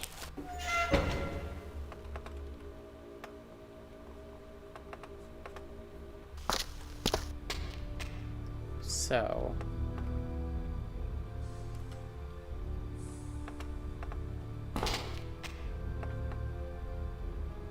Okay, now move these and go the opposite way.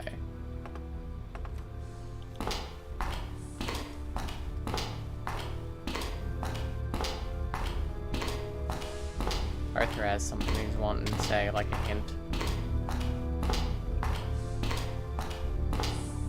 And it's like, I don't need the hint, but I like the dialogue. Generally. I'll put it in layman's terms, Gage. We have to offer specific objects to each of the shrines. Salvation objects that relieve the suffering of the unenlightened. Thank you, Arthur. By escaping the realms, you become a full-fledged Sita. No longer a nobody, you're with the in crowd. No more catcalls, no more snapping towels from other monks in the locker room. Oh yeah. Then there's the sandals. It's good, yeah, but I prefer something more along the lines of a bull-leaping Buddha on black velvet. From the tools and instruments, I'd say someone is using this room to create yak butter sculptures. Or the monks have started a lucrative leg waxing business. The writing on the wall loosely translates to, channel your energy to obtain the enlightenment you seek.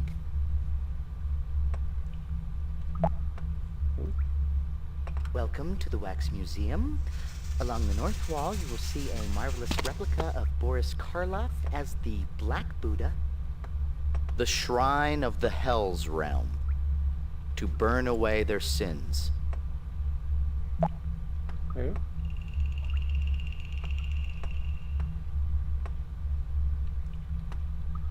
I don't know what I need that for, but I'll take it.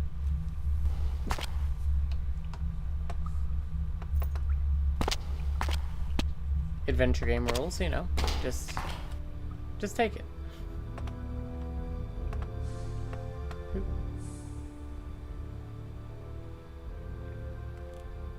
Okay, so let's move this.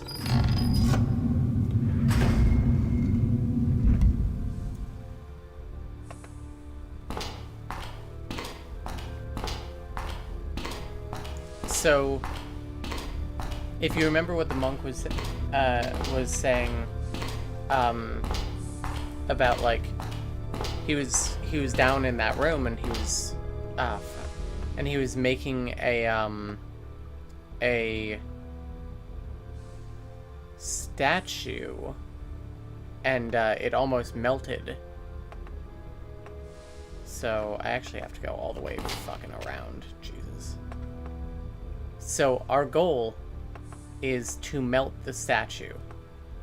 It's okay, he'll be dead tomorrow. I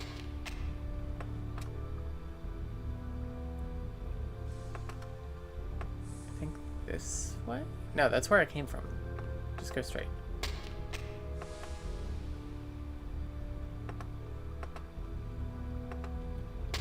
Okay.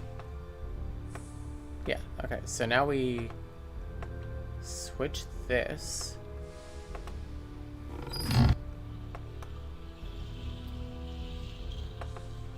Go down here. This should lead to a fire room. Yep.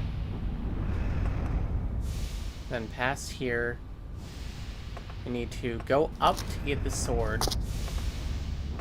And then come back and switch that. So that... Oh, do you hear him?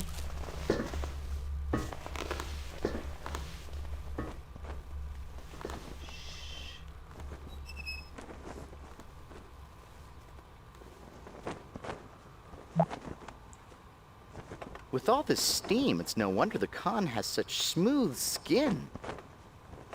Now I'm just gonna hang out here for a second.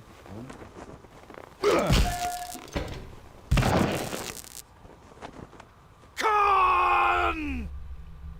Yeah, I just wanted to make sure that each one got hit by the other.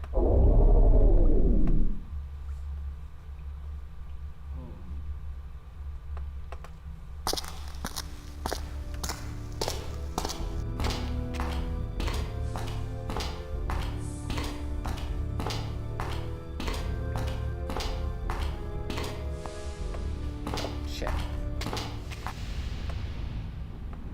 Bringing around town. Okay, so wow.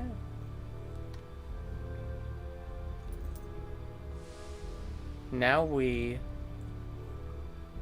I think the thing that we have to do is we have to direct like all of this, like this one path up to here. So I think the only thing we have to do now...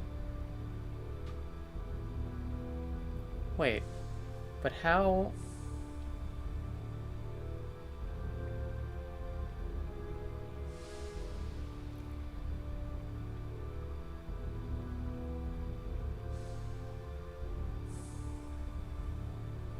I think...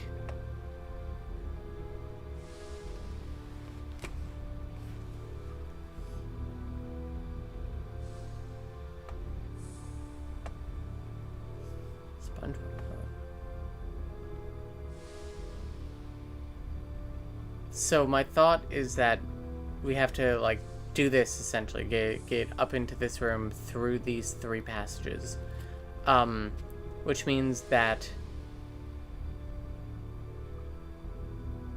I have to like go and undo that one.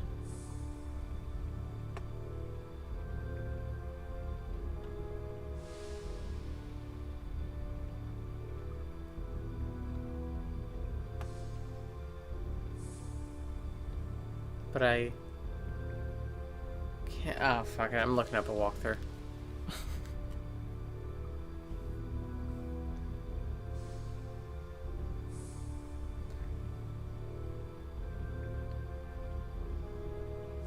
Project 3.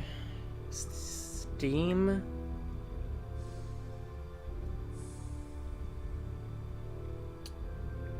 Tunnels.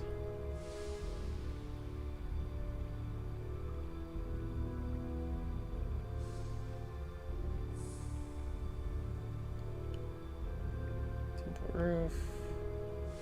Looks like nasty weather.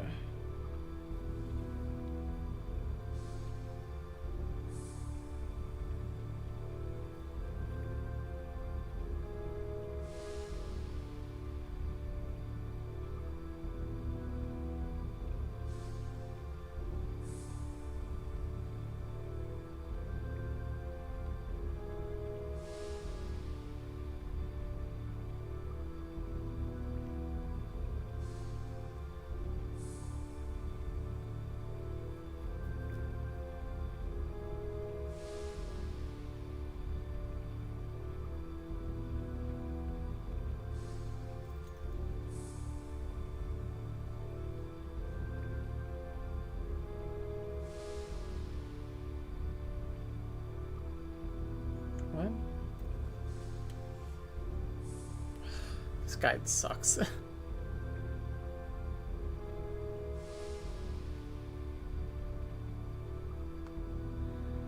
I see.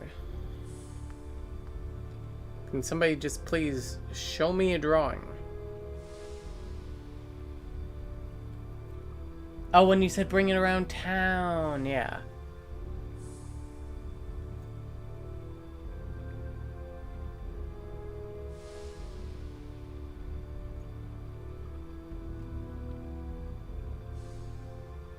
Tone puzzle solution, thank you. Okay, so.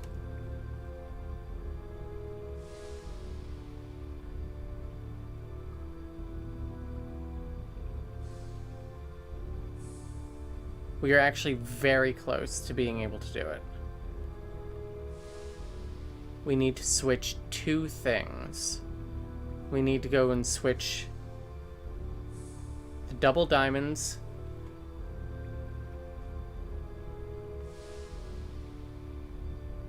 the double rings, and that's it. That's the only two that we have to switch. So I think the best way is to go out, do the rings, come back, switch that, do the diamonds, go back through, and then switch this again. Okay, alright, I got it. You have no idea how much I got it. I'm also skipping a lot of these animations, sorry.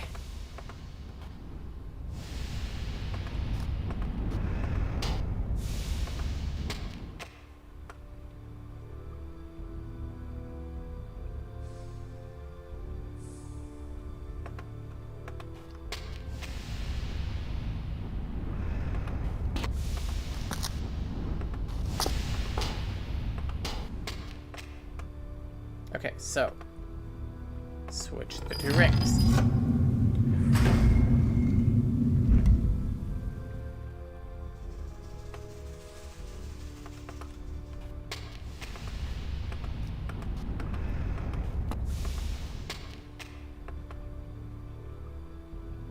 Switch this, go switch that, come back, switch that again. Okay.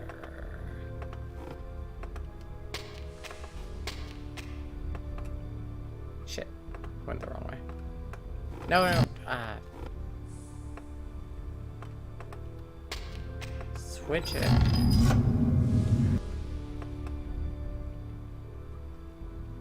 Now we go through the open tunnel, which should lead us to the rings. Yep.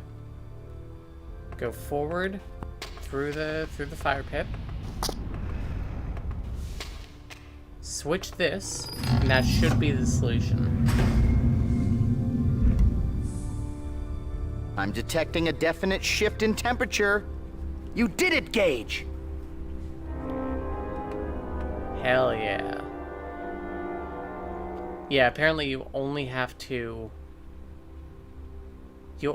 isolate the heat in these two, so that one doesn't even matter, which is dumb. But yeah, so you just had to like wrap it through to here, or wrap it through to here.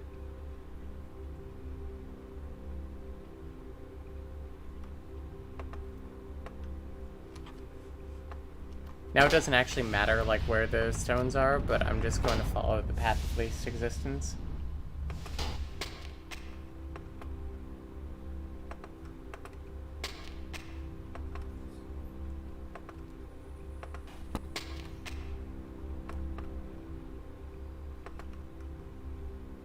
Oh, real quick.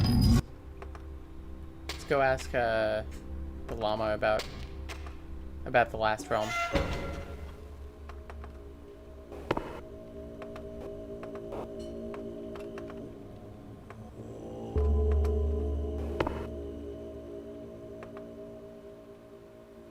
Hello again, Initiate.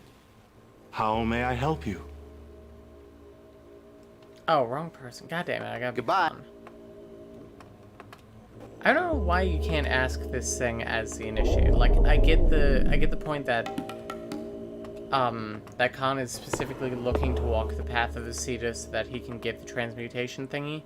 Great Khan, how may I be of service to you? Tell me about the Hells. Hell. Truly a terrible place. This is the domain of the wicked and sinful. Those tortured for the transgressions of the past, suffering in hells of both searing heat and numbing cold. The symbol for salvation is a purifying heat that burns away all sin. Goodbye. I do like the fact that you can escape each of these realms.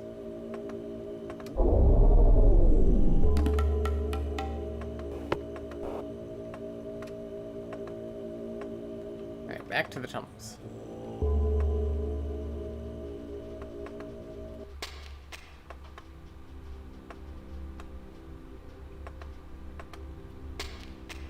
Now I think I switched this one, yeah.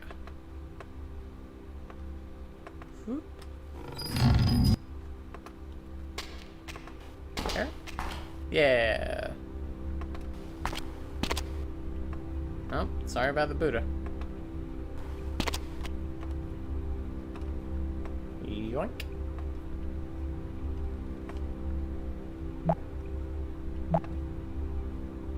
That sketch shows detailed plans to build a Buddha statue. From all the butter churning equipment, I'd say it's a schematic to build a better butter Buddha. This looks like a shrine for the Black Buddha. Each realm of the Wheel of Life has an associated color. Black corresponds to the realm of Hells. That would make sense metaphorically, since these steam tunnels could represent the hot catacombs of Hell.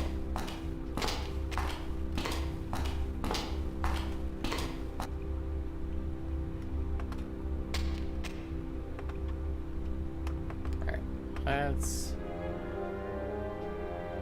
switch that and I'm good.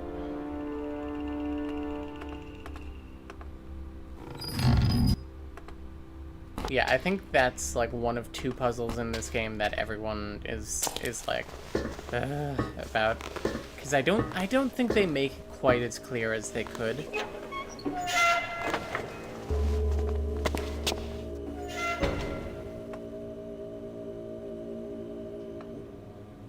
Hell sounds like Arizona sidewalks.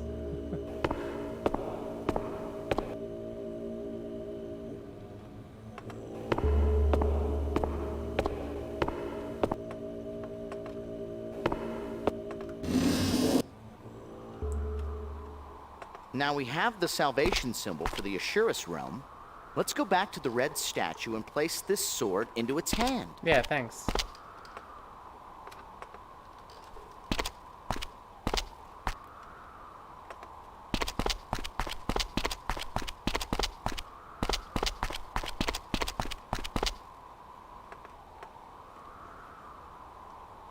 I think I have to go here and then out. There we go.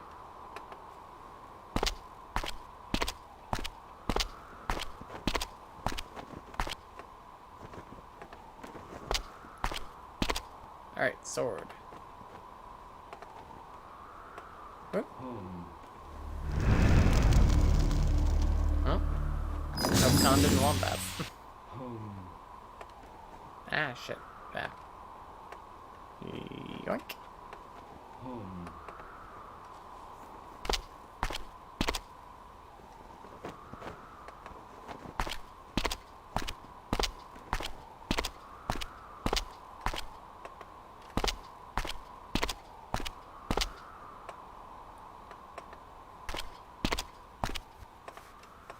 Alright, final stone. We're almost done with the game, guys. The Lamas said that the first Siddha built the temple to teach the monks about the Wheel of Life. He could have placed the test of the Siddha somewhere within the temple.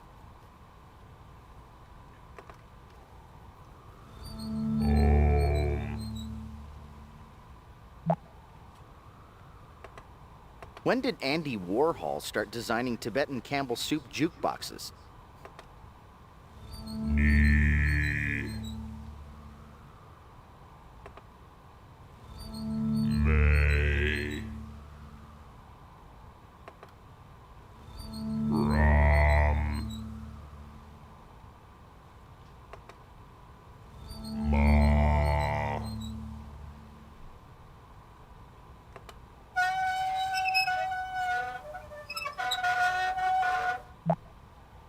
It appears this ferrous cylindrical instrument has suffered from prolonged exposure to structure-stressful oxidizing agents. Gage, it's rusty. Get the oil can. Oil can.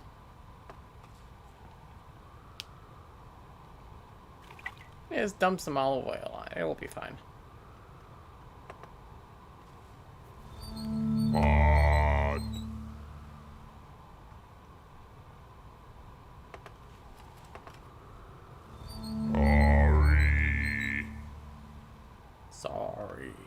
Boom. Each of those symbols on the prayer wheel represents a distinct acoustic syllable. Yep. So, Om.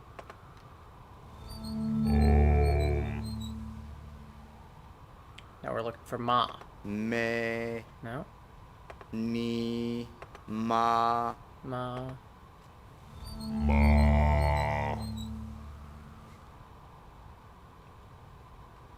Me. Oma ni Padme Om, I think. Pod. Ram. No. Ni? Ni.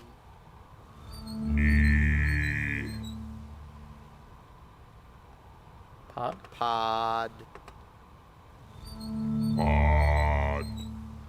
Me. Me. Where's the metal scream?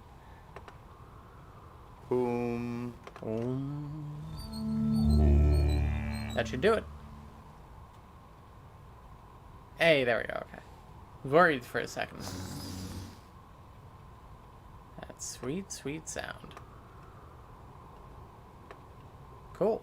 Got all the stones.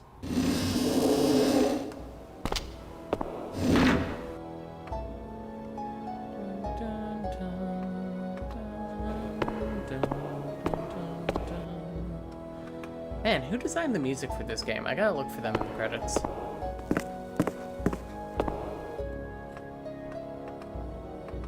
Hello. There we go. Alright, so.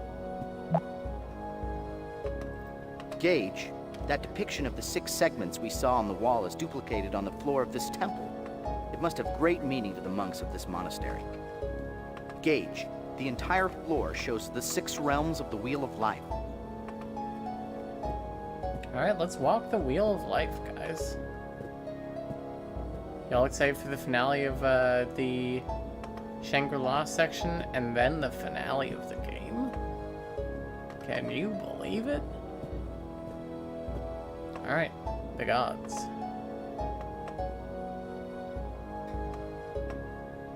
I think as we go up, we learn things. Yeah. Spoilers that we go up. The inscriptions speak of the path of Sita Biwawa. Denied nirvana by pride, the one Sita Biwawa found himself in the realm of the gods, complacent in their heavenly heights. Only with the Buddha's song-filled voice did he escape into the next realm, the battlefields of the Ashurus Titans. Take it. There.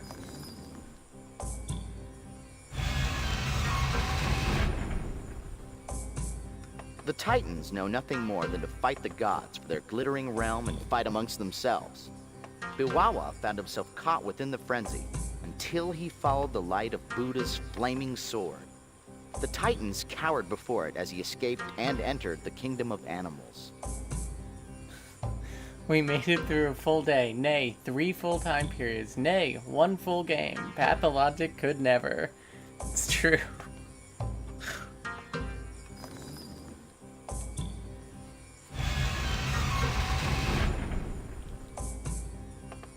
Oh, shit, wait. I wanted to read that.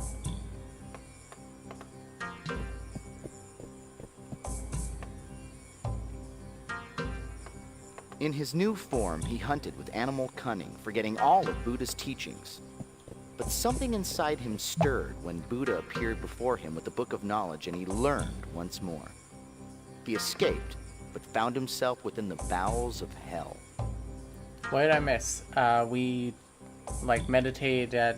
We gave a bunch of shrines, a bunch of objects, and they gave us some stones, and now we're ascending to the top of a temple. Biwawa is an interesting name for a Sita. It roughly means bad man. I suppose the name foreshadowed his ultimate indiscretion with pride. Here's another tale I heard of Biwawa. Well, he's bad, a Biwawa, a baddest man in Shangri-La, wiser than an Obi-Wan, a meaner than a Genghis Khan.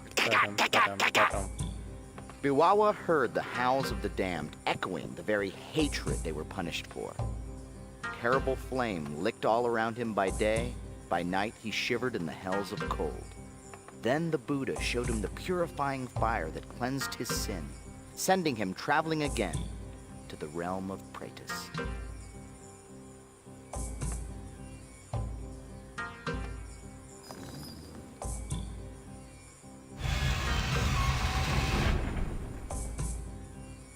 Then he found himself among the Praetus, tortured creatures tantalized by all things material. Biwawa had never felt such hunger until the Buddha descended again and let him taste the spiritual fruit. And Biwawa felt want no more. Buddha finally bade him to return to the human realm.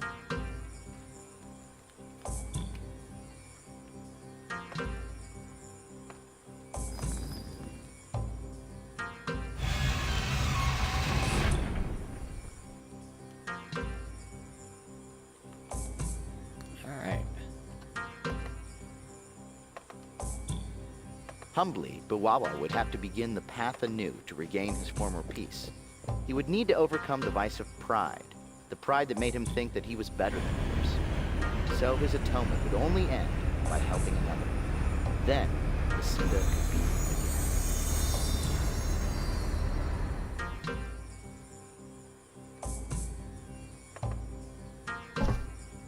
Did you finish saying the thing? Here's another tale I heard of Biwawa. Ah, shit. Well, he's bad. Bad. Arthur, shut up. Biwawa. Oh my god. Oh, bad is mad. I think I understand the gimmick here. Once you give the object of salvation to a shrine, you are given a stone of enlightenment. You transcend the realm once you place the stone in the hands of the same colored Buddha inside the temple. Okay. I guess I'll take that. My instincts say that this lotus is the artifact we're looking for, but previous experience says that this thing should be pyramid-shaped. Wait, if this is the artifact we're looking for, shouldn't it be shaped like a pyramid? Shouldn't we have found it earlier? Shouldn't you have been smarter or taller or just plain? There are inscriptions that surround the images of this mural. I'll translate as closely as I can. The infinite Buddha came to our monastery long ago with the knowledge of 3 secrets: life, time, and matter. He spoke of the true path, a way to live by his virtues so that we could also share in his perfection. And he taught the Siddhas of matter, that everything in the universe was composed of one energy that could be perceived, understood, and controlled. From these writings, it's apparent that the Sosikwi entrusted the power of transmutation with the monks of this monastery. Perhaps the Sosikwi felt that these monks had the focus and the maturity to handle such power. The other 2 symbols represent time and life. The Sosikwi must have trusted the people of Atlantis and El Dorado with those powers for a purpose. Ooh. Now what's this? For some reason, the eye lens was exactly aligned to look across the ravine and see the pilgrim. Gage, it all makes sense. The pilgrim on the road is the Sita. He's finally returned to the human realm after escaping all the other realms. He must have the power to transform this lotus for us. Let's cross the ravine and ask him to help us. Oh, you already figured that out, huh?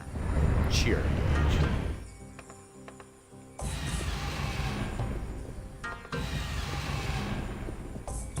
We're like slightly too close to this wall and like the edge of this thing that like kind of weirds me out a little bit. It's like that's not how I would walk away from a thing. Dun, dun, dun, dun, dun, dun.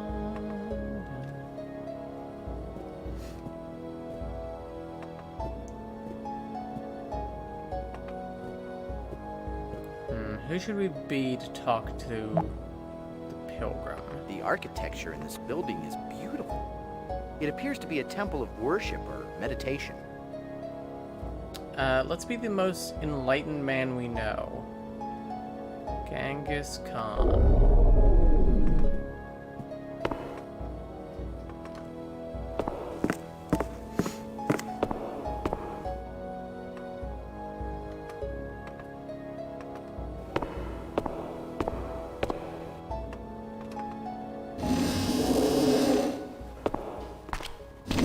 Be the time suit. Oh, just you wait.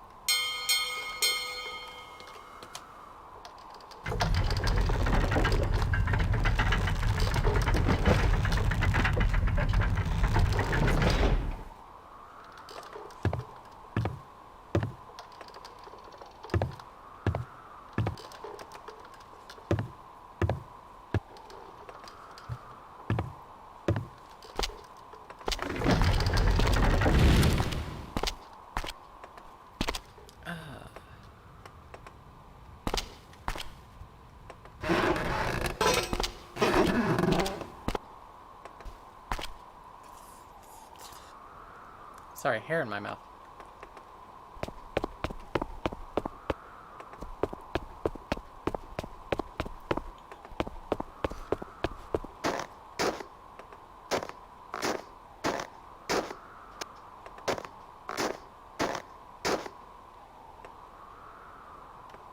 I also just think it makes sense to be Genghis Khan here because he's the one seeking the Sita. You have nearly completed the true path. Now, for the final step, you must shed all the trappings and illusions that surround you.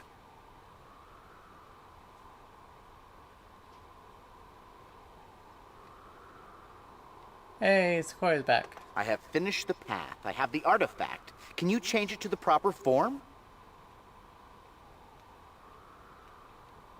I cannot transform this into its final form until you finish the path. To finish the path, you must be true to yourself. To be true to yourself, you must be true to others. Shrouding oneself in illusions deludes others and leads you off the path.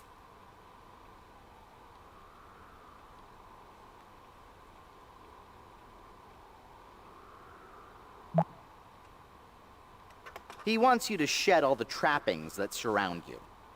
Whoa, Gage! Keep your shirt on. We'll figure this out before it comes to that. Remember when the scribbler said be the time suit? I've dropped my guys and have completed the path. Can you transform this for me? You have completed the path, traveler. You are indeed worthy.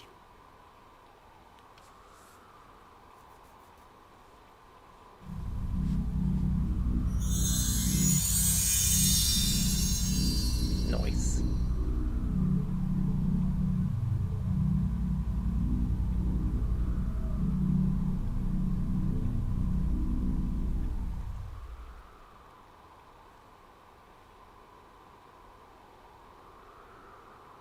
You have journeyed far, traveler, and you have completed the path by honoring the ancient virtues.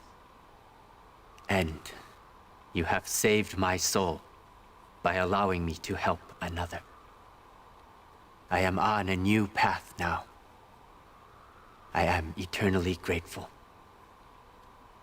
I wish you peace, traveler, and success.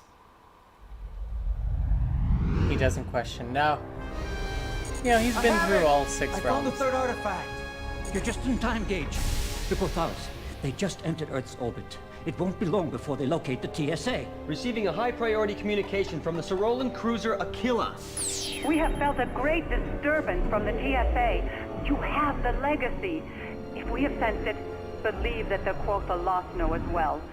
We are sending Sarolan sentinels to assist you.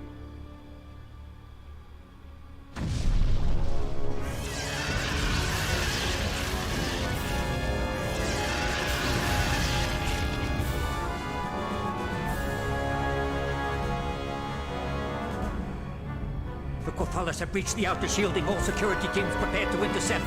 I say again, the Portcullis have breached the outer Gage, shielding.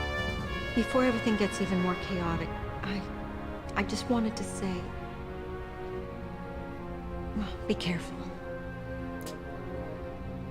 Thanks.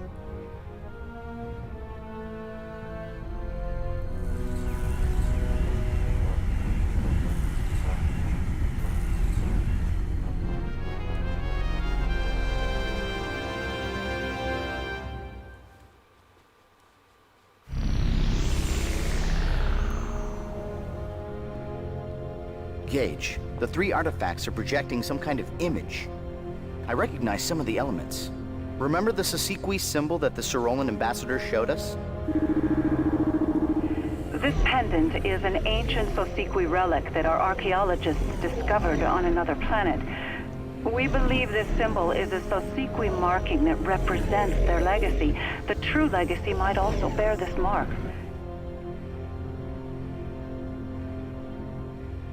I think we need to create that symbol by manipulating these artifacts. Oh, come on, she wanted to say she liked him, don't be shy. I thought she was gonna say sorry for all the shit that she did in the last game with framing us for time crimes or whatever. I feel somewhat nauseous from eating apple slices made by our host. Oh no. Escape pods, be careful. Yeah. Space stuff, yeah. Oh no, Cheyenne Mountains. What's happening to the Cheyenne Mountains? If I'm not mistaken, each artifact is projecting its forward face to create that central image. That Sosiqui symbol must have a special meaning. If I were taking a Rorschach inkblot test, I would say it looks like a butterfly. Interpreted another way, it could possibly represent the struggle for the legacy. Notice the claw-like hands grasping for the 3 pyramid objects? Those could represent 3 races, all grasping for the powers of the legacy. Looks like each of the faces are unique, and with 3 pyramid-shaped objects, each with 4 faces, carry the 1, there are exactly 1,728 possible combinations. I assume there's at least one combination in there that will solve whatever test this is. Or this thing is unsolvable and we go absolutely drooling mad trying. Let's keep turning these pieces to see if there is some relationship that could help us. So I remember you start by like finding the face that has the most things on it. Now I understand how the image is being generated. The central image is a composite of all 3 artifact faces. It looks like the overlapping regions between any 2 pieces cancel each other out.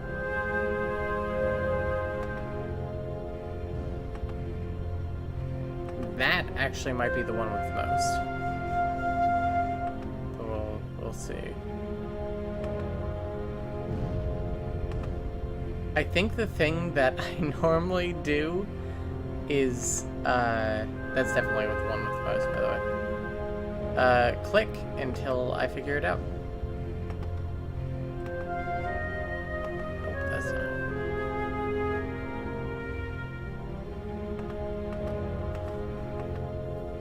Oh! I fucking did it. I fucking did it by accident.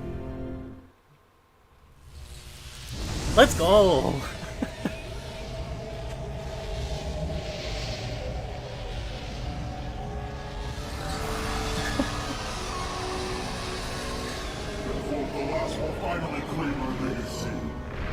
The legacy was meant for all races.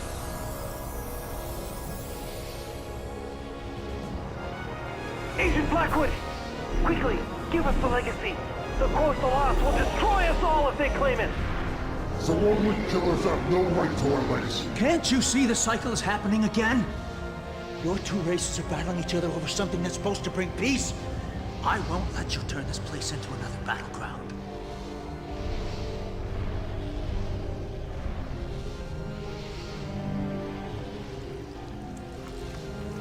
Please do not open the alien butthole.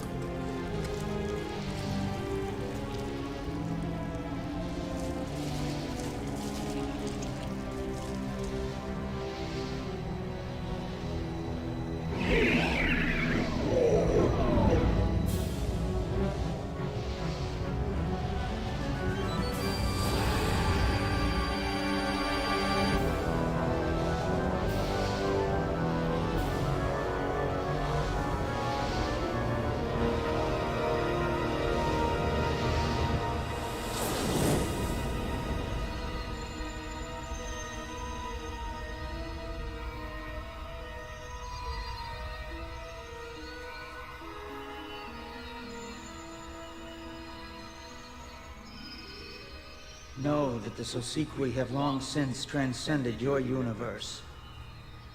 Our legacy has waited thousands of years for its proper heir. It contains the sum of our wisdom. It is the collective essence of what we were, and what we are, and what we will be. This knowledge must be tempered with maturity.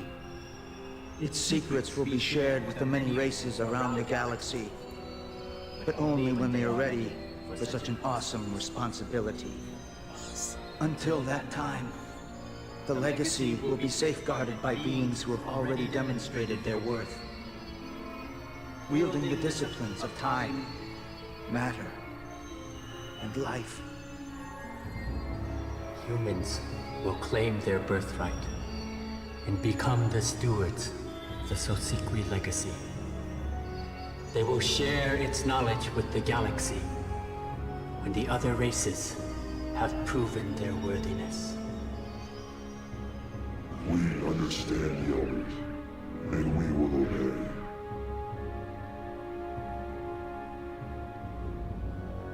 The Buddha quest prepared you for this enlightenment. Thank you. Thank you. I do feel enlightened. That pro gave you the last one. I raised that boy.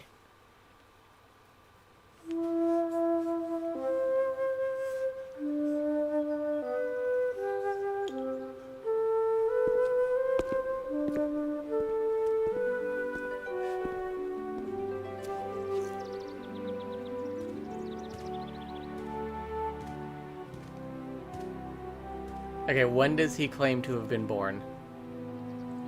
No dates. A Okay. great fate lurks in the future of humankind. Elliot told me that often. You must be Gage Blackwood. I am. Your service was very touching, Reverend. You wanted to see me? Yes. Throughout his long life, Elliot always believed that it was his duty to guide humanity toward a destiny. But 10 years ago, when the Sorolans came to invite us into the symbiotry, he misjudged and insisted that they had come to conquer. Blinded by his zeal to protect Earth, he acted rashly. I was imprisoned on Vega Thalon, yes, I know. I put him there. Gage, when you came to see Elliot, prison had already eroded his faith in humanity and his will to live.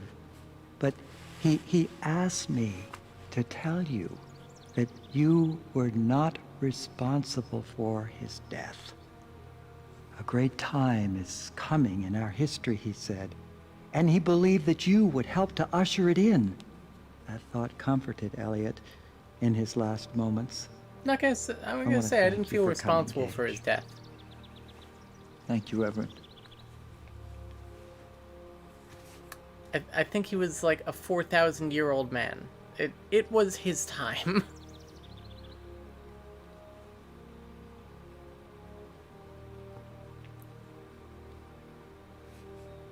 He was a great man once.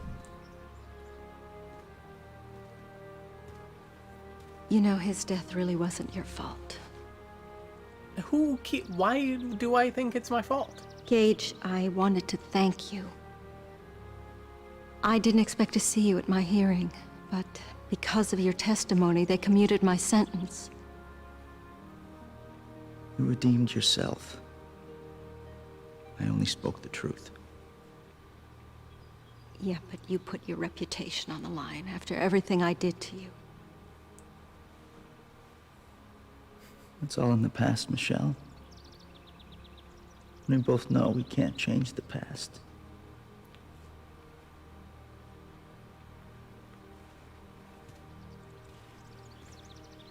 Have you decided whether you're going to accept the symbiotry's offer? No, I haven't. I told them I needed more time. Retirement's not your style, Gage. Besides, I think your ego would swell up too much if I had to call you Mr. Ambassador to the quoth the lost, sir. Arthur? Remember, Commissioner Jack wanted you at the ceremony early. Why did I agree to that? Why? Because you saved the world again! All by yourself, with absolutely no help from your friends. All right. Point taken. I won't forget to mention you. Oh, thank you, kind sir. And when will this magnanimous mention occur? After dessert or during the cab ride home? I couldn't have done anything without you. Even though Genghis Khan would make a big splash at our reception, I need to assume a more formal chameleon guise. Something macho. Gage, do we have time to jump back and meet Dick Clark? Who? Never mind. He'll probably be at the party. Is he just the empty suit? Yeah, I guess he just lives there now. Hey, Jerry Rector, Michelle Scarabelli, Daniel Mann. Y'all killed it. David Fenner. Yep. Matt Feinhold. What a game.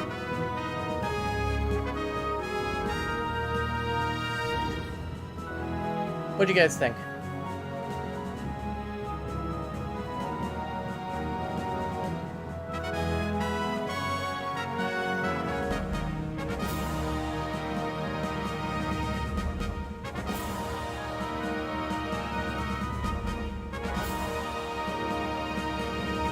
These characters had names.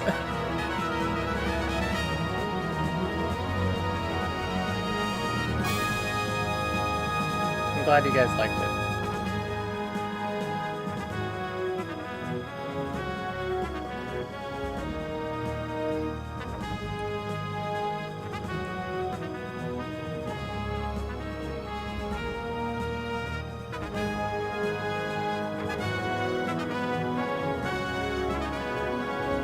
Cool pulpy story. Yeah, it is a cool pulpy story.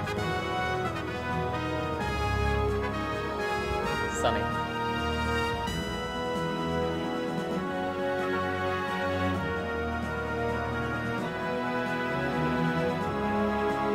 Love your streams, good vibes. Thank you.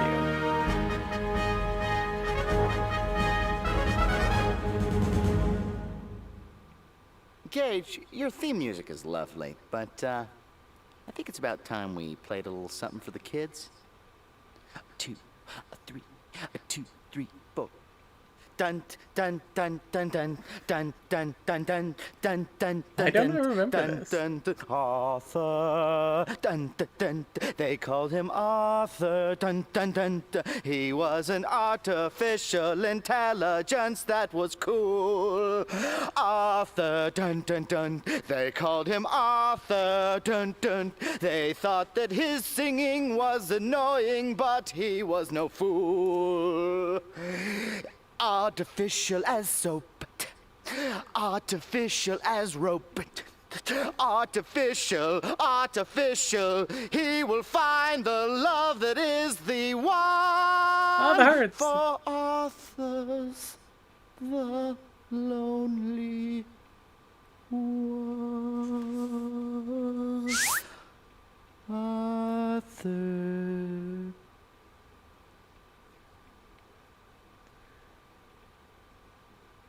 Rip in peace, him. Okay, let's look real quick at,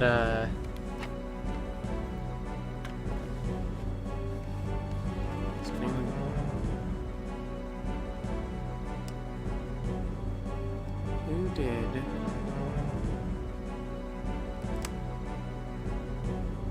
Man, this was a pretty small team, huh?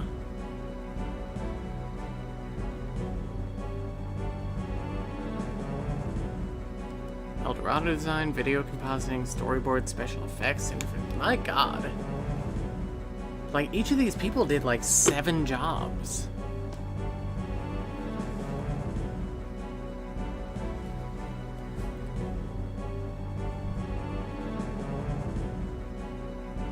Who did like animation? Because I want to point them out.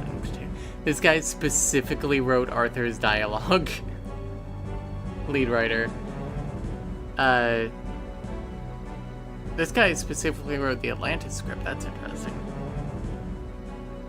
The fact that it's organized by name and not by job, yeah. Arthur dialogue, yeah.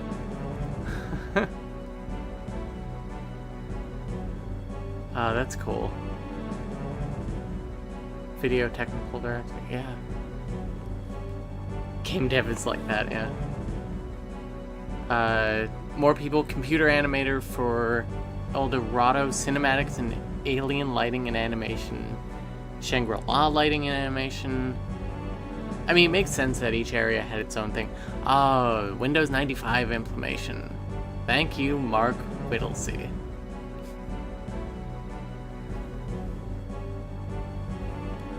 Wow. Right over. Bunch of producers and testers. Good job, everyone. Talent. Okay, voice actors. Or not voice actors, just actors mostly. Voice talent, yeah. There were only 2 voice actors in this game. Wow. This was lovely. Thanks for streaming, Claudia. Again, I head to bed. Thank you for coming out, Bug. Nice seeing you. And special thanks. Additional Arthur scriptwriting Matt Weinhold, which means he definitely improvised some of that.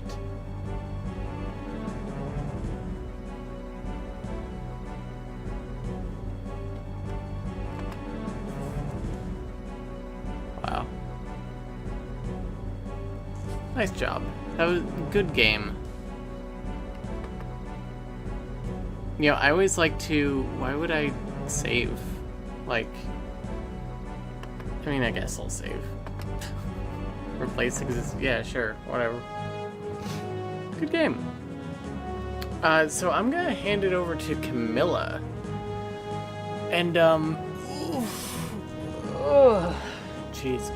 I'm gonna hand it over to Camilla for a couple of games of chess. And, yeah. Next week we'll be returning to Pathologic. This was a nice break in between, you know? So yeah. Yeah. Let's close this out and get that ready for her. Gonna look at our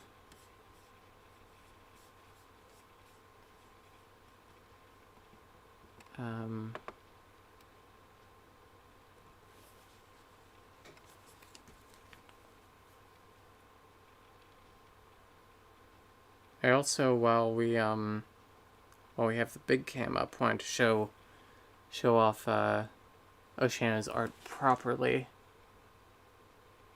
Let me guess. 10 Dramoy.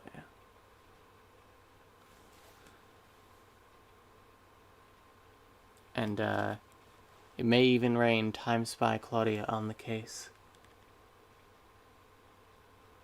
It's very cute.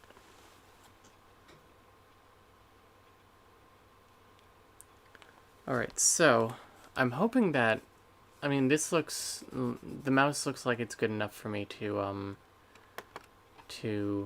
do chess properly. Let me log in.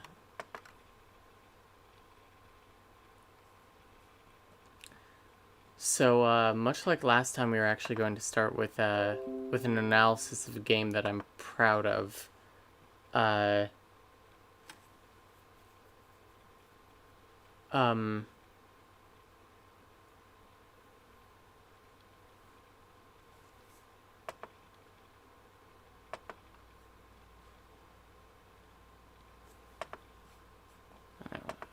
hate this.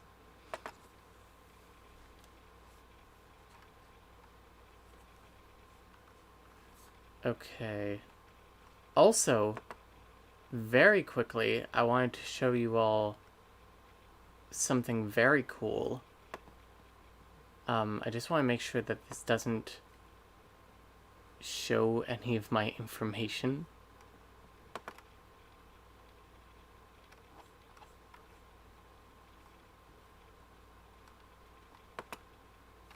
No.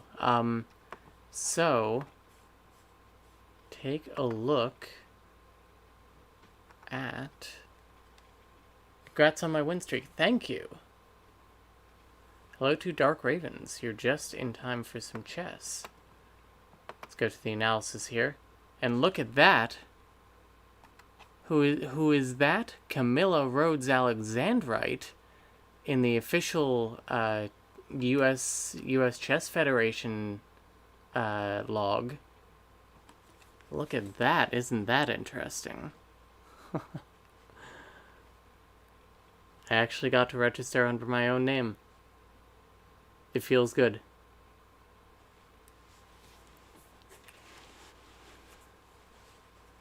So, let us go over to analysis here. I think if I go to stats, I can find my game archive. Yeah, so my rating right now is a 781, which is the highest that it's been in months. I mean, just look at 60-day log here. Our previous peak was 774. I mean, our previous peak was like 1300, but that doesn't really count because that was when I signed up. And then I promptly lost several games, and it brought me down to my actual rating of like 700-ish. But it's been slowly on a climb again. And we're back at 780.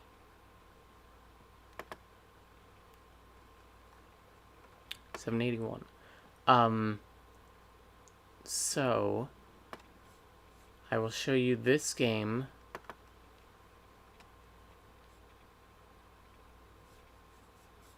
I actually want to wait. Oh no, what button did I press? I don't like that. Shoot. Okay, click that. Okay. Bring this over to here. And that up again. Okay. I just wanted to see it in front of me here rather than up there. It's a lot easier to view the board. So let's look at this game that I played yesterday against the Burt 22, who was an 820 at the time of my going up against him. I was a 776, I believe. So I took somebody on who was like 50 above my weight class here. And I checkmated them.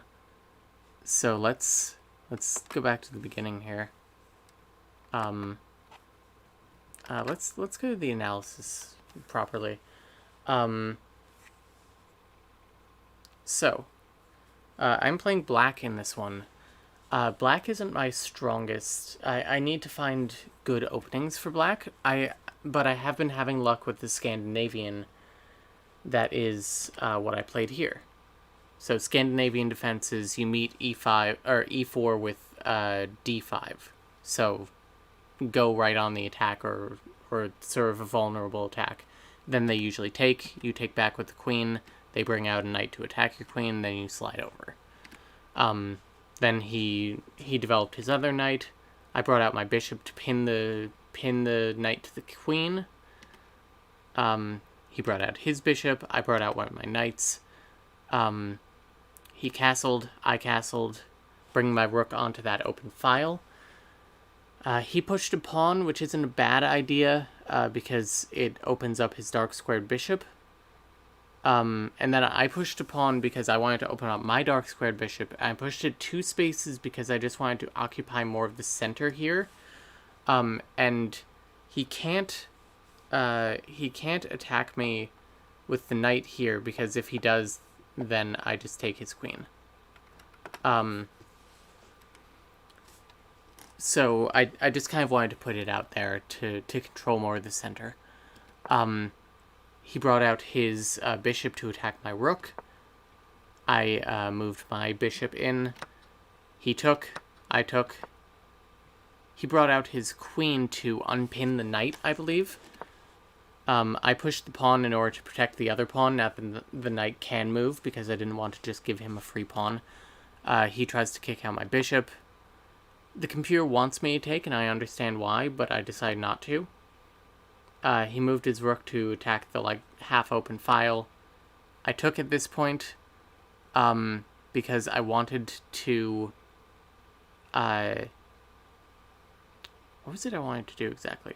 Oh, yeah, because I saw that if I move, here, which was protected by this knight previously, then from here, I could get into,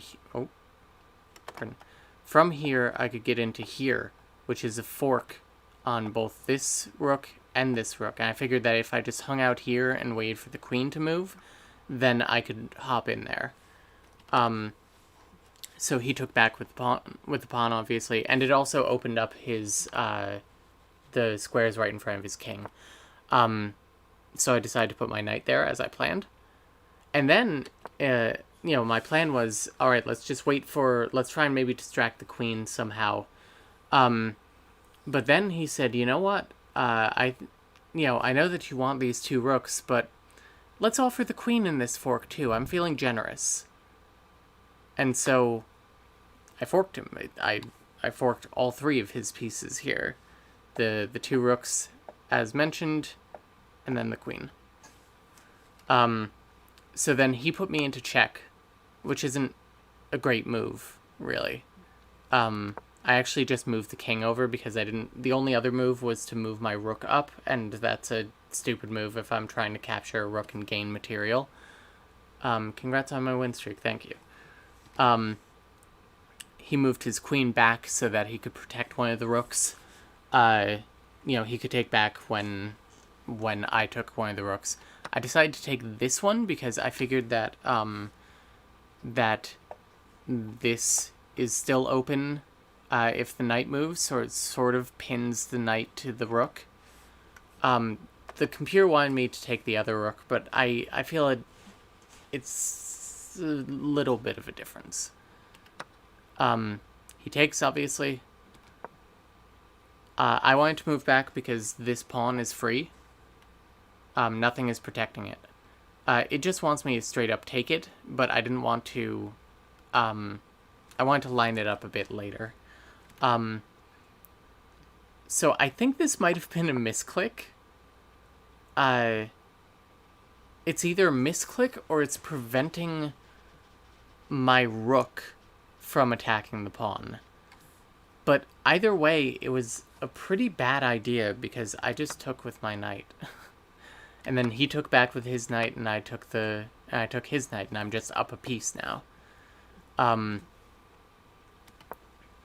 So he pushed a pawn in order to open up his queen, I suppose, on this diagonal, which I think is kind of a poor idea because of these 3 pawns. Like, what are you going to do? I took the pawn because I could now, it's free. He moved his queen, probably to prevent me from sliding up into here to attack the rook, and putting check on the king. So I decided to double up my rooks. He pushed a pawn in order to, I think, break open the center a little bit. And my concern with this move was that if I took, he could maybe move down here easily if I started attacking the king, which would potentially give, like, back rank checkmate, which is not fun. So I decided to just push this pawn to prevent back rank checkmate. He took, I took with the rook, he took with his rook, I took with the rook. I figured that's a good exchange because it's good to simplify once you're ahead material, and I'm pretty ahead material at this point. I think I'm up like 2 pieces and a pawn.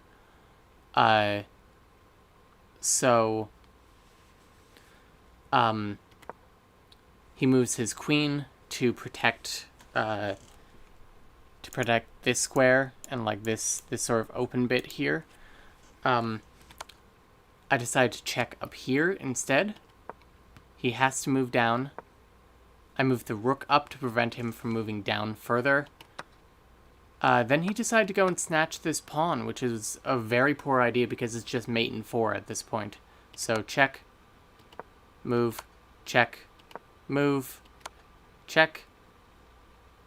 that's also the proper check over on the side there, taking the other pawn. But this one's slightly funnier because he has to block with the queen, otherwise it's just checkmate right then. And then I just take the queen as checkmate. This is also well thought out. I'm just intently listening here. Thank you. It's, you know, I think I have the potential to do pretty well at chess at some point. So yeah, that was that game, and I felt very proud of that game. So let's go over and play a couple of games. I actually did mention to my my chess teacher that I stream, and she was interested.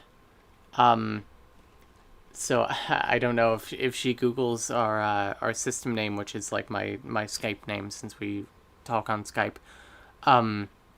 She could have potentially found this stream. So if Elena is here, hello. I hope I don't mess this up too badly.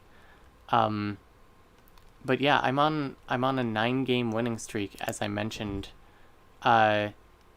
6 games if you don't count the 3 that I played against our friend Sequoia here. And I think one of these games was abandoned due to bad internet on their end or something. But still victories. And this one was very well deserved in my opinion. So, that was good play, get wrecked, Gambit, thank you.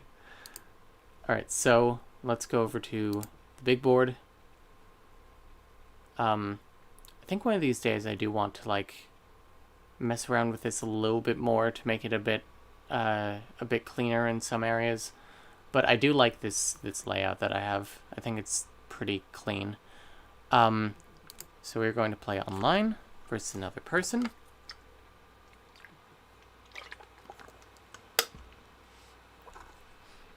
Ten-minute rapid. Alright. Wish me luck. We're playing the black pieces. We're going to meet with the Scandinavian. He's going to take, and then I'm going to take back with the pawn. He's not going to take. Interesting. I don't know this variation, so I could take, he would take there. Let's do a Slav defense, I suppose. Pivot from Scandinavian to Slav. Oh, I'm playing Caro-Kann, actually. So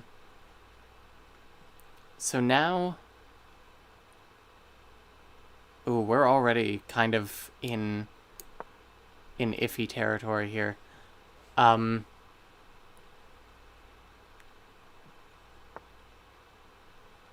should have seen that coming. Where to go? I think here is fine, because if he takes, I take, it's a pretty even trade, and plus I have kind of an advanced pawn. I think that's fine. It kind of loses some tempo, but...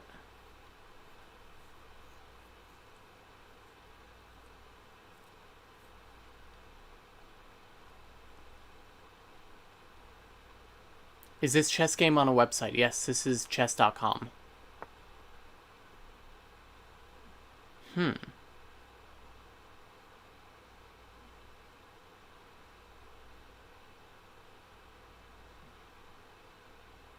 I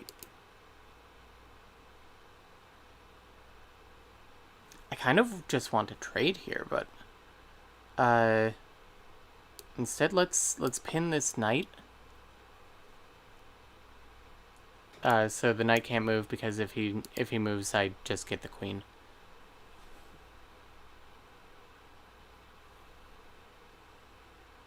Chess followed by normal website domain. Yeah, I assume that.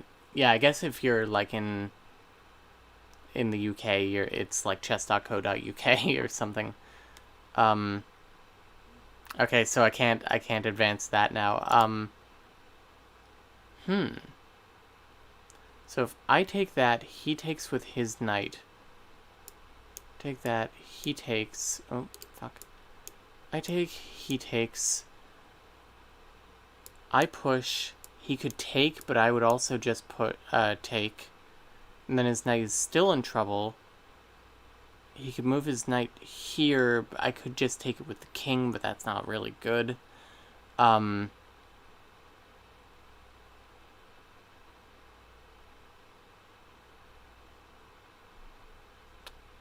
Let's get weird.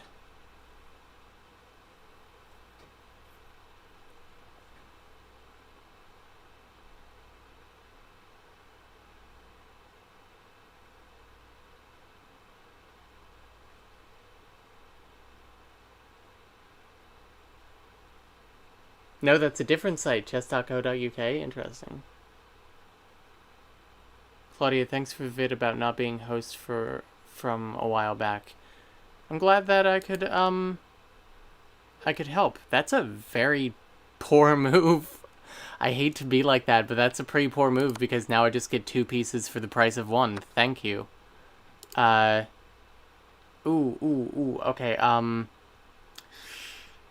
so I could just take that, and then he would take my bishop, but it's so tempting, but I have nothing to back this piece up.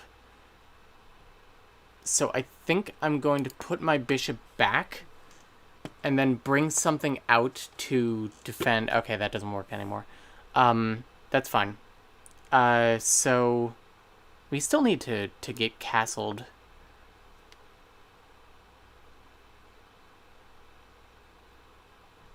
So we should bring out the bishop and then castle short, I think is a good plan.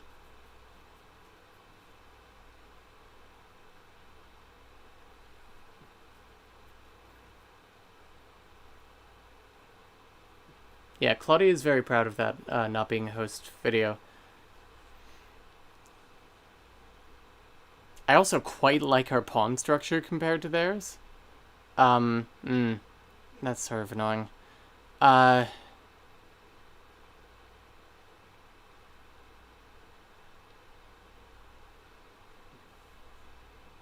Let's just take, we're up a piece.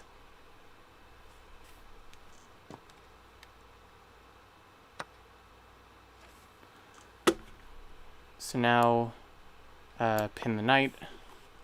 Knight can't move because the king would be in check. Now that doesn't work. Okay, which is fine. And if he pushes, I'll just take. It's always good to simplify when you're up material.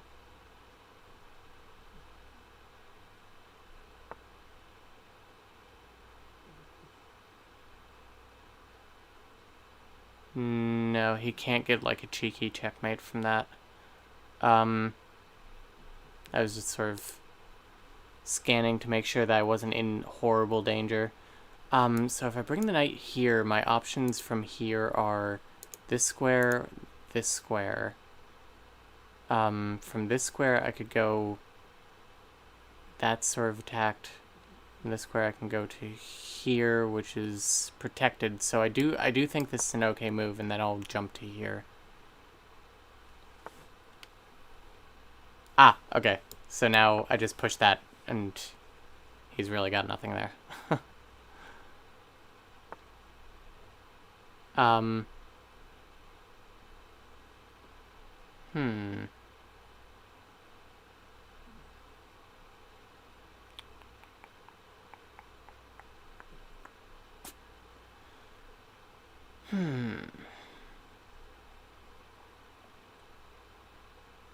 So if I take that, he can either take me back here or here, but then I can move the queen up here to, like, prevent this.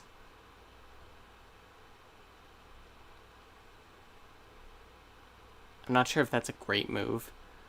But, I mean, let's puzzle out his line here. If he takes, then I can take back here. He takes...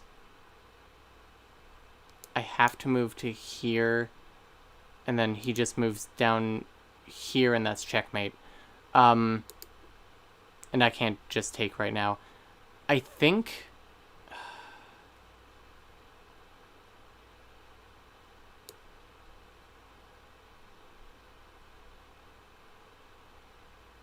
I think this might be a move that... Oh, wait, though. If I bring this back to here... That really does nothing.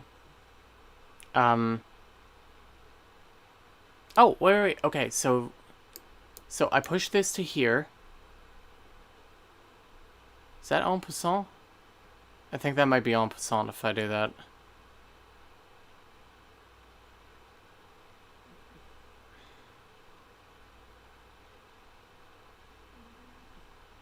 Let's try it. It's a weird one.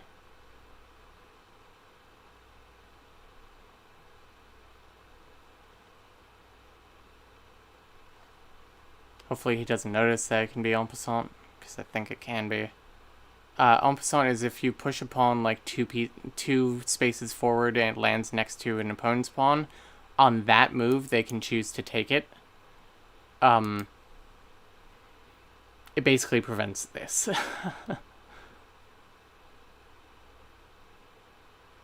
Oh, but if he takes en passant, I just go here. I take the pawn, and it attacks the queen. Oh, okay. Okay, so we're back in this now. Okay, so what is my game plan from here? I think my rooks are so locked in. Watching a chess stream while knowing nothing about chess. Let's just continue simplifying. I think that's our best plan. Also, we're running a little low on time because I'm trying to, like, talk out every move here. I kind of need that there. Let's bring the queen out to here so that I can attack there. I don't know what he'll do.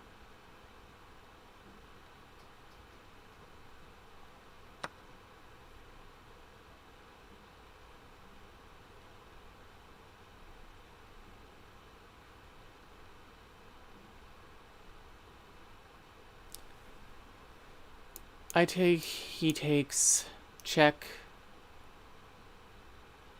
here, checkmate.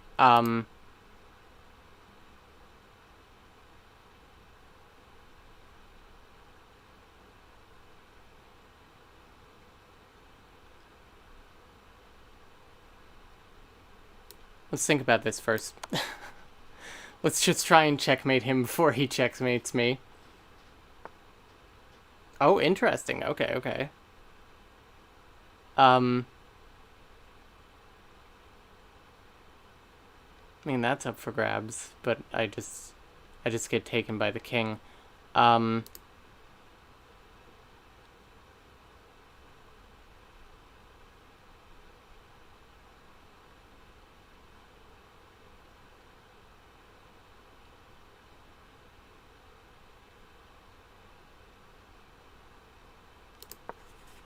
It's a weird one, and I know that I'm just going to get taken here. But my next move is I bring the rook up.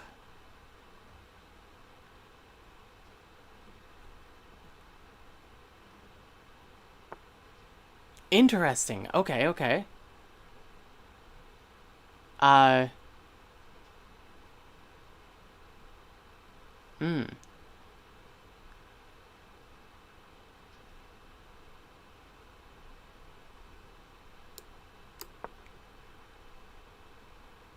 Let's advance some pawns so that I can take this.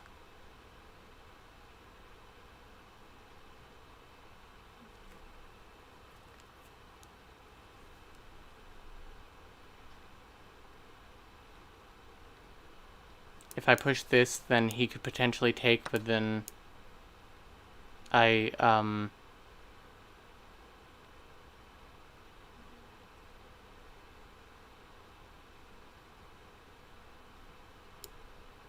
oh, I can't take with that. Okay.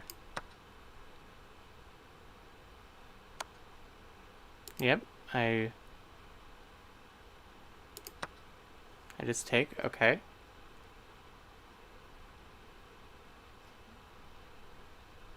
I don't know if this worked out like you thought it would.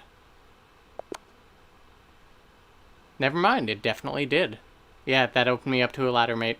Okay. Good game.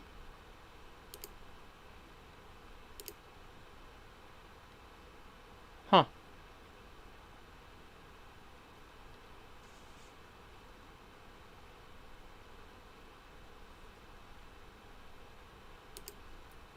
Am I bitter about that one? Slightly. Let's go to the analysis board. Hell yeah, GG. No, I lost. 25% accuracy, jeez. What was the point that I just gave it all up? Oh, this was a horrible back and forth here. And then I blundered mate and won, I guess. Okay,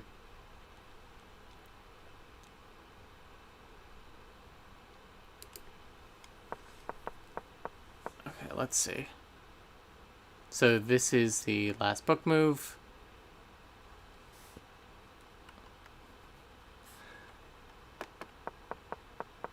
You're okay. Yeah, this is where I felt pretty good about that.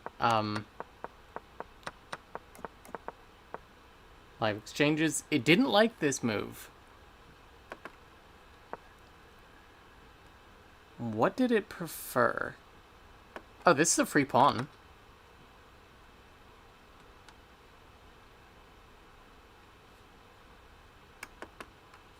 What else? I mean, I could come up here.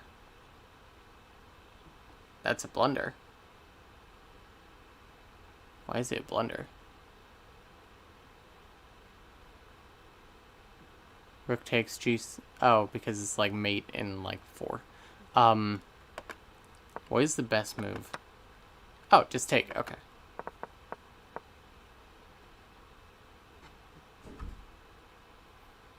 G3. Because it says in this line, G3, I take, he takes. Oh, this is the thing that actually happened. Never mind. Let's go back to key moments here. What was the best response to this? Take. Okay. But I figured, I guess if he takes, it's really not the end of the world. Like, he takes, I don't have to take back.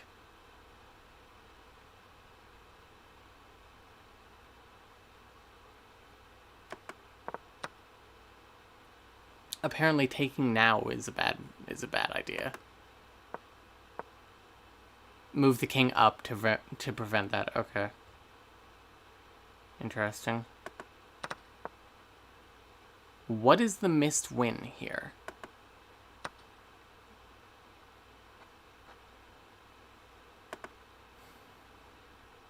Missed win.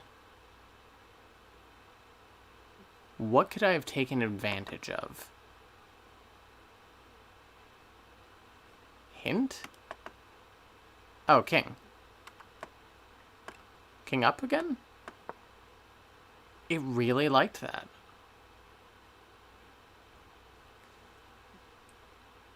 Chess, back from the shower. I had a live good place, thank you.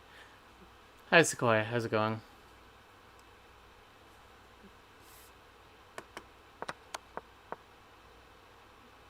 That's a mistake, too. Oh. Can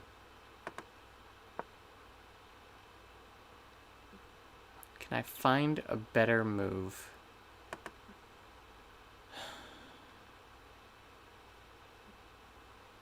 Here. That's good. It's not as crushing. Hint. Push the pawn.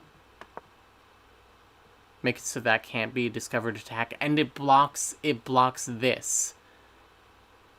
Okay, so it make white's pawn like the thing that's preventing it. Are you going to go to bed right after this? Maybe not right after this, but pretty soon after the stream. I think I think I'll do one more game and then wrap up. Another missed win. I'm going to say this. A blunder.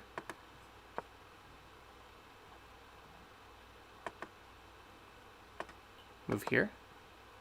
A blunder. What does that open? Hint? With the knight. Oh my god, it was a fork. Oh, oh no. Ah. That sucks. So king moves there. And I could have just taken the queen. Ugh. It's been over 40 minutes since I last slept. That's way too long for a shower. We take long showers too.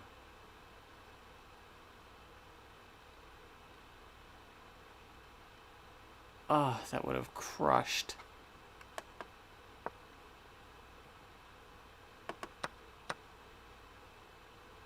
And I still could have done the fork here. And I could have just taken,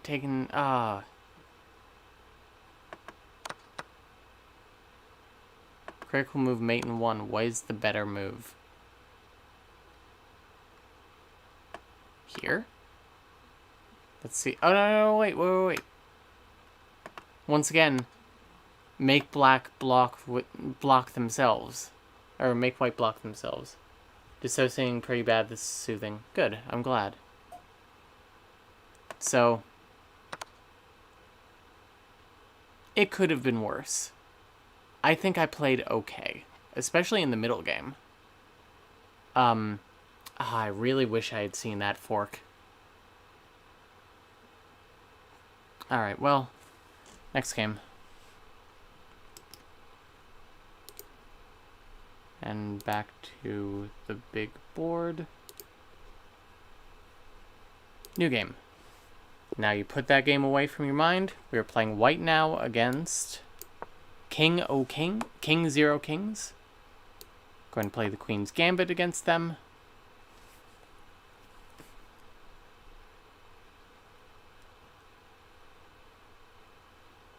Now they think about whether they should take it or not. Oh, the martial defense. Then they take, and then we take with the queen. Okay, I don't know this. I mean, we could do a queen exchange very early. I think it's a poor idea to bring your queen out this early. If they take, that's bad.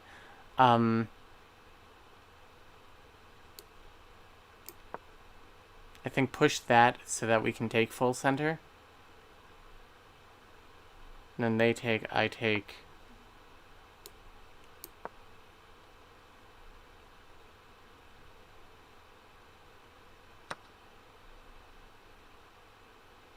Do I want to do a queen exchange? Yeah. Let's get that out of the way nice and early. Let's push that to attack the knight.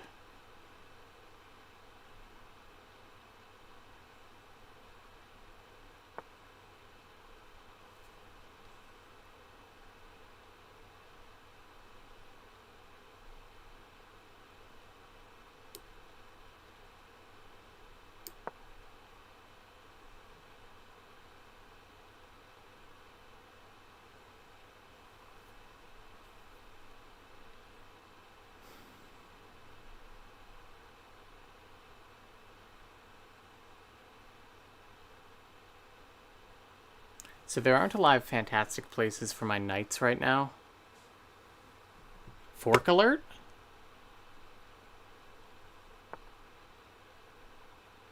On me?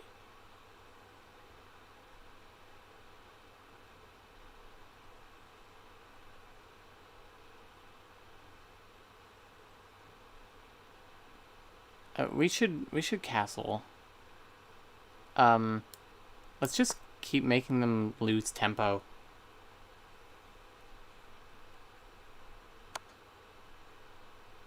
That fork.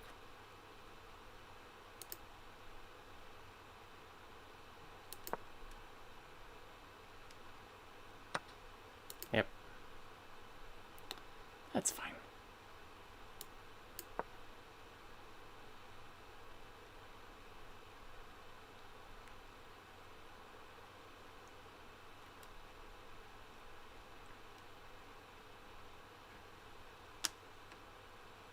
If we lose this game immediately, we're doing a third.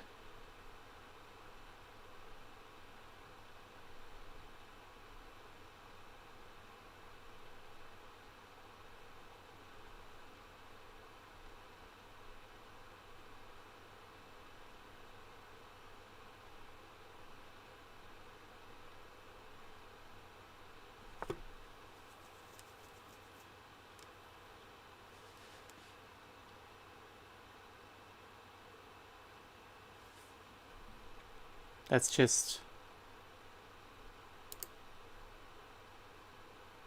Okay, no, that's not just giving me the, I'll take the knight next turn. It's been there for a few moves. Do you mind folks back seeing? I actually do, because I don't want to, like, be accused of cheating.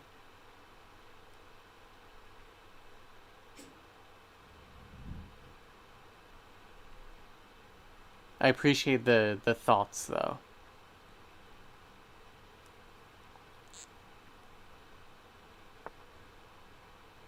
Okay. So now... Pin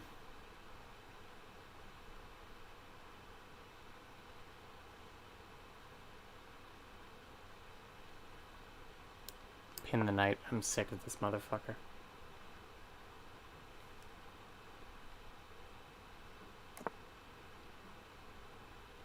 Now I can't move my knight. Great.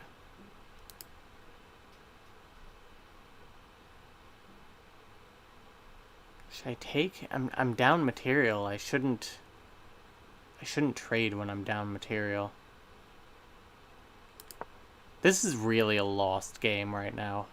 I mean, nothing is really truly lost at the 800 level, but it's not looking good. What are you attacking here? You're just getting your knight out.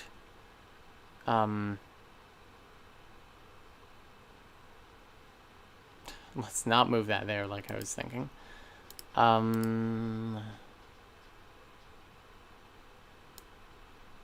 Let's move my king. I want to unpin my knight.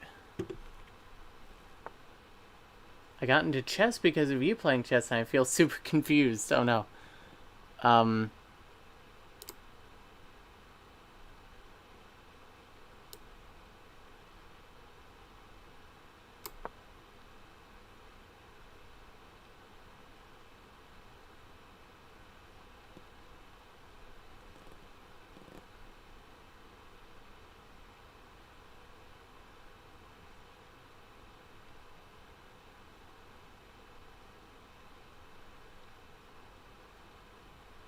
If he decides to sack his rook for my knight, I think that's that might put us back into the game.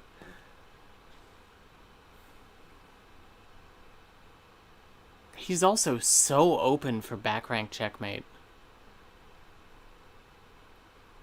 All I need to do is like force him to here. Oh, well now.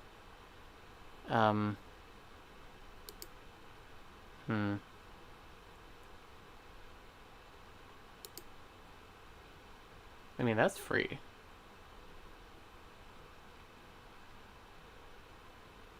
Should I go snatch that pawn?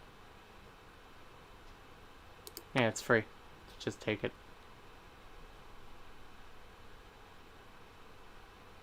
Might as well practice against bots, but I lost against when I had to draw room for improvement. Yeah. I mean, you can always also do unrated games. They're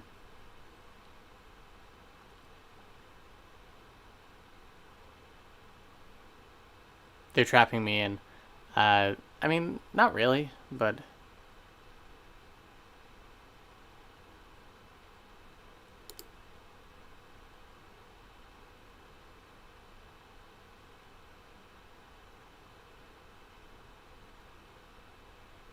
Let's go there.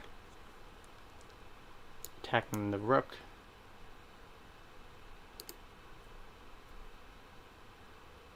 I'm willing to give up a knight for a rook.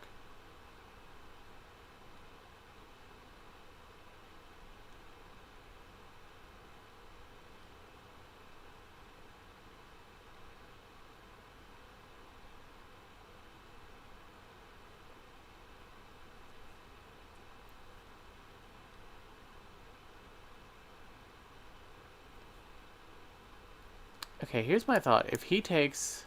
Or if...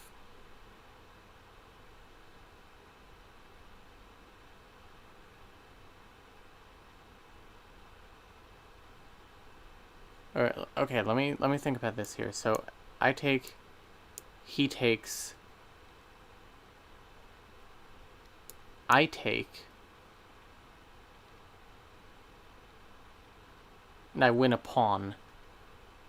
Which isn't great, but it's something. Oh, if I move this up here, that actually protects that as well, so I can get the bishop too.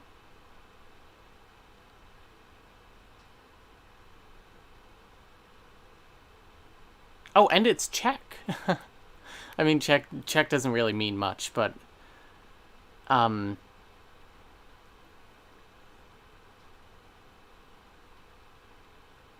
I think I can pull this back.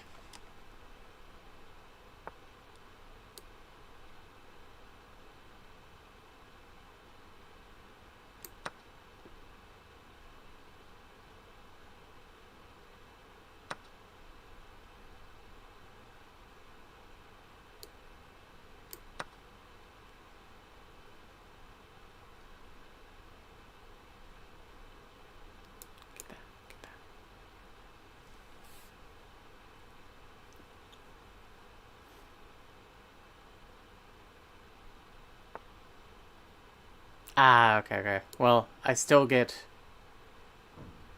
should I get the bishop too? It would even things out, I think. Yeah. Oh, and then I can move that.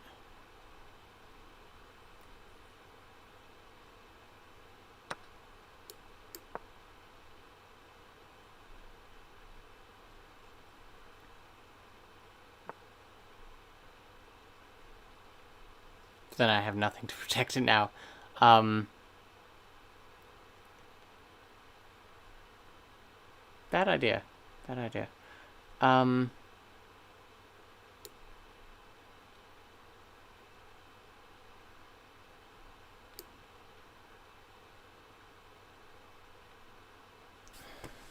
mean, if I go there and take the pawn, he takes that, I push, he just takes back, and I gain nothing. In fact, I lose. If I go here, he takes, I take, he takes. Also, it's just a trade. Let's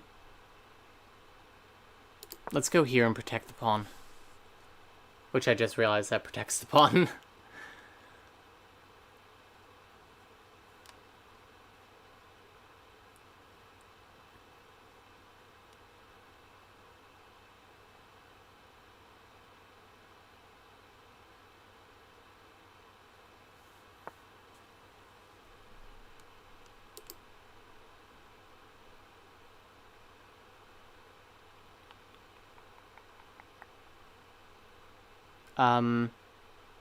I get a rook for a knight if I do this.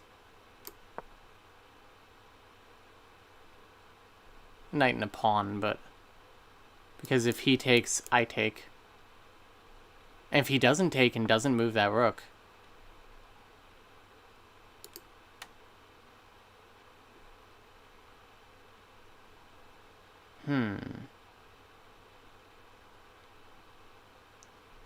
His pawn is still unprotected. I mean, we could push. Oh, let's get our other rook into the game. Oh, I just gave up my rook. Let's not talk about that. Okay. So...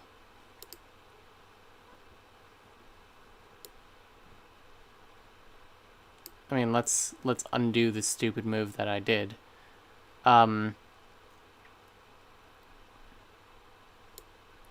Here.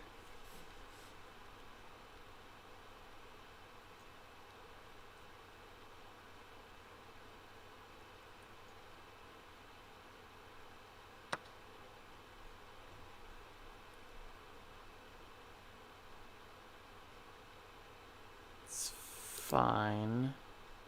I mean, it's not fine. It's losing a pawn still, but I mean, let's take back.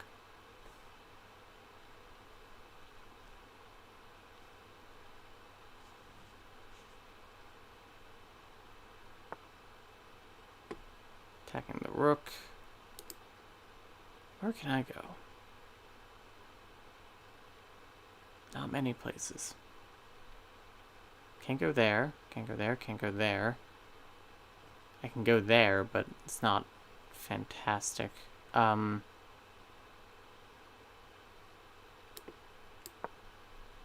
think my next move is there because if he takes, I take. Never mind. I mean, really, this is a resign position.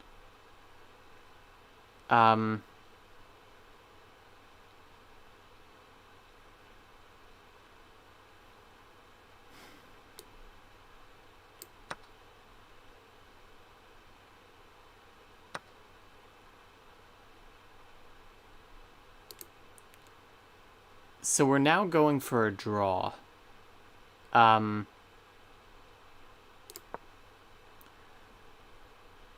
See, if all of my pieces cannot move, then he stalemates me. Let's move that.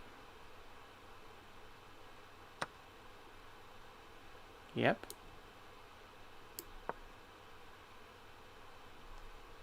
He can attack me there. I move up. There, he can do that. I move up. And then he attacks there. I can move to there and just take.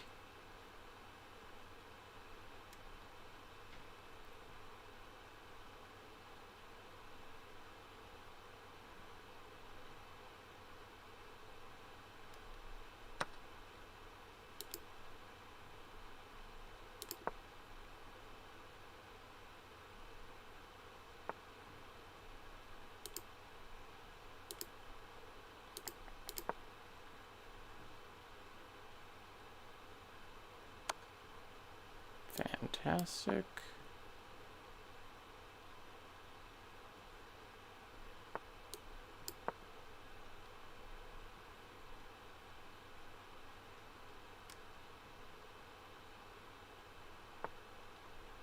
I mean,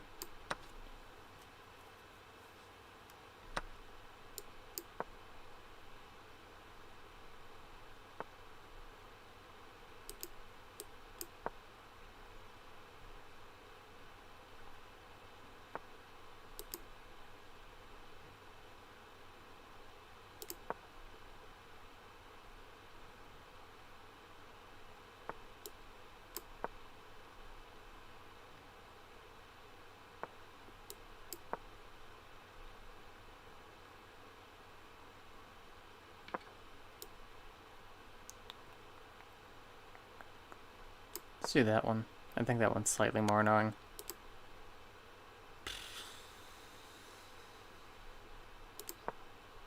You can't bring it right to there, because I would just take it. It delays it by like one move. Do you not know how to do this? Just move your... Oh, he might actually stalemate me. Come on. Come on. No, that's it. It's it, though. You just, yeah. Oh, well. Alright, let's go to analysis, and we might do one more.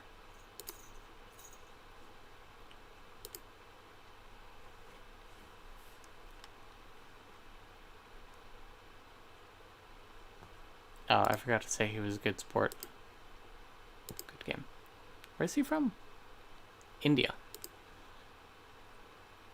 Not my strongest games today.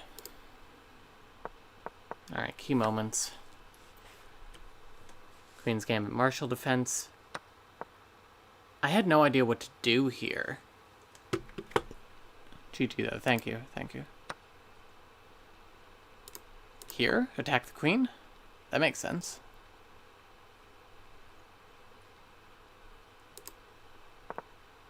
Kind of a Scandinavian. Attack the queen. Right?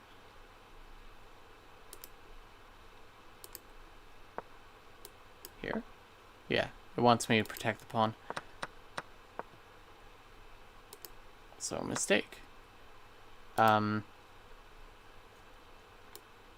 Protect the fork.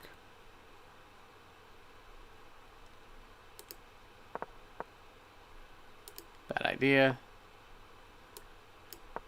Protect the fork. Inaccuracy. Best move. Oh, protect the fork from there. That's fine.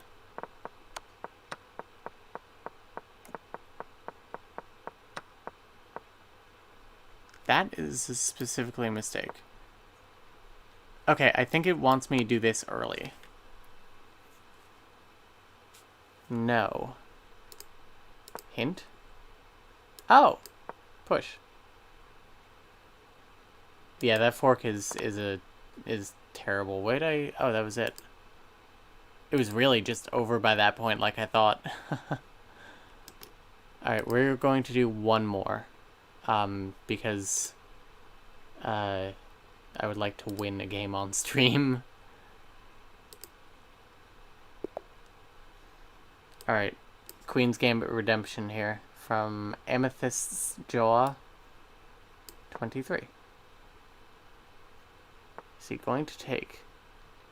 No.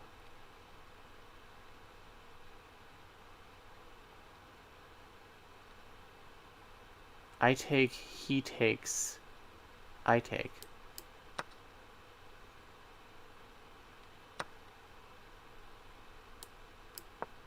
I know this now.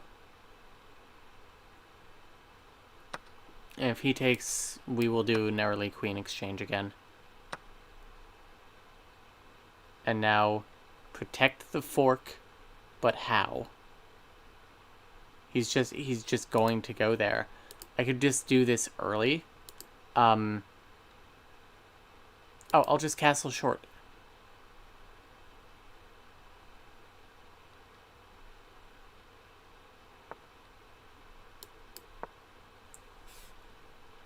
I know this blocks in my bishop, but I want to get him out of here quickly.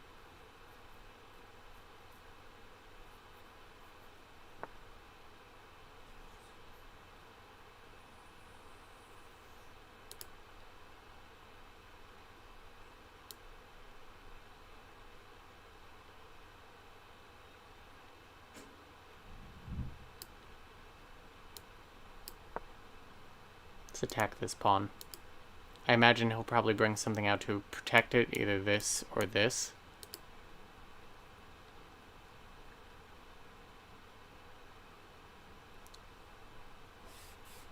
Thank you for the for the well wishes in chat.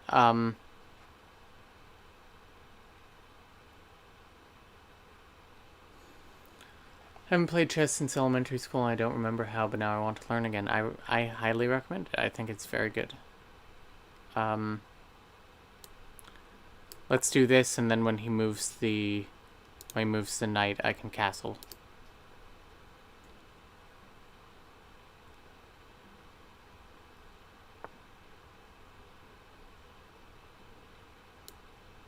Oh no, it is protected.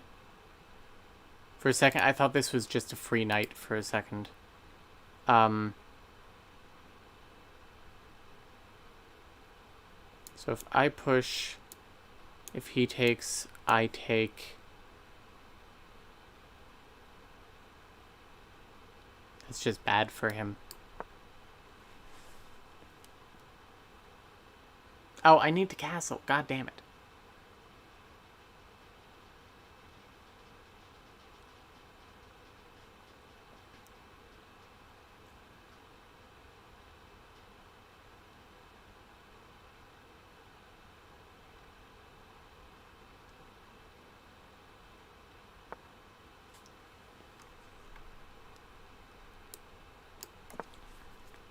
No ingenious attacks until you're castled.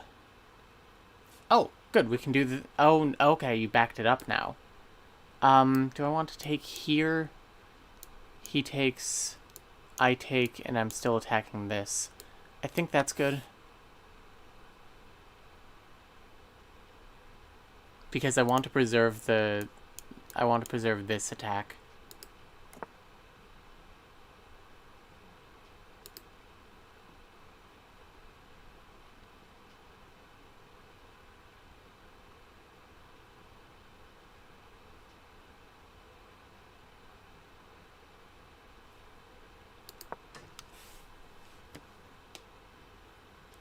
Just sort of get the bishop out of the way. I'll probably have to move it again if he pushes. I mean, when he pushes. And that also... this would prevent me from going here with the knight, which I really couldn't anyway because that's there. Oh, this is a free pawn. I'll take that in a minute. No longer a free pawn.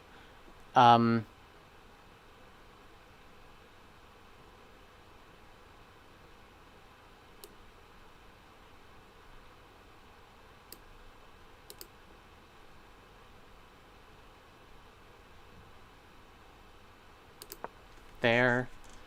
Then I'll move this rook over to here so that I can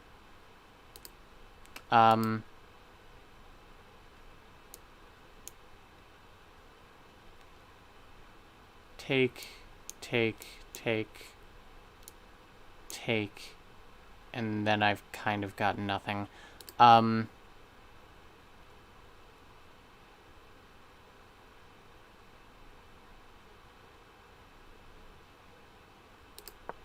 Go there.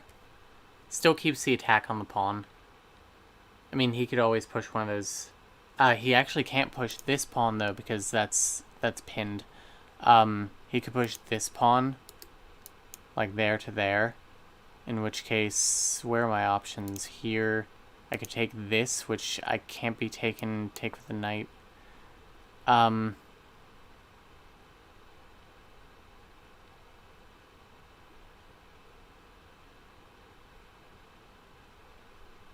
So I take,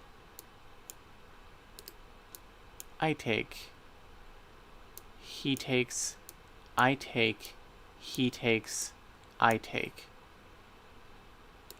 I think this works out okay. It's not great, but I think it works out okay.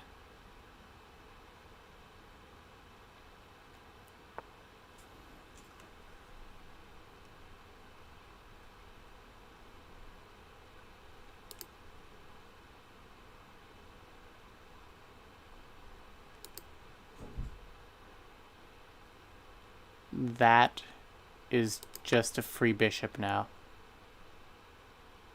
Thank you. Now at this point we would love to trade. Oh, that can be a fork. Okay, how do I get to that square? With... It goes here. Okay. Here to here. Because I need to get to this square.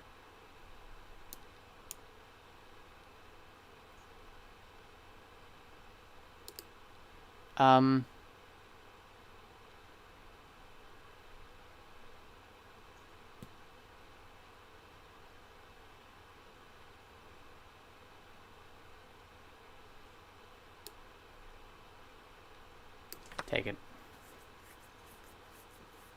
Probably take with the pawn, yeah. Now let's bring the rook out. I still think this is very winnable. I mean, we're up material.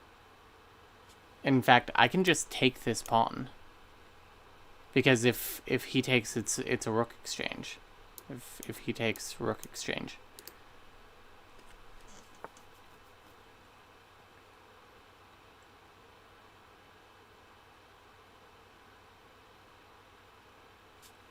This bishop is hanging. Let's attack the knight. It's still hanging, but it's in a better position, I think.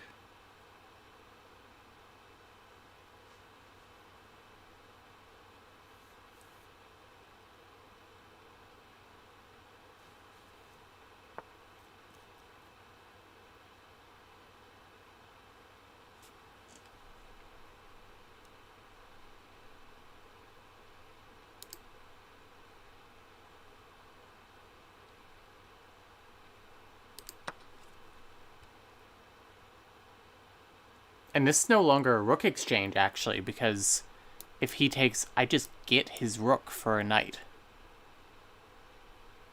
And if he doesn't move this rook, I just get the rook anyway. And then we do a rook exchange over here, in which case he has no rooks. He has a knight and 5 pawns.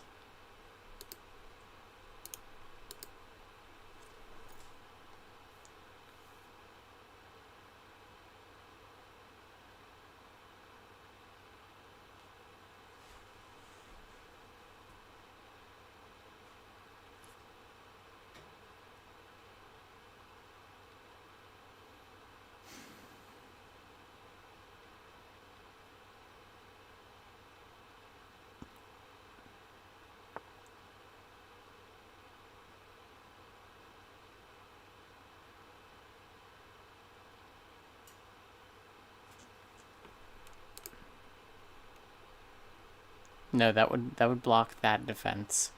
Oh, actually, that's just free.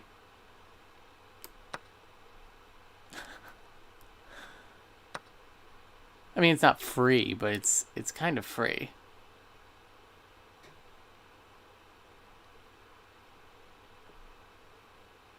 Okay, what is my plan now?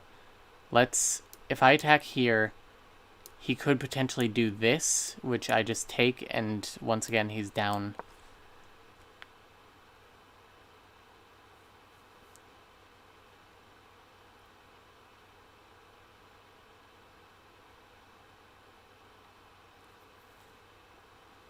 Very discounted, yeah, yeah, it's on sale.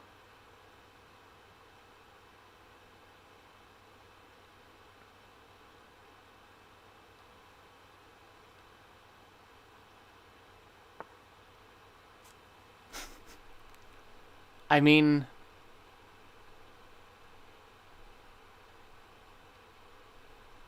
no, I gotta do this first. Because even if he takes, I just take. It's fine. I just get your last piece. I hate being like this because I'm really not a sore winner. But it does feel good to win.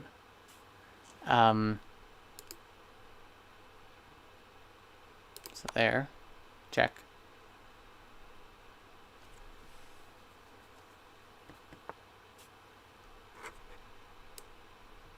Check.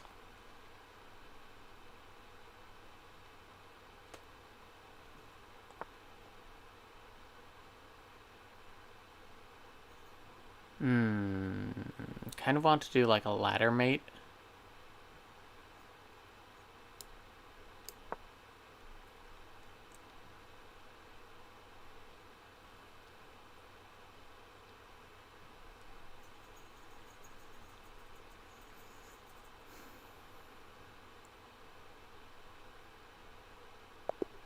Oh, resignation. Oh, good sport. Good game. Alright, well that went a lot better. No blunders, so that's good. It's nice to end on a win.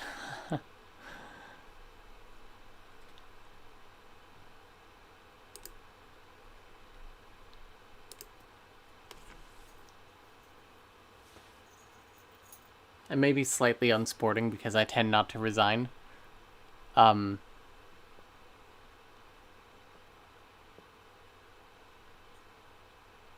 Because I've had losing games go into draws, and I've had losing games go into wins before in the end game.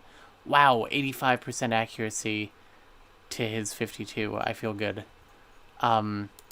Key moments. Hello. That's my last book move. It's the Shigoran defense. Okay. Exchange variation.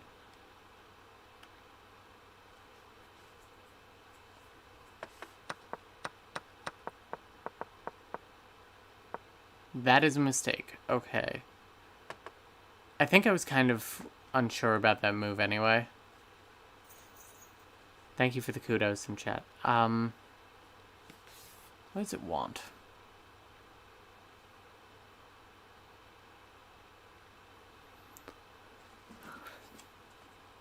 I mean, I could go here.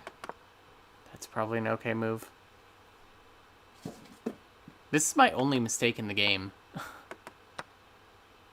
Oh, just take it. It's a free pawn. What are you doing? You want to play?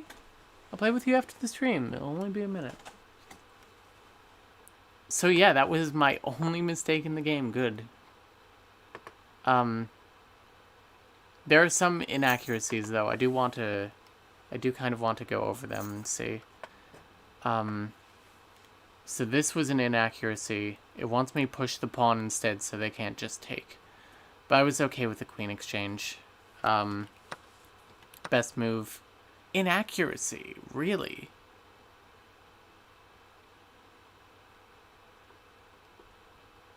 What does it see there? Queen g4, e4, e5. Kitty, yeah, he's playing over there.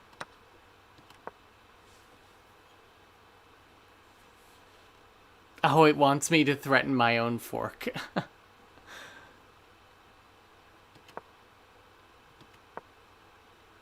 3 is best. F3 is best. C5 is a mistake on their part. That's a mistake on my part. An inaccuracy, they wanted to push the pawn. It wants me to take the pawn. Because it's still a free pawn, and I keep not seeing that.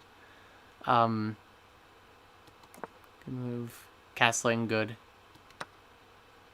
A blunder. And I did not play the best move. The best move was the knight. Okay.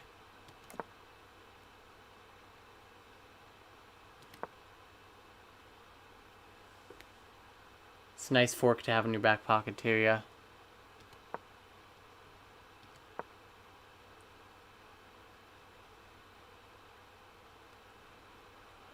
I can see that being best. Pushing is best. Moving there is best. Good. That's best. Also best. And then he didn't take like he should have. Because then I just get a free bishop. That's good, but taking with the knight is also good. Okay. Yep. Free pawn. Yep, that's just free. Discounted, I think. Yeah. That, thank you. Oh, okay, I've done it with check. That's a bit more stylish.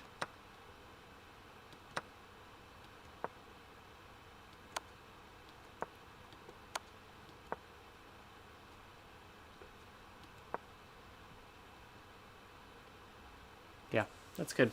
As a general rule, keep all sorts of cutlery sequestered about your person. You'll live a happy life. I agree. I think cutlery is very important to have. Boy, I am tired. I did my 5K last weekend.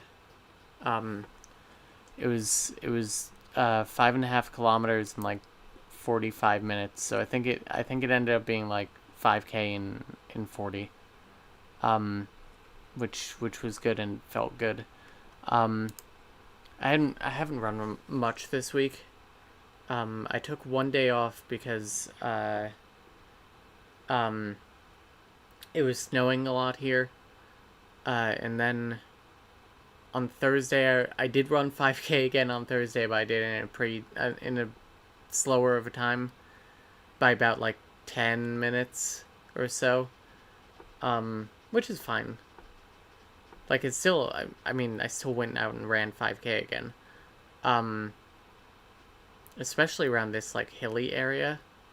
And having to, like, navigate around people and stuff. And then today I went out and I ran for, like, 30 minutes. And I set a decent pace. It was, like, 9 minutes a kilometer or something. Which is good. It's not as good as my, like, 8.5 minutes for my 5K. But still good.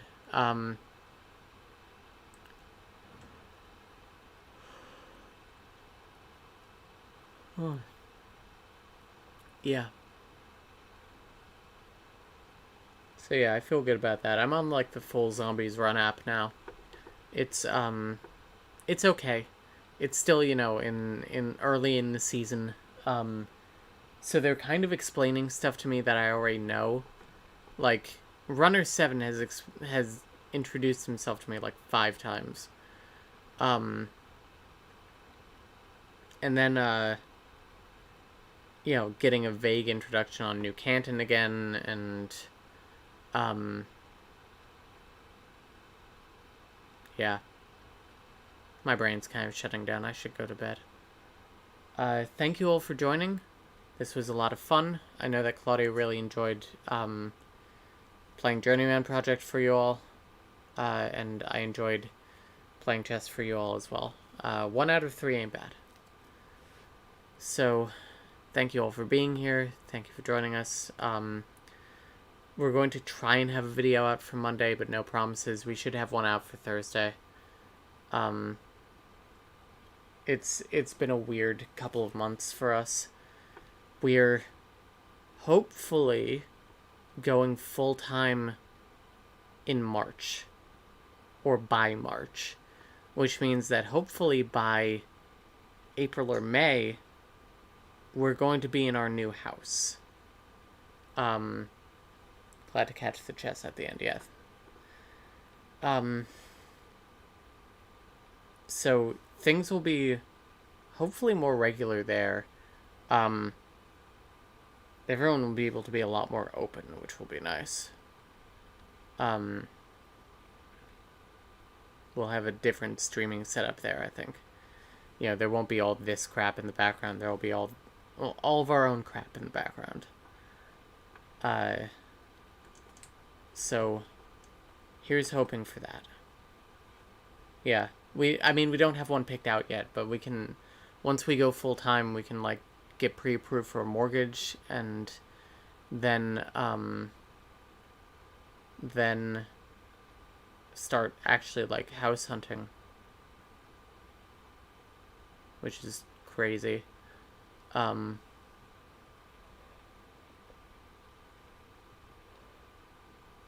So that'll be cool. We'll do like a little house tour when we get our new house. It's exciting. Life is exciting. I had a lot of fun playing chess. Thank you for introducing it to me. Good night. I'm glad. All right. Have a good night, everyone.